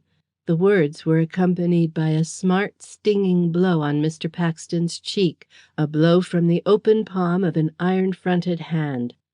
Severe though it was, Paxton was in such a condition of curious torpor that it scarcely seemed to stir him. It induced him to open his eyes again, and that apparently was all. "Look here, chummy, if you're a-going to make a do of it, make a do of it, and we'll bury you. But if you're going to keep on living, move yourself and look alive about it. I ain't going to spend all my time waiting for you. It's not quite good enough." While the flow of words continued, Cyril endeavoured to get the speaker's focus, to resolve his individuality within the circuit of his vision. And by degrees it began to dawn on him that the man was, after all, quite close to him. Too close, indeed, very much too close. With a sensation of disgust he realized that the fellow's face was actually within a few inches of his own, realized, too, what an unpleasant face it was, and that the man's horrible breath was mingling with his. It was an evil face, the face of one who had grown prematurely old. Staring eyes were set in cavernous sockets. A month's growth of bristles accentuated the animalism of the man's mouth and jaw and chin. His ears stuck out like flappers. His forehead receded. His scanty, grizzled hair looked as if it had been shaved off close to his head. Altogether the man presented a singularly unpleasant picture. As Paxton grasped, slowly enough, how unpleasant, he became conscious of a feeling of unconquerable repulsion. "Who are you?" he asked. His voice did not sound to him as if it were his own. It was thin and faint, like the voice of some puny child. "Me?" the fellow chuckled, not by any means in a way which was suggestive of mirth. "I'm the Lord Mayor and Alderman, that's who I am." Paxton's senses were so dulled, and he felt so stupid, that he was unable to understand on the instant if the fellow was in earnest. "The Lord Mayor and Alderman? You?" The man chuckled again. "Yes, and likewise the Duke of Northumberland and the Archbishop of Canterbury, let alone the Queen's own royal physician what's been specially engaged, regardless of all cost, to bring you back to life, so as you can be killed again." The man's words made Cyril think. Killed again? What had happened to him already? Where was he? Something seemed suddenly to clear his brain and to make him conscious of the strangeness of his surroundings. He tried to move, and found he could not. "What's the matter? Where am I?" "As for what's the matter, why, there's one or two things as is the matter. And as for where you are, why, that's neither here nor there. If I was you, I wouldn't ask no questions." Mr. Paxton looked at the speaker keenly. His eyesight was improving, the sense of accurate perception was returning to him fast. The clearer his head became, the more acutely he realized that something beyond the normal seemed to be weighing on his physical frame and to clog all the muscles of his body. "What tricks have you been playing on me?" The man's huge mouth was distorted by a mirthless grin. "There you are again, asking of your questions. Ain't I told yer not half a moment since that if I was you I wouldn't? I've only been having a little game with you, that's all." The man's tone stirred Paxton to sudden anger. It was all he could do to prevent himself giving utterance to what, under the circumstances, would have been tantamount to a burst of childish petulance. He tried again to move, and immediately became conscious that at least the upper portion of his body was sopping wet, and he was lying in what seemed to be a pool of water. "What's this I'm lying in?" For answer, the man, taking up a pail which had been standing by his side, dashed its contents full into Cyril's face. "That's what you're lying in. About 18 gallons or so of that. As nice clean water as ever you swallowed. You see, I've had to give you a sluicing or two to liven you up. We didn't want to feel, after all the trouble we've had to get you, as how we'd lost you."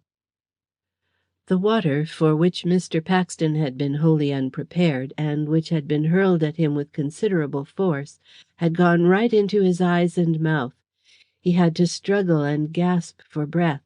His convulsive effort seemed to amuse his assailant not a little. "That's right, choke away. A good plucked one you are, from what I hear. Fond of a bit of a scrap, I'm told. Nice little job they seem to have had of it, a getting you here." As the fellow spoke, the events of the night came back to Cyril in a sudden rush of memory. His leaving the hotel, flushed with excitement, the glow of pleasure which had warmed the blood in his veins at the prospect of meeting Daisy laden with good tidings. He remembered it all.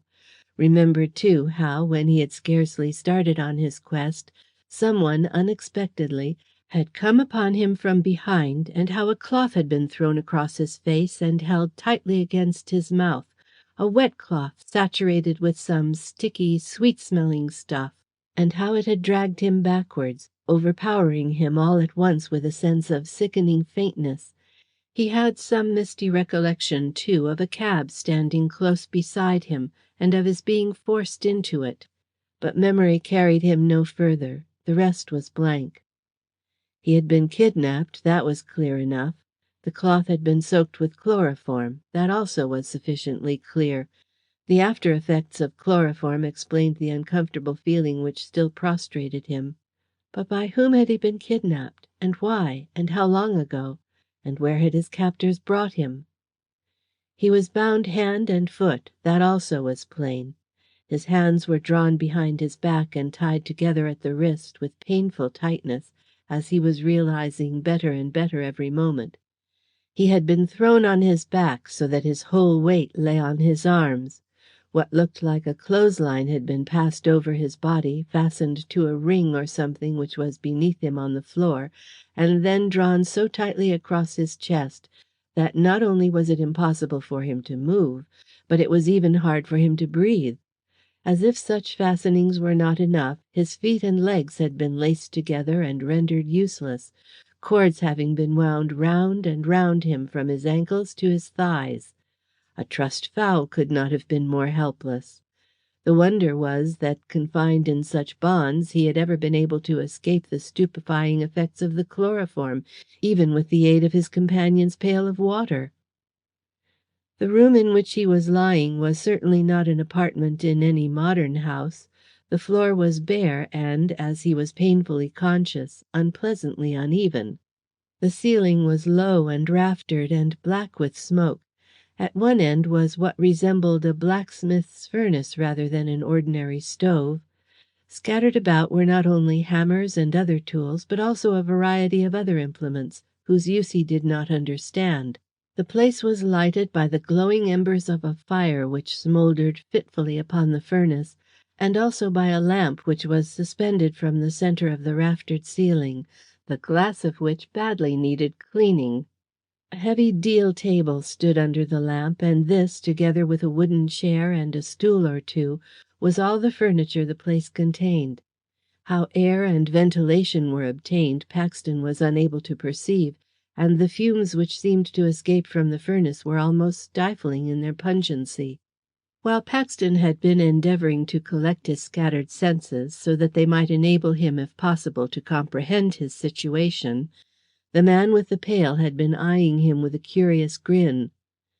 Paxton asked himself, as he looked at him, if the man might not be susceptible to the softening influence of a substantial bribe. He decided, at any rate, to see if he had not in his constitution such a thing as a sympathetic spot.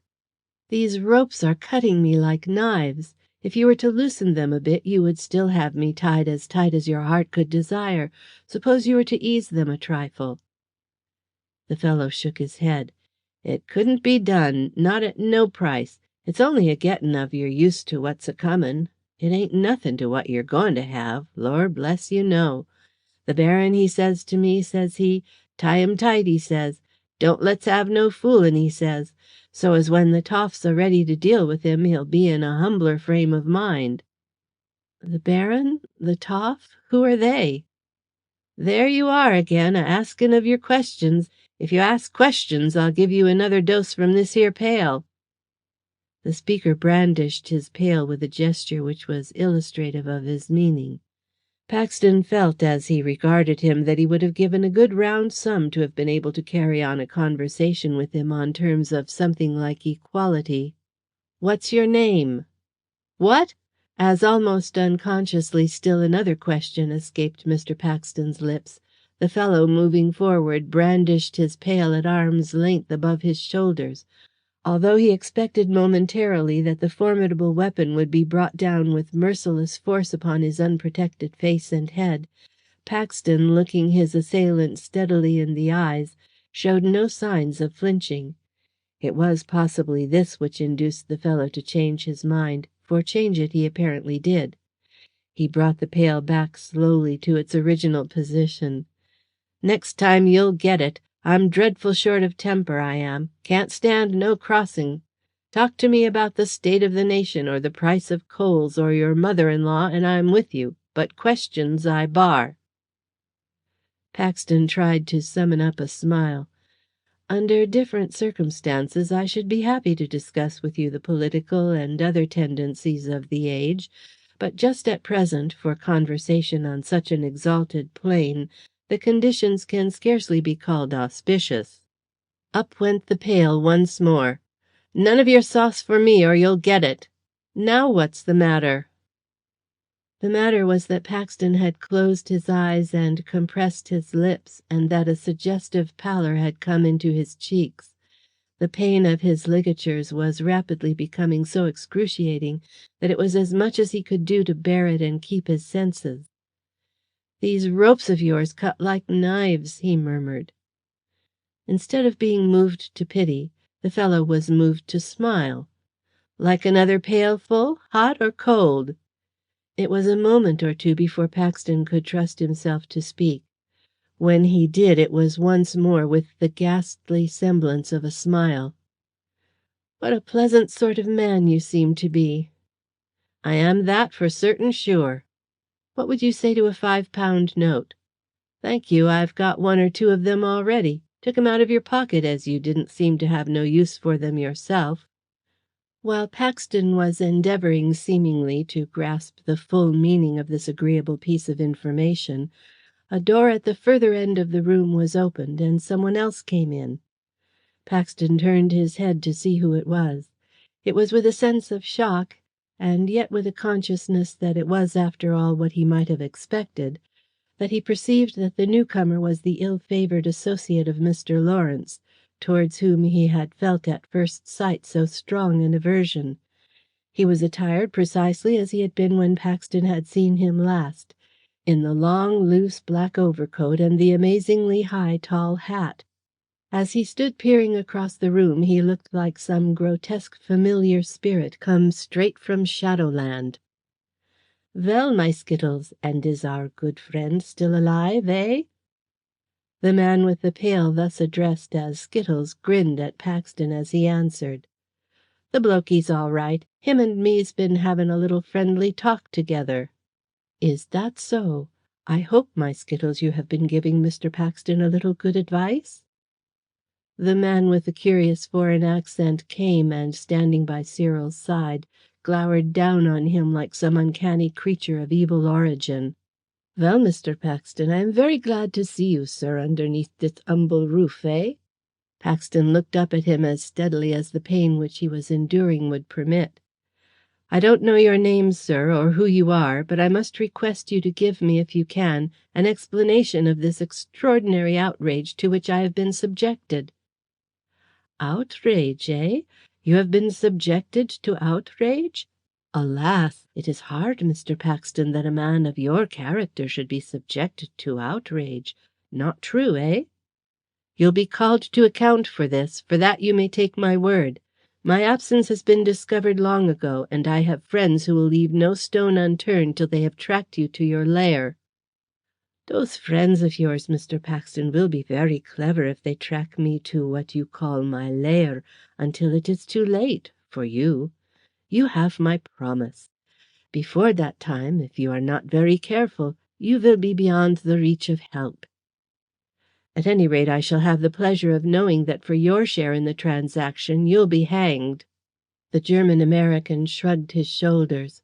"Well, perhaps. That is likely, anyhow. It is my experience that sooner or later one has to pay for one's little amusements, as Mr. Paxton, you are now to find." Paxton's lips curled. There was something about the speaker's manner, in his voice with its continual suggestion of a sneer, about his whole appearance, which filled him with a sense of loathing to which he would have found it impossible to give utterance in words. He felt as one might feel who is brought into involuntary contact with an unclean animal. "I don't know if you are endeavouring to frighten me. Surely you are aware that I am not to be terrified by threats." "With threats? Oh, no, I do not wish to frighten you with threats. That I will make you afraid is true, but it will not be with threats. I am not so foolish. You think that nothing will make you afraid? Mr. Paxton, I have seen many men like that. When a man is fresh and strong and can defend himself, and still has hopes, it takes a deal, perhaps, to make him afraid. But when a man is helpless and is in the hands of those who care not what he suffers, and he has undergone a little course of scientific treatment, there comes a time when he is afraid. Oh, yes, as you will see. Why, Mr. Paxton, what is the matter with you? You look as if you were afraid already." Paxton's eyes were closed involuntarily. Beads of sweat stood upon his brow. The muscles of his face seemed to be convulsed. It was a second or two before he was able to speak. "These cords are killing me. Tell that friend of yours to loosen them." "Loosen them? Why, certainly. Why not? Mr. Skittles, loosen the cords which give Mr. Paxton so much annoyance, at once." Skittles looked at the Baron with doubtful eyes. "Do you mean it, Baron?" The Baron, as the German American was designated by Skittles, burst without the slightest warning into a frenzy of rage, which, although it was suggested rather than expressed, seemed to wither Skittles, root and branch, as if it had been a stroke of lightning. "Mean it? You idiot! How dare you ask if I mean it? Do as I say!" Skittles lost no time in doing his best to appease the other's anger. "You needn't be nasty, Baron. I never meant no harm. You don't always mean just exactly what you say, and that's the truth, Baron." "Never you mind what I mean at other times. This time I mean what I say. Untie the ropes which fasten Mr. Paxton to the floor. The ropes about his hands and feet, they are nothing. They will do very well where they are. A change of position will do him good, eh? Lift him up to his feet and stand him in the corner against the wall." Skittles did as he was bid, at any rate to the extent of unfastening the cords which, as it were, nailed Paxton to the ground. The relief was so sudden, and at the same time so violent, that before he knew it he had fainted. Fortunately his senses did not forsake him long. He returned to consciousness just in time to hear the Baron. "My Skittles, you get a pail of boiling water, so hot it will bring the skin right off him. It's the finest thing in the world to bring a man out of a faint. You try it, quick, you will see." Paxton interposed feebly, just in time to prevent the drastic prescription being given actual effect. "You needn't put your friend to so much trouble. I must apologize for going off. I was never guilty of such a thing before. But if you had felt as I felt, you might have fainted too." "That is so, not a doubt of it. And yet, Mr. Paxton, a little time ago, if I had told you that just because a cord was untied you would faint, like a silly woman, you would have laughed at me. It is the same with fear. You think that nothing will make you afraid. My friends and myself, we will show you. We will make you so afraid that even if you escape with your life and live another 50 years, you will carry your fear with you always, always, to the grave." The Baron rubbed his long, thin, yellow hands together. "Now, my Skittles, you will lift Mr. Paxton on to his feet and you will stand him in the corner there, against the wall. He is very well again, in the best of health and in the best of spirits, eh? Our friend," there was a perceptible pause before the name was uttered, "Lawrence, you know Mr. Lawrence, my Skittles, very well, is not yet ready to talk to our good friend Mr. Paxton. No, not quite yet. So, till he is ready, we must keep Mr. Paxton well amused. Is that not so, my Skittles, eh?" Acting under the Baron's instructions, Skittles picked up Mr. Paxton as if he had been a child, and, although he staggered beneath the burden, carried him to the corner indicated by the other. When Cyril had been placed to the Baron's, if not to his own satisfaction, the Baron produced from his hip pocket a revolver. No toy affair, such as one sees in England, but the sort of article which is found, and commonly carried, in certain of the western states of America, and which thereabouts is called, with considerable propriety, a gun. This really deadly weapon the Baron proceeded to fondle in a fashion which suggested that, after all, he actually had in his heart a tenderness for something. "Now, my Skittles, it is some time since I have had practice with my revolver. I am going to have a little practice now. I fear my hand may be a trifle out. It is necessary that a man in my position should always keep it in, eh? Mr. Paxton, I am going to amuse you very much indeed. I am a pretty fair shot, that is so. If you keep quite still, very, very still indeed, I do not think that I shall hit you. Perhaps not. But if you move ever so little, by just that little, you will be hit. It will not be my fault, it will be yours, you see. I am going to singe the lobe of your left ear. Ready? Fire!" The Baron fired. Although released from actual bondage to the floor, Mr. Paxton was still to all intents and purposes completely helpless. His hands remained pinioned. Cords were wound round his legs so many times and were drawn so tightly that the circulation was impeded, and without support he was incapable of standing up straight on his own feet. He had no option but to confront the ingenious Baron, and to suffer him to play what tricks with him he pleased. Whatever he felt, he suffered no signs of unwillingness to escape him. He looked his tormentor in the face as unflinchingly as if the weapon which he held had been a popgun. Scarcely had the shot been fired than, in one sense, if not in another, he gave the shootist as good as he had sent. "You appear to be a braggart as well as a bully. You can't shoot a bit. That landed a good half-inch wide of my left ear." "Did I not say I fear my hand is a little out? Now it is your right ear which I will make to tingle. Ready? Fire!" Again the Baron fired. So far as one was able to perceive, his victim did not move by so much as a hair's breadth, yet there was a splash of blood upon his cheek. "Now I will try to put a bullet into the wall quite close to the right side of your throat. Ready? Fire!"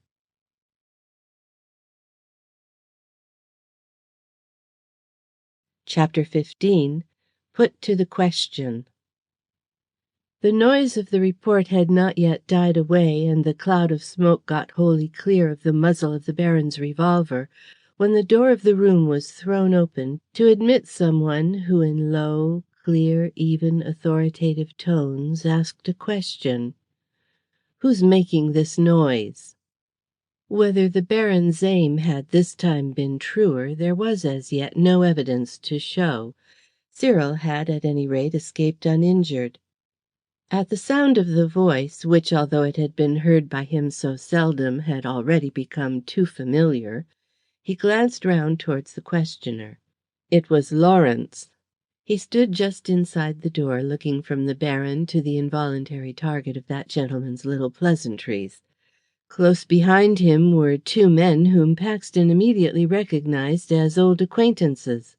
The one was the individual who had taken a bed for the night at Makel's Hotel, who had shown such a pertinacious interest in his affairs, and whom he had afterwards suspected of an attempt to effect an entrance through his bedroom door.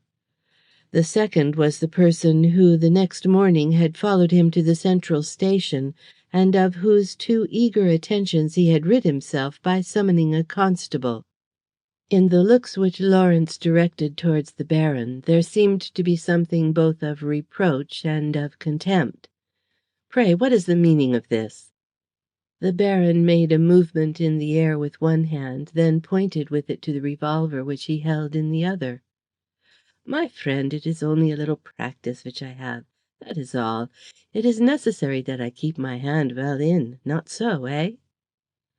Lawrence's voice, as he replied, was alive with quiet scorn. "I would suggest that you should choose a more appropriate occasion on which to indulge yourself in what you call a little practice. Did it not occur to you, to speak of nothing else, that it might be as well to make as little instead of as much noise as you conveniently could?" He went and stood in front of Mr. Paxton. "I am sorry, sir, that we should meet again under such disagreeable conditions, but as you are aware, the responsibility for what has occurred cannot justly be laid either on my friends or on myself." Paxton's reply was curt. The abrupt, staccato, contemptuous tone in which he spoke was in striking contrast to Lawrence's mellifluous murmurings. "I am aware of nothing of the sort." Lawrence moved his head with a slight gesture of easy courtesy which might or might not have been significative of his acquiescence in the other's point-blank contradiction. "What is that upon your face? Blood?" "That is proof positive of your bungling friend's bad marksmanship. He would probably have presented me with a few further proofs of his incapacity had you postponed your arrival for a few minutes longer." Lawrence repeated his former courteous inclination. "My friend is a man of an unusual humour, apt occasionally, like the rest of us, to rate his capacities beyond their strict deserts." He turned to the two men who had come with him into the room. "Untie Mr. Paxton's legs." Then back again to Cyril.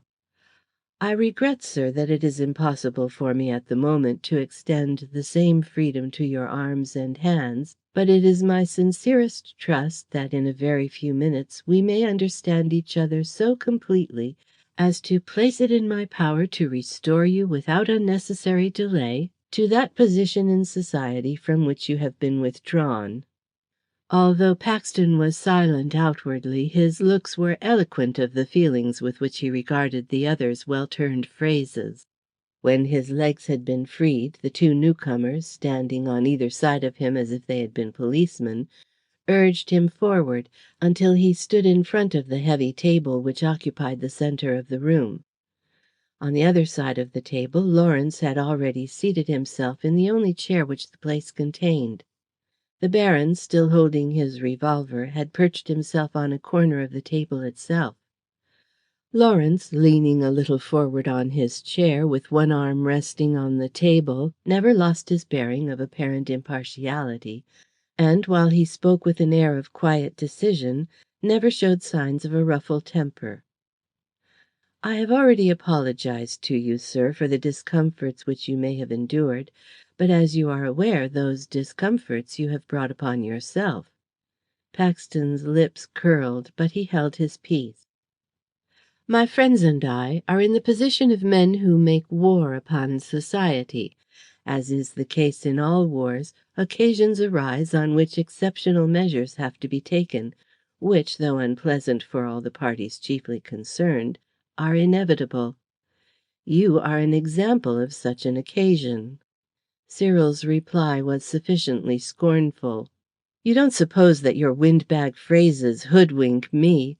You're a scoundrel, and in consort with other scoundrels you have taken advantage of a gentleman. I prefer to put the matter into plain English." To this little outburst Lawrence paid no attention. For all the notice he seemed to take of them, the contemptuous words might have remained unuttered. "It is within your knowledge that, in pursuit of my profession, I appropriated the Duchess of Datchet's diamonds. I do not wish to impute to you, Mr. Paxton, acts of which you may not have been guilty. Therefore I say that I think it possible it was by accident you acquired that piece of information. It is in the same spirit of leniency that I add that at the refreshment rooms at the Central Station it was by mistake that you took my Gladstone bag in exchange for your own. I presume that at this time of day you do not propose to deny that such an exchange was effected. In that Gladstone bag of mine, which you took away with you by mistake instead of your own, as you know, were the Datchet diamonds. What I have now to ask you to do, and I desire, I assure you, Mr. Paxton, to ask you with all possible courtesy, is to return those diamonds at once to me, their rightful owner." "By what process of reasoning do you make out that you are the rightful owner of the Datchet diamonds?" "By right of conquest." "Right of conquest! Then, following your own line of reasoning, even taking it for granted that all you have chosen to say of me is correct, I in my turn have become their rightful owner." "Precisely. But the crux of the position is this. If the Duchess could get me into her power, she would stick at nothing to extort from me the restitution of the stones. In the same way, now that I have you in my power, I intend to stick at nothing which will induce their restoration from you. The difference between you and myself is shortly this. You are a thief, and I am an honest man." "Pray, Mr. Paxton, what is your standard of honesty? If you were indeed the kind of honest man that you would appear to wish us to believe you are, you would at once have handed the stones to the police, or even have restored them to the Duchess." "How do you know that I have not?" "I will tell you how I know. If you had been so honest, there would not be in existence now a warrant to arrest you on the charge of stealing them. Things being as they are, it happens that there is." "It's an impudent lie." "Possibly you may believe it to be an impudent lie. Still, it is the truth. A warrant for your arrest has been granted to-day to your friend Ireland of Scotland Yard on his sworn information. I merely mention this as evidence that you have not handed the stones to the police, that you have not returned them to the Duchess, but that you have retained them in your possession with a view of using them for purposes of your own, and that therefore your standard of morality is about on a level with ours. What you say is from first to last a tissue of lies. You hound, you know that. Although it is a case of 5-1, my hands are tied, and so it's safe to use what words you please." Lawrence, coming closer to the table, leaned both his elbows on the board and crossed his arms in front of him. "It seems, Mr. Paxton, as if you, a man of whose existence I was unaware until the other day, have set yourself to disappoint me in two of the biggest bids I have ever made for fortune and for happiness. I am a thief.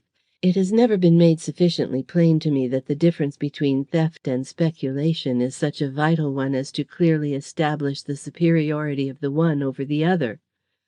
But even a thief is human, sometimes very human. I own I am. And it chances that, for some days now, I had begun to dream dreams of a most amusing kind, dreams of love, yes, and dreams of marriage. I chanced to meet a certain lady. I do not think, Mr. Paxton, that I need name any names. It is a matter of indifference to me whether you do so or not. Thank you very much.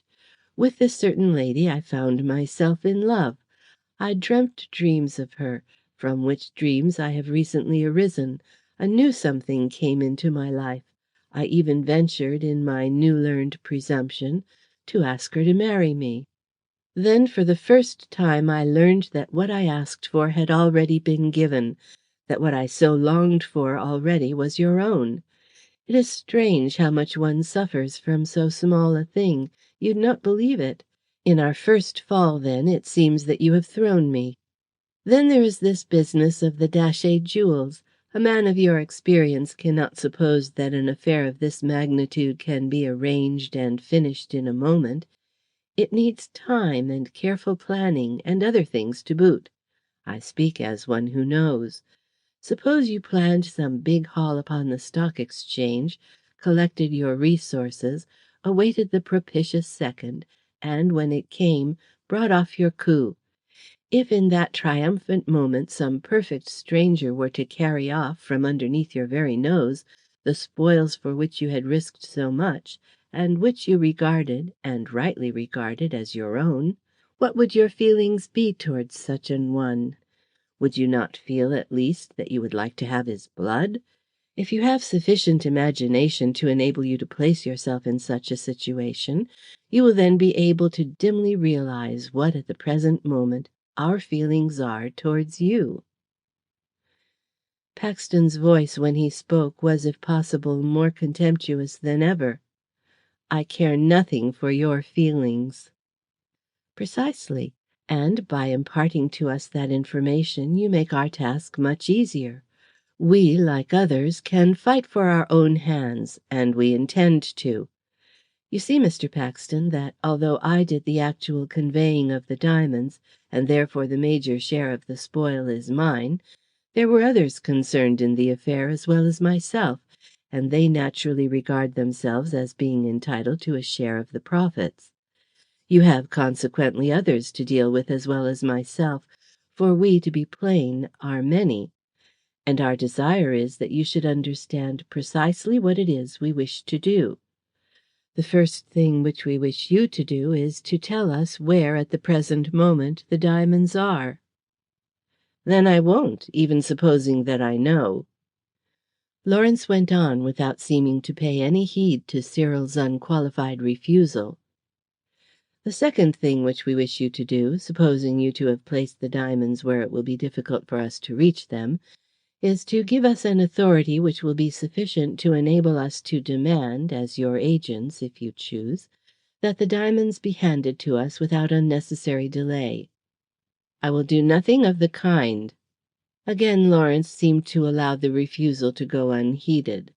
"And we would like you to understand that so soon as the diamonds are restored to us, you will be free to go and to do and say exactly what you please, but that you will continue to be our prisoner till they are." If my freedom is dependent on my fulfilling the conditions which you seek to impose, I shall continue to be what you call your prisoner until I die, but as it happens, my freedom is contingent on nothing of the sort, as you will find. We would desire also, Mr. Paxton, that you should be under no delusion.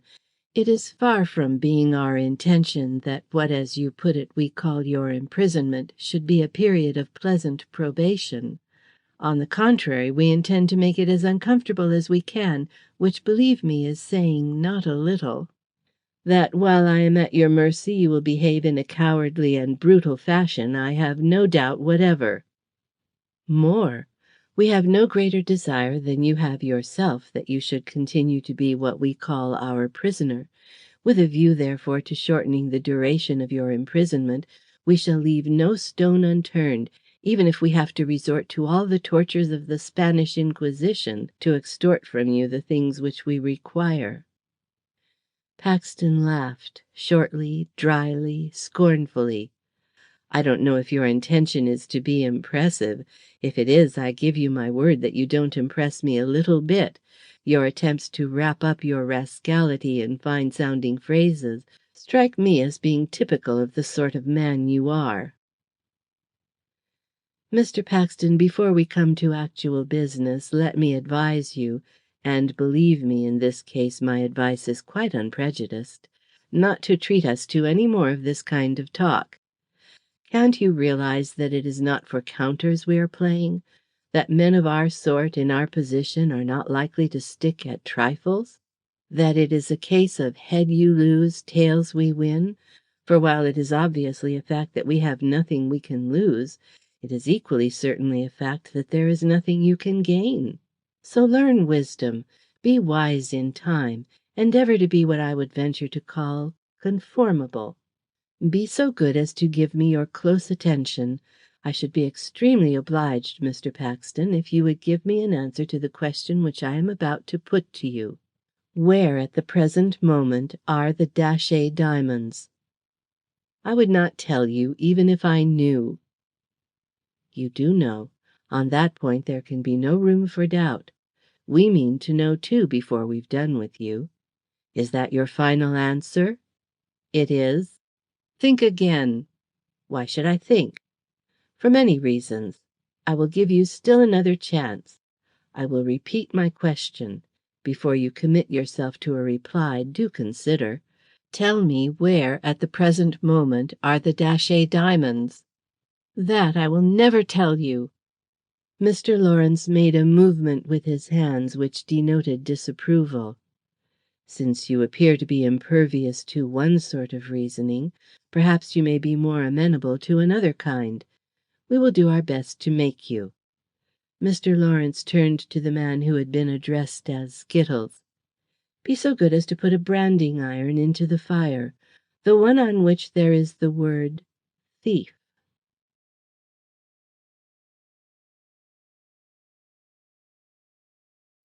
Chapter 16. A modern instance of an ancient practice. Skittles, when he had, apparently with an effort, mastered the nature of Mr. Lawrence's instructions, grinned from ear to ear. He went to where a number of iron rods with broad heads were heaped together on a shelf. They were branding irons. Selecting one of these, he thrust it into the heart of the fire which glowed on the blacksmith's furnace. He heaped fuel on to the fire. After a movement or two of the bellows, it became a roaring blaze. Lawrence turned to Mr. Paxton.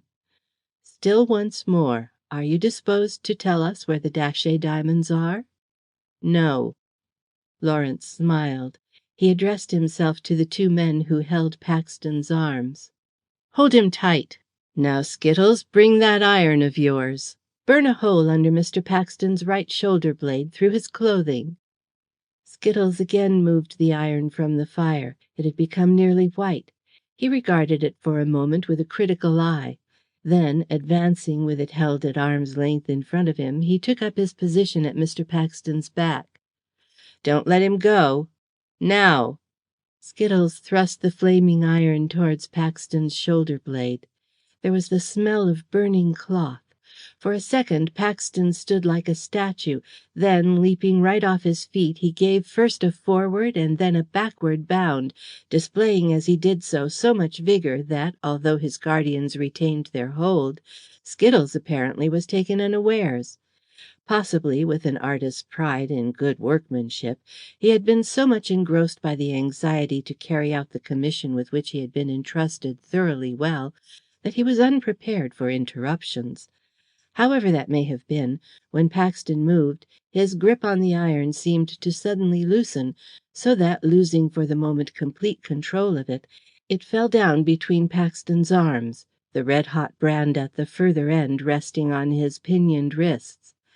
A cry as of a wounded animal, which he was totally unable to repress, came from his lips, a cry half of rage, half of agony. But the red-hot iron, while inflicting on him frightful pain, had at least done him one good service. If it had burned his flesh, it had also burned the cords which bound his wrists together. Exerting in his passion and his agony the strength of half a dozen men, he severed the scorched strands of rope as if they had been straws, and hurling from him the two fellows who held his arms, who had expected nothing so little as to find his arms unbound, he stood before them, so far as his limbs were concerned, free. Once lost, he was not to be easily regained. He was quicker in his movements than Skittles had ever been, and the latter's quickest days were long since done. Dropping onto one knee, plunging forward under Skittles' guard, he butted that gentleman with his head full in the stomach, and had snatched the iron by its handle from his astonished hands before he had fully realized what was happening. Springing with the rapidity of a jack-in-the-box to his feet again, he brought the dreadful weapon down heavily on Skittles' head. With a groan of agony, that gentleman dropped like a log on to the floor. Armed with the heated iron, a kind of article with which no one would care to come into close contact, Paxton turned and faced the others, who as yet did not seem fully alive to what had taken place. "Now, you brutes, I may be bested in the end, but I'll be even with one or two of you before I am." Lawrence stood up. "Will you? That still remains to be seen. Shoot him, Baron." The Baron fired. Either his marksmanship or his nerve or his something was at fault, for he missed. Before he could fire again, Paxton's weapon had crashed through his grotesquely tall high hat, and apparently through his skull as well, for he too went headlong to the floor. Quick as lightning as he fell, Cyril took his revolver from his nerveless grasp. Lawrence and his two colleagues were, a little late in the day perhaps, making for him. But when they saw how he was doubly armed and his determined front, they paused, and therein showed discretion. The tables had turned. The fortune of war had gone over to what hitherto had been distinctly the losing side. So at least Paxton appeared to think. "Now the question is, what shall I do with you? Shall I shoot all three of you, or shall I brain one of you with this pretty little plaything which I have literally snatched from the burning?" If one could draw deductions from the manner in which he bore himself, Lawrence never for an instant lost his presence of mind. When he spoke, it was in the easy, quiet tones which he had used throughout. "You move too fast, forgetting two things. One, that you are caught here like a rat in a trap, so that unless we choose to let you, you cannot get out of this place alive. The other, that I have only to summon assistance to overwhelm you with the mere force of numbers." "Then why don't you summon assistance if you are so sure that it will come at your bidding?" "I intend to summon assistance when I choose. I give you warning that if you move so much as a muscle in an attempt to attract the attention of any other of your associates who may be about the place, I will shoot you." For answer, Lawrence smiled. Suddenly lifting his hand, he put two fingers to his lips and blew a loud, shrill, peculiar whistle. Simultaneously, Paxton raised the revolver, and pointing it straight at the other's head, he pulled the trigger. And that was all. No result ensued. There was the sound of a click, and nothing more. His face darkened. A second time he pulled the trigger, again without result. Mr. Lawrence's smile became more pronounced. His tone was one of gentle badinage. "I thought so. You see, you will move too quickly. It is a six-chambered revolver. I was aware that my highly esteemed friend had discharged 2 barrels earlier in the evening and had not reloaded. I knew that he had taken 2, if not 3, little pops at you, and had had another little pop just now. If, therefore, he had not recharged in my absence the barrels I had seen him empty, and had taken, before I interrupted him, 3 little pops at you, the revolver must be empty. I thought the risk worth taking, and I took it." While Cyril seemed to hesitate as to what to do next, Lawrence, raising his fingers to his lips, blew another catcall. While the shrill discord still travelled through the air, Paxton sprang towards him. Stepping back, the whistler, picking up the wooden chair on which he had been sitting, dashed it in his assailant's face, and at the same moment the 2 men who had hitherto remained passive spectators of what had been practically an impromptu if abortive duel, closed in on Paxton from either side. He struck at one with his clubbed revolver. The other, getting his arm about his throat, dragged him backwards on to the floor. He was down, however, only for a second. Slipping from the fellow's grasp like an eel, he was up again in time to meet the renewed attack from the man whom he had already struck with his revolver. He struck at him again, but still the man was not disabled.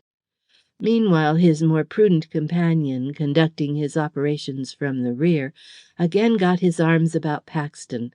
The 3 went in a heap together on the floor.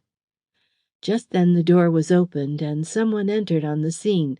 Paxton did not stop to see who it was. Exercising what seemed to be a giant's strength, he succeeded in again freeing himself from the grasp of his 2 opponents. Leaping to his feet, he made a mad dash at Lawrence. That gentleman, springing nimbly aside, eluded the threatening blow from the clubbed revolver, delivered neatly enough a blow with his clenched fist full in Mr. Paxton's face. The blow was a telling one. Mr. Paxton staggered, then, just as he seemed about to fall, recovered himself and struck again at Mr. Lawrence. This time the blow went home. The butt of the revolver came down upon the other's head with a sickening thud. The stricken man flung up his arms and, without a sound, collapsed in an invertebrate heap. The whole place became filled with confusion and shouts. With what seemed to be a sudden inspiration, swinging right round with the branding iron, which he had managed to retain in his possession, Paxton struck at the hanging lamp which was suspended from the ceiling. In a moment the atmosphere began to be choked by the suffocating fumes of burning oil. A sheet of fire was running across the floor. Heedless of all else, Paxton rushed towards the door. Such was the confusion occasioned by the disappearance of the lamp and by the appearance of the flames, that his frantic flight seemed for the moment to be unnoticed. He tore through the door, up a narrow flight of steps rising between 2 walls which he found in front of him, only, however, to find an individual awaiting his arrival at the top. This individual was evidently one who deemed that there are cases in which discretion is the better part of valour, and that the present case was one of them. When Paxton appeared, instead of trying to arrest his progress, he moved hastily aside, evincing, indeed, a conspicuous unwillingness to offer him any impediment in his wild career. Paxton passed him. There was a door in front of him. In his mad haste, throwing it open, he went through it. In an instant it was banged behind him. He heard the sound of a bolt being shot home into its socket, and of a voice exclaiming with a chuckle on the other side of the door, "Couldn't have done it better if I'd tried, I couldn't. Locked hisself in, straight he has."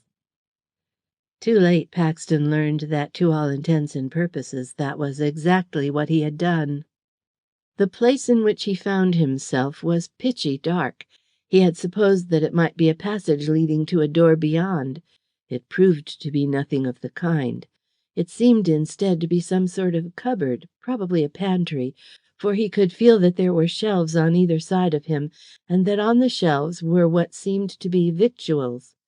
Though narrow, by stretching out his arms he could feel the wall with either hand, it extended longitudinally to some considerable distance, possibly to 20 feet.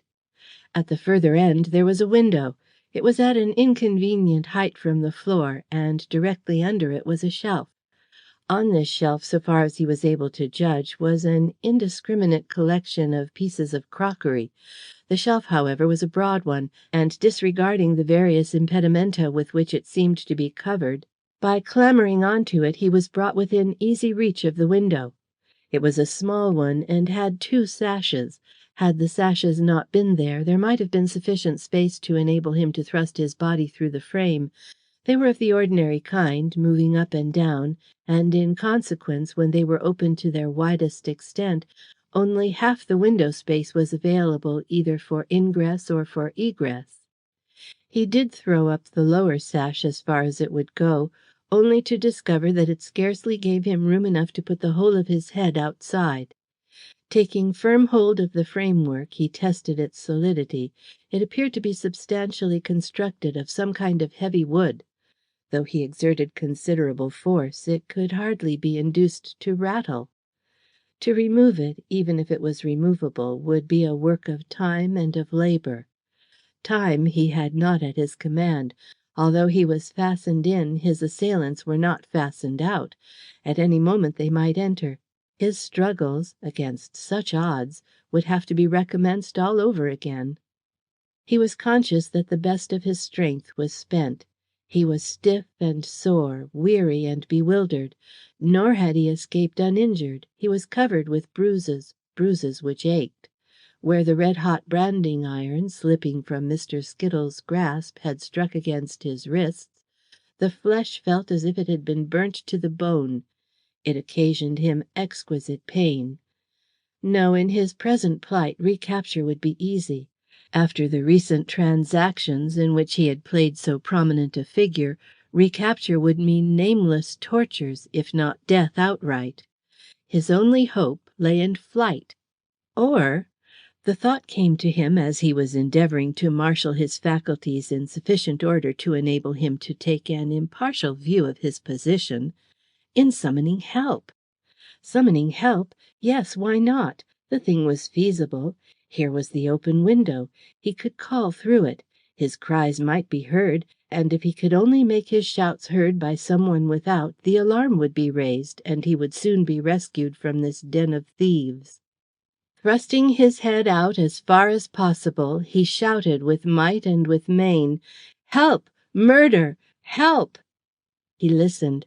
He seemed to hear the faint echo of his own words travelling mockingly, mournfully through the silent air. Naught else was audible. All else was still as the grave. Nor did the prospect of his being able to make himself heard seem promising. He had no notion whereabouts the house in which he was so unwilling a guest was situated. In front of him he could see nothing but open space. There was neither moon nor stars, nor was the atmosphere particularly clear, yet as his eyes grew more accustomed to the darkness, it seemed to him that he could see for miles, and that there was nothing to be seen. There was not a light in sight, no glare of lights upon the distant sky, the shadow neither of a house nor of a tree, no murmur of voices, no hum of far-off traffic, not even the unceasing turmoil of the restless sea.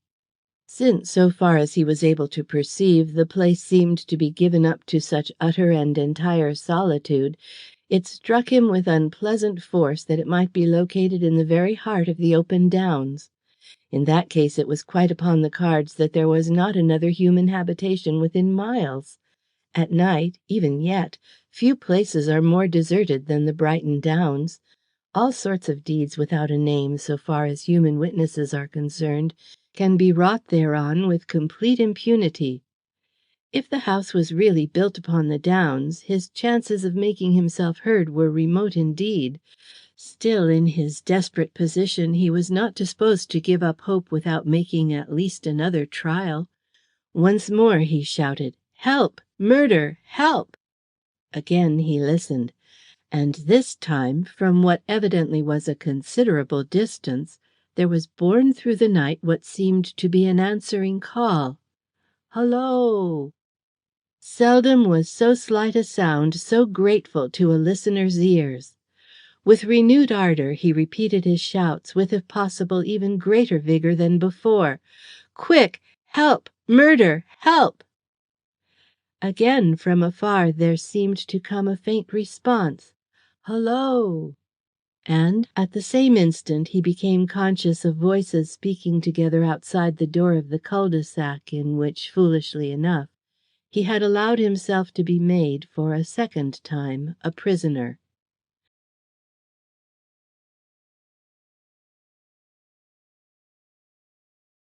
Chapter 17. The Most Dangerous Foe of All. Mr. Paxton withdrew his face from the window.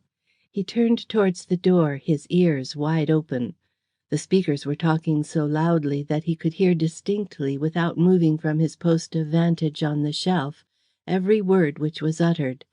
They seemed to be in a state of great excitement.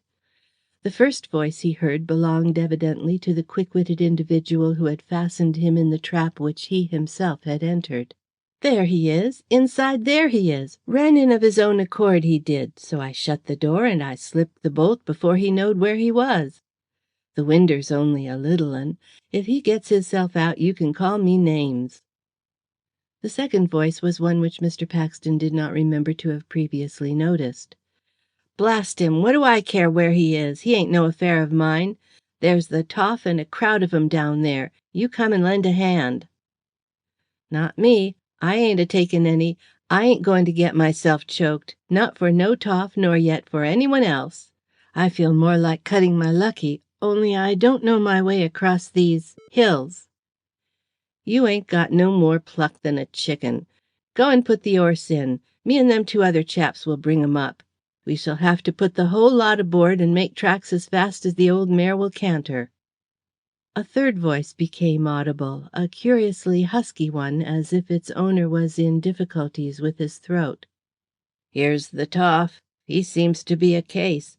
I ain't a-going down no more. It's no good a-trying to put it out. You might as well try to put out 'ell-fire." Then a fourth voice, even huskier than the other.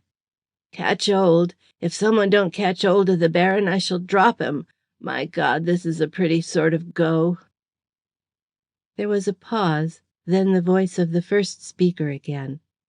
"He do look bad, the Baron do. Worse nor the toff, and he don't seem too skittish. Strikes me he ain't far off from a coffin and a 6-foot 'ole. You wouldn't look lively if you'd had what he has. That there brained him, and now he's been burned alive. I tell you what it is, we shall have to look slippy if we want to get ourselves well out of this. Them others will have to scorch. It's no good trying to get 'em out. No mortal creature could live down there. It'll only be a bit sooner anyhow. The whole place is like a tinder box. It'll all be afire in less than no time, and it'll make a bonfire as'll be seen all over the countryside, and if we was seen a-making tracks away from it, there might be questions asked, and we mightn't find that pretty. Where's the as done it all? In there, that's where he is." "In there? Sure? My, wouldn't I like to strip the skin off his carcass." "He'll have his skin stripped off from him without your doing nothing, don't you be afraid, and made cracklin' of. He'll never get outside of that. He'll soon be warm enough, burnt to a cinder, that's what he'll be." Suddenly there was a tumult of exclamations and of execrations, sound of the opening of a door, and of a general stampede. Then silence. And Mr. Paxton realized to the full what had happened, for into his place of imprisonment there penetrated all at once the fumes of smoke, fumes which had an unpleasantly irritating effect upon the tonsils of his throat. The house was on fire. The hanging lamp which he had sent crashing to the floor had done its work, had indeed plainly done more than he intended. Nothing so difficult to extinguish as the flames of burning oil, nothing which gets faster, fiercer, more rapidly increasing hold, nothing which, in an incredibly short space of time, causes more widespread devastation. The house was on fire, and he was caged there like a rat in a trap. The smoke already reached him. Already the smell of the fire was in his nostrils. And those curs, those cowards, those nameless brutes, thinking only of their wretched selves, had left their comrades in that flaming fiery furnace to perish by the most hideous of deaths, and had left him also there to burn. In a sudden paroxysm of rage, leaping off the shelf, he rushed to the opposite end of what it seemed bade fair to be his crematorium, and flung himself with all his weight and force against the door. It never yielded. He might as well have flung himself against the wall. He shouted through it like a madman, "Open the door! Open the door, you devils!" In his frenzy a stream of oaths came flooding from his lips. In such situations even clean-mouthed men can swear. There are not many of us who, brought suddenly under such circumstances, face to face with the hereafter, can calm our minds and keep watch and ward over our tongues. Mr. Paxton certainly was not such an one. He was rather as one who was consumed with fury. What was that? He listened. It was the sound of wheels and of a horse's hoofs. Those scoundrels were off, fleeing for their lives, and he was there alone. And in the dreadful furnace at the bottom of that narrow flight of steps, the miserable creatures with whom he had had such a short and sharp reckoning were being burned. In his narrow chamber the presence of smoke was becoming more conspicuous. He could hear the crackling of fire. It might have been imagination, but it seemed to him that already the temperature was increasing. What was he to do?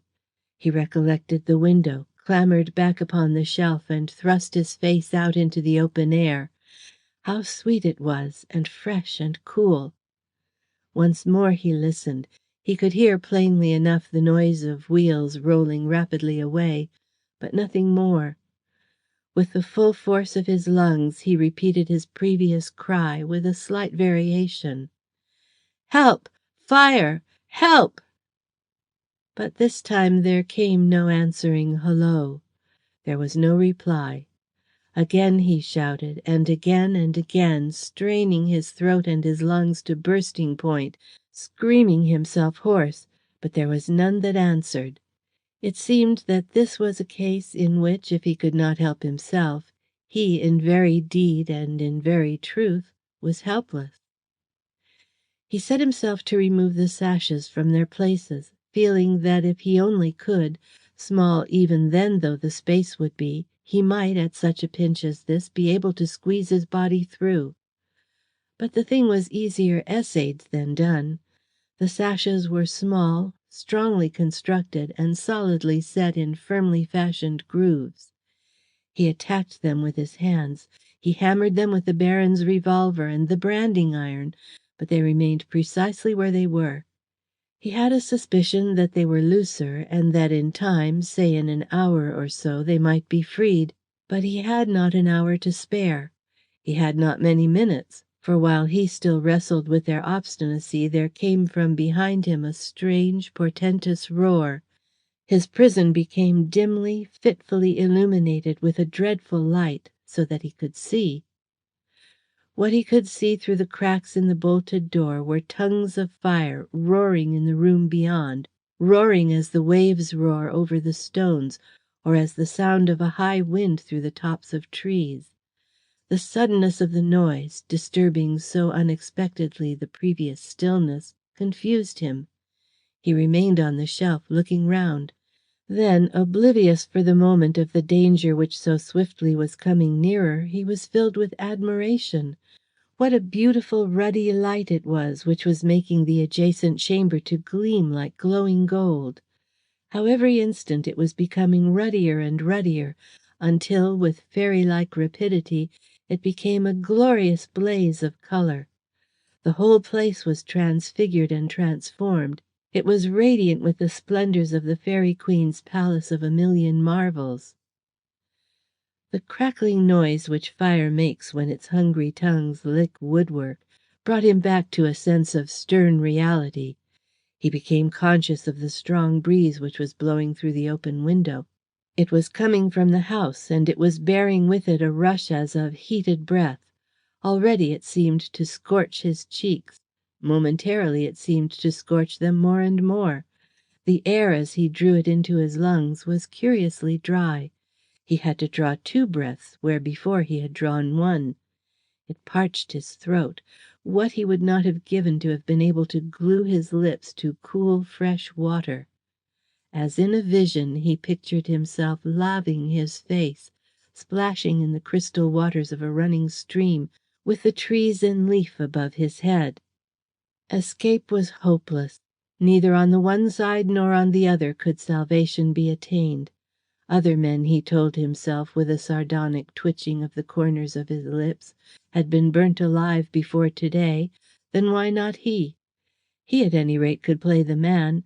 To attempt to strive against the inevitable was puerile.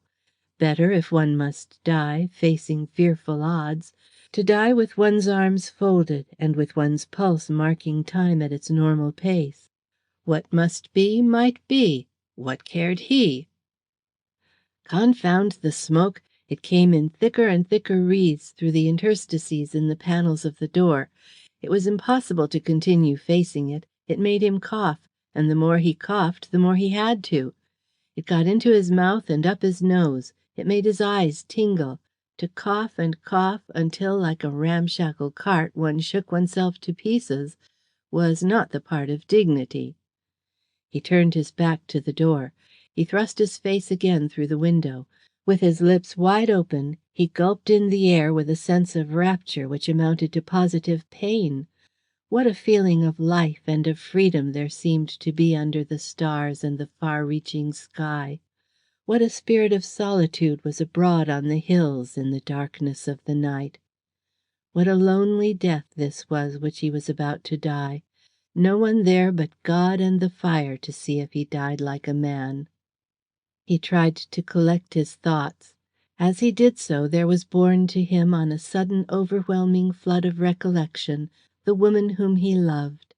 He seemed to see her there in front of him, her very face. What was she doing now? What would she do if she had an inkling of his plight? What, when she knew that he had gone? If he had only had time to hand over to her all the fruits of that rise in the shares of the Trumpet Gold Mine. How hot it was, and the smoke, how suffocating! How the fire roared behind him! The bolted door had been stout enough to keep him captive, but against the fury of the flames it would be as nothing. Any moment they might be through. And then? He had an inspiration. He began to feel in his pockets. Those rogues had stripped them, only leaving, so far as in his haste he could judge, 2 worthless trifles, which probably had been overlooked because of their triviality. In one pocket was the back of an old letter, in another a scrap of pencil. They were sufficient to serve his purpose. Spreading the half sheet of notepaper out on the shelf in front of him, he wrote as well as he could for the blinding, stifling smoke, with the piece of pencil: I give and bequeath all that I have in the world to my dear love, Daisy Strong, who would have been my wife. God bless her. Cyril Paxton.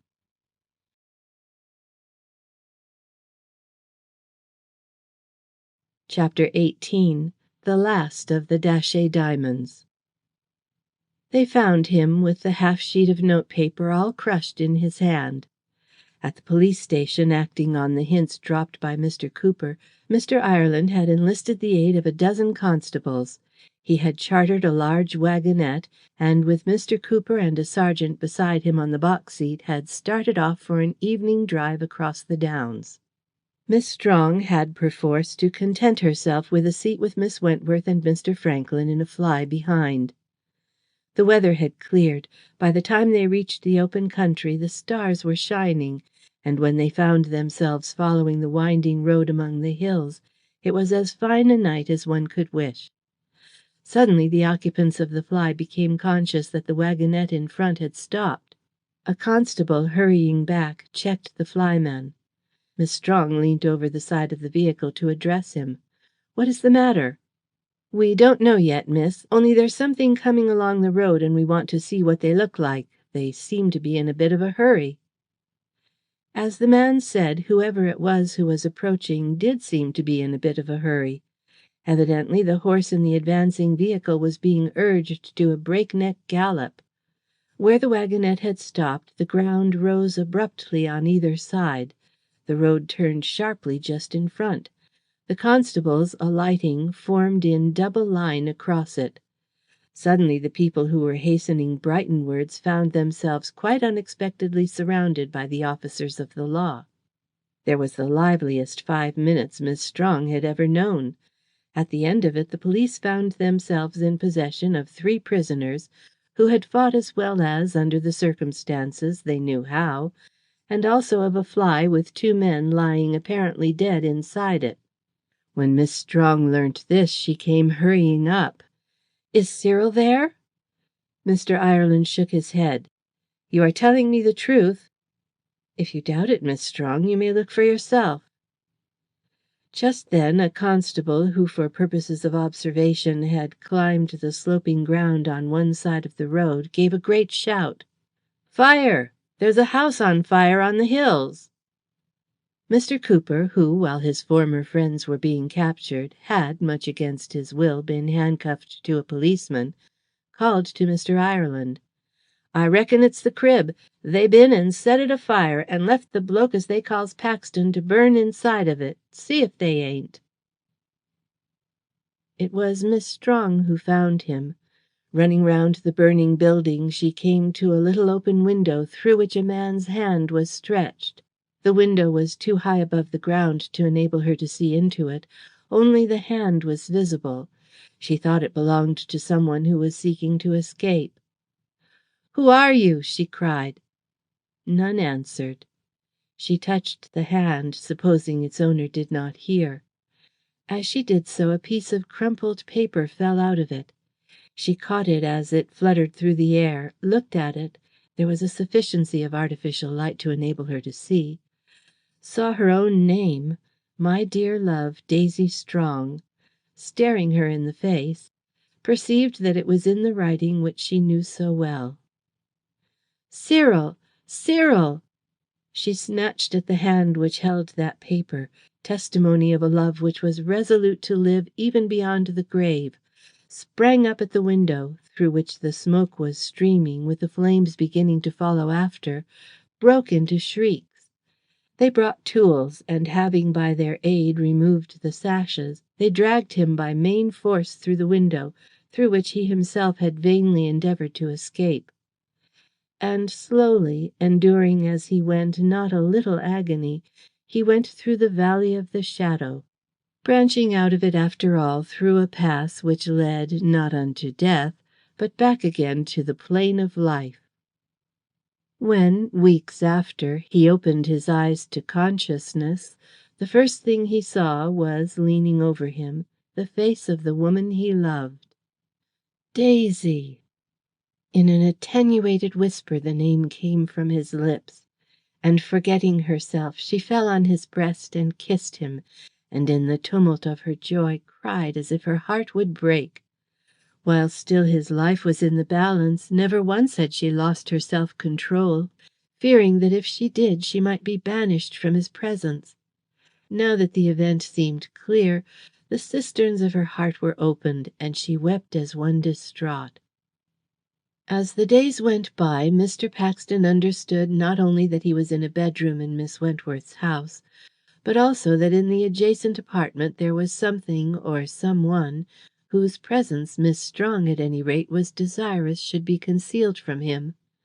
The thing becoming more and more conspicuous, Mr. Paxton insisted at last on having the mystery explained to him. With flashing eyes and faltering lips, Miss Strong explained. In the room adjoining that in which he lay was a policeman. He had been there all the time. He intended to remain, at least as long as Mr. Paxton stayed. Mr. Paxton was, in fact, a prisoner in Miss Wentworth's house.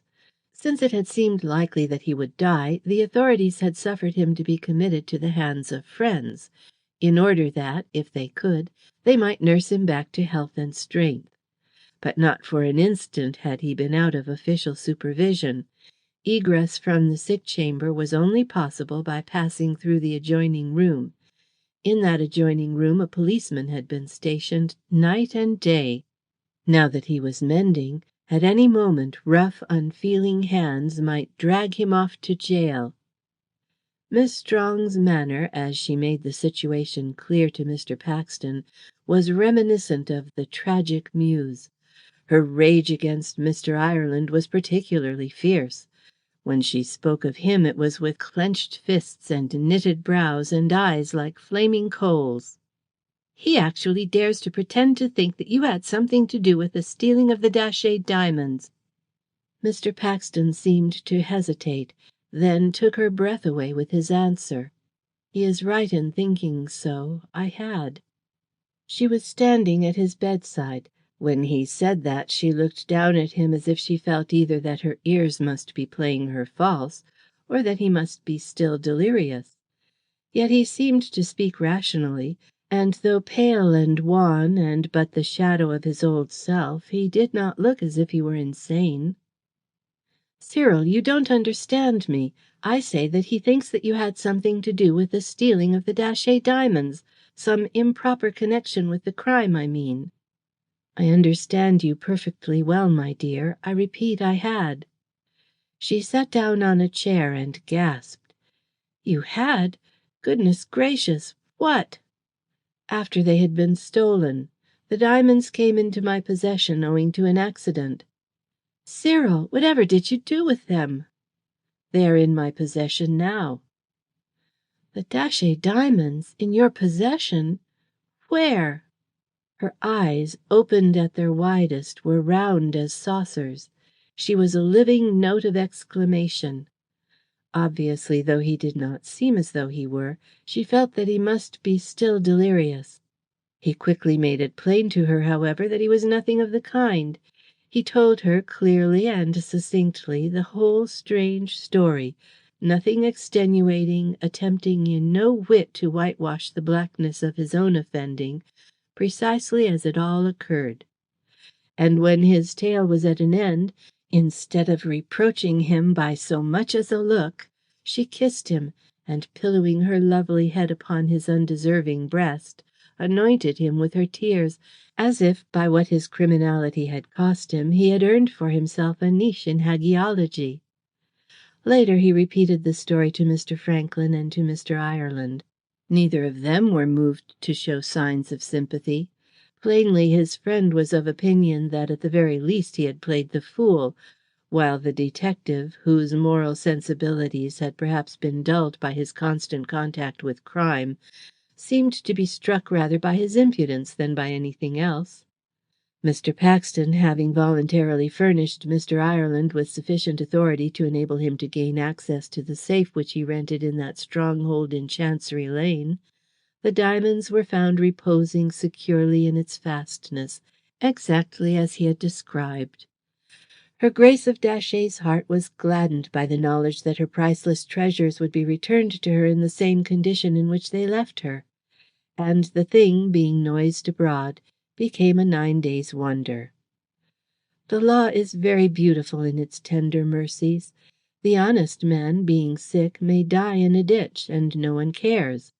On the ailing criminal are lavished all the resources of medical science.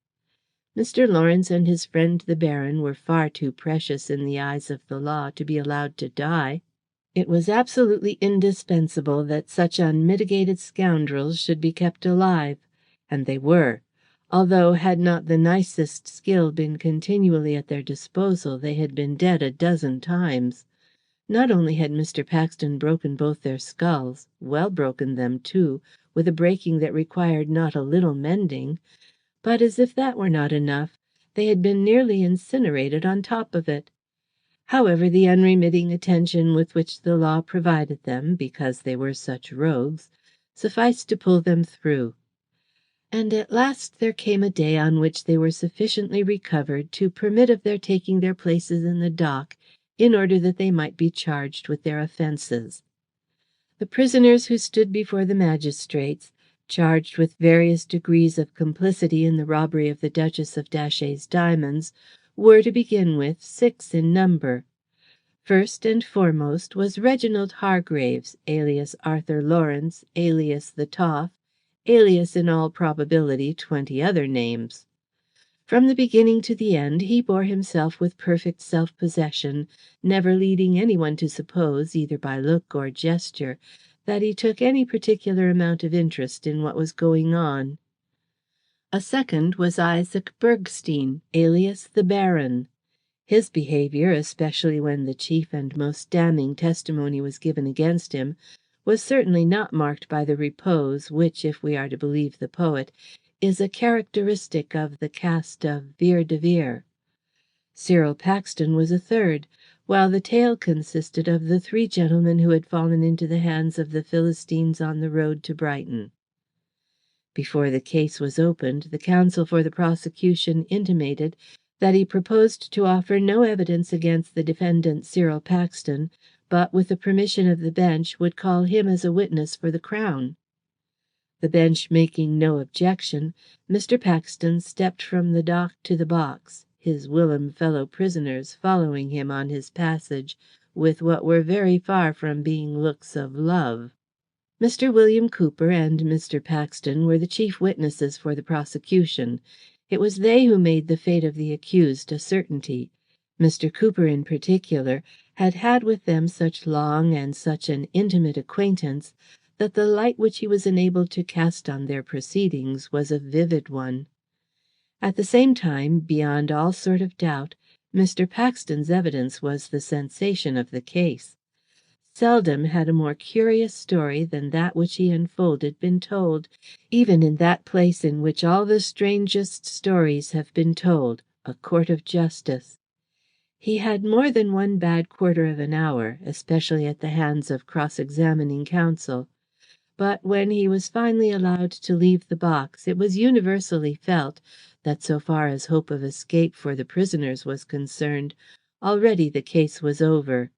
Their defenders would have to work something like a miracle if Mr. Paxton's evidence was to be adequately rebutted. That miracle was never worked. When the matter came before the judge at the assizes, his lordship's summing up was brief and trenchant, and without leaving their places, the jury returned a verdict of guilty against the whole of the accused. Mr. Hargraves and Mr. Bergstein, who have figured in these pages under other names, was each sent to penal servitude for 20 years, their colleagues being sentenced to various shorter periods of punishment. Mr. Hargraves, or Mr. Lawrence, whichever you please, bowed to the judge with quiet courtesy as he received his sentence. Mr. Bergstein, or the Baron, however, looked as if he felt disposed to signify his sentiments in an altogether different fashion. End of chapter 18. Chapter 19. A Woman's Logic. The boom in the shares of the Trumpet Gold Mine continued long enough to enable Mr. Paxton to realize his holding, if not at the top price that had been touched while he had been fighting for his life in bed, still for a sum which was large enough to ensure his complete comfort, so far as pecuniary troubles were concerned, for the rest of his life. It was his final speculation. The ready money which he obtained he invested in consols. He lives on the interest, and protests that nothing will ever again induce him to gamble in stocks and shares.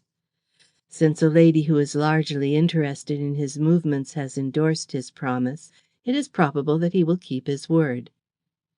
Immediately after the trial, Mr. Cyril Paxton and Miss Daisy Strong were married quietly at a certain church in Brighton. If you find their names upon its register of marriages, you will know which church it was. In the first flush of his remorse and self-reproach, one should always remember that when the devil was ill, the devil a saint would be, Mr. Paxton declared that his conduct in connection with the Datchet diamonds had made him unworthy of an alliance with a decent woman. When he said this, urged thereto by his newborn humility and sense of shame, Miss Strong's conduct really was outrageous. She abused him for calling himself unworthy, asserted that all along she had known that when it came to the marrying point he meant to jilt her, and that, since her expectations on that subject were now so fully realized to her most desperate undoing, all that there remained for her to do was to throw herself into the sea from the end of the pier. She vowed that everything had been her fault, exclaiming that if she had never fallen away from the high estate which is woman's proper appanage, so far as to accept the shelter of Mr. Lawrence's umbrella in that storm upon the dyke, but suffered herself to be drowned and blown to shreds instead, nothing would have happened which had happened, and that therefore all the evil had been wrought by her, though she had never thought, never for an instant, that he would or could have been so unforgiving. When she broke into tears, affirming that in the face of his hard-heartedness nothing was left to her but death, he succumbed to this latest example of the beautiful simplicity of feminine logic, and admitted that he might after all be a more desirable parti than he had himself supposed. "You have passed through the cleansing fires," she murmured, when, her reasoning having prevailed, a reconciliation had ensued, "and you have issued from them, if possible, truer metal than you went in." Mr. Paxton felt that that indeed was very possible. He allowed the compliment to go unheeded, conscious, no doubt, that it was undeserved. "God grant that I may never again be led into such temptation." That was what he said. We, on our part, may hope that his prayer may be granted.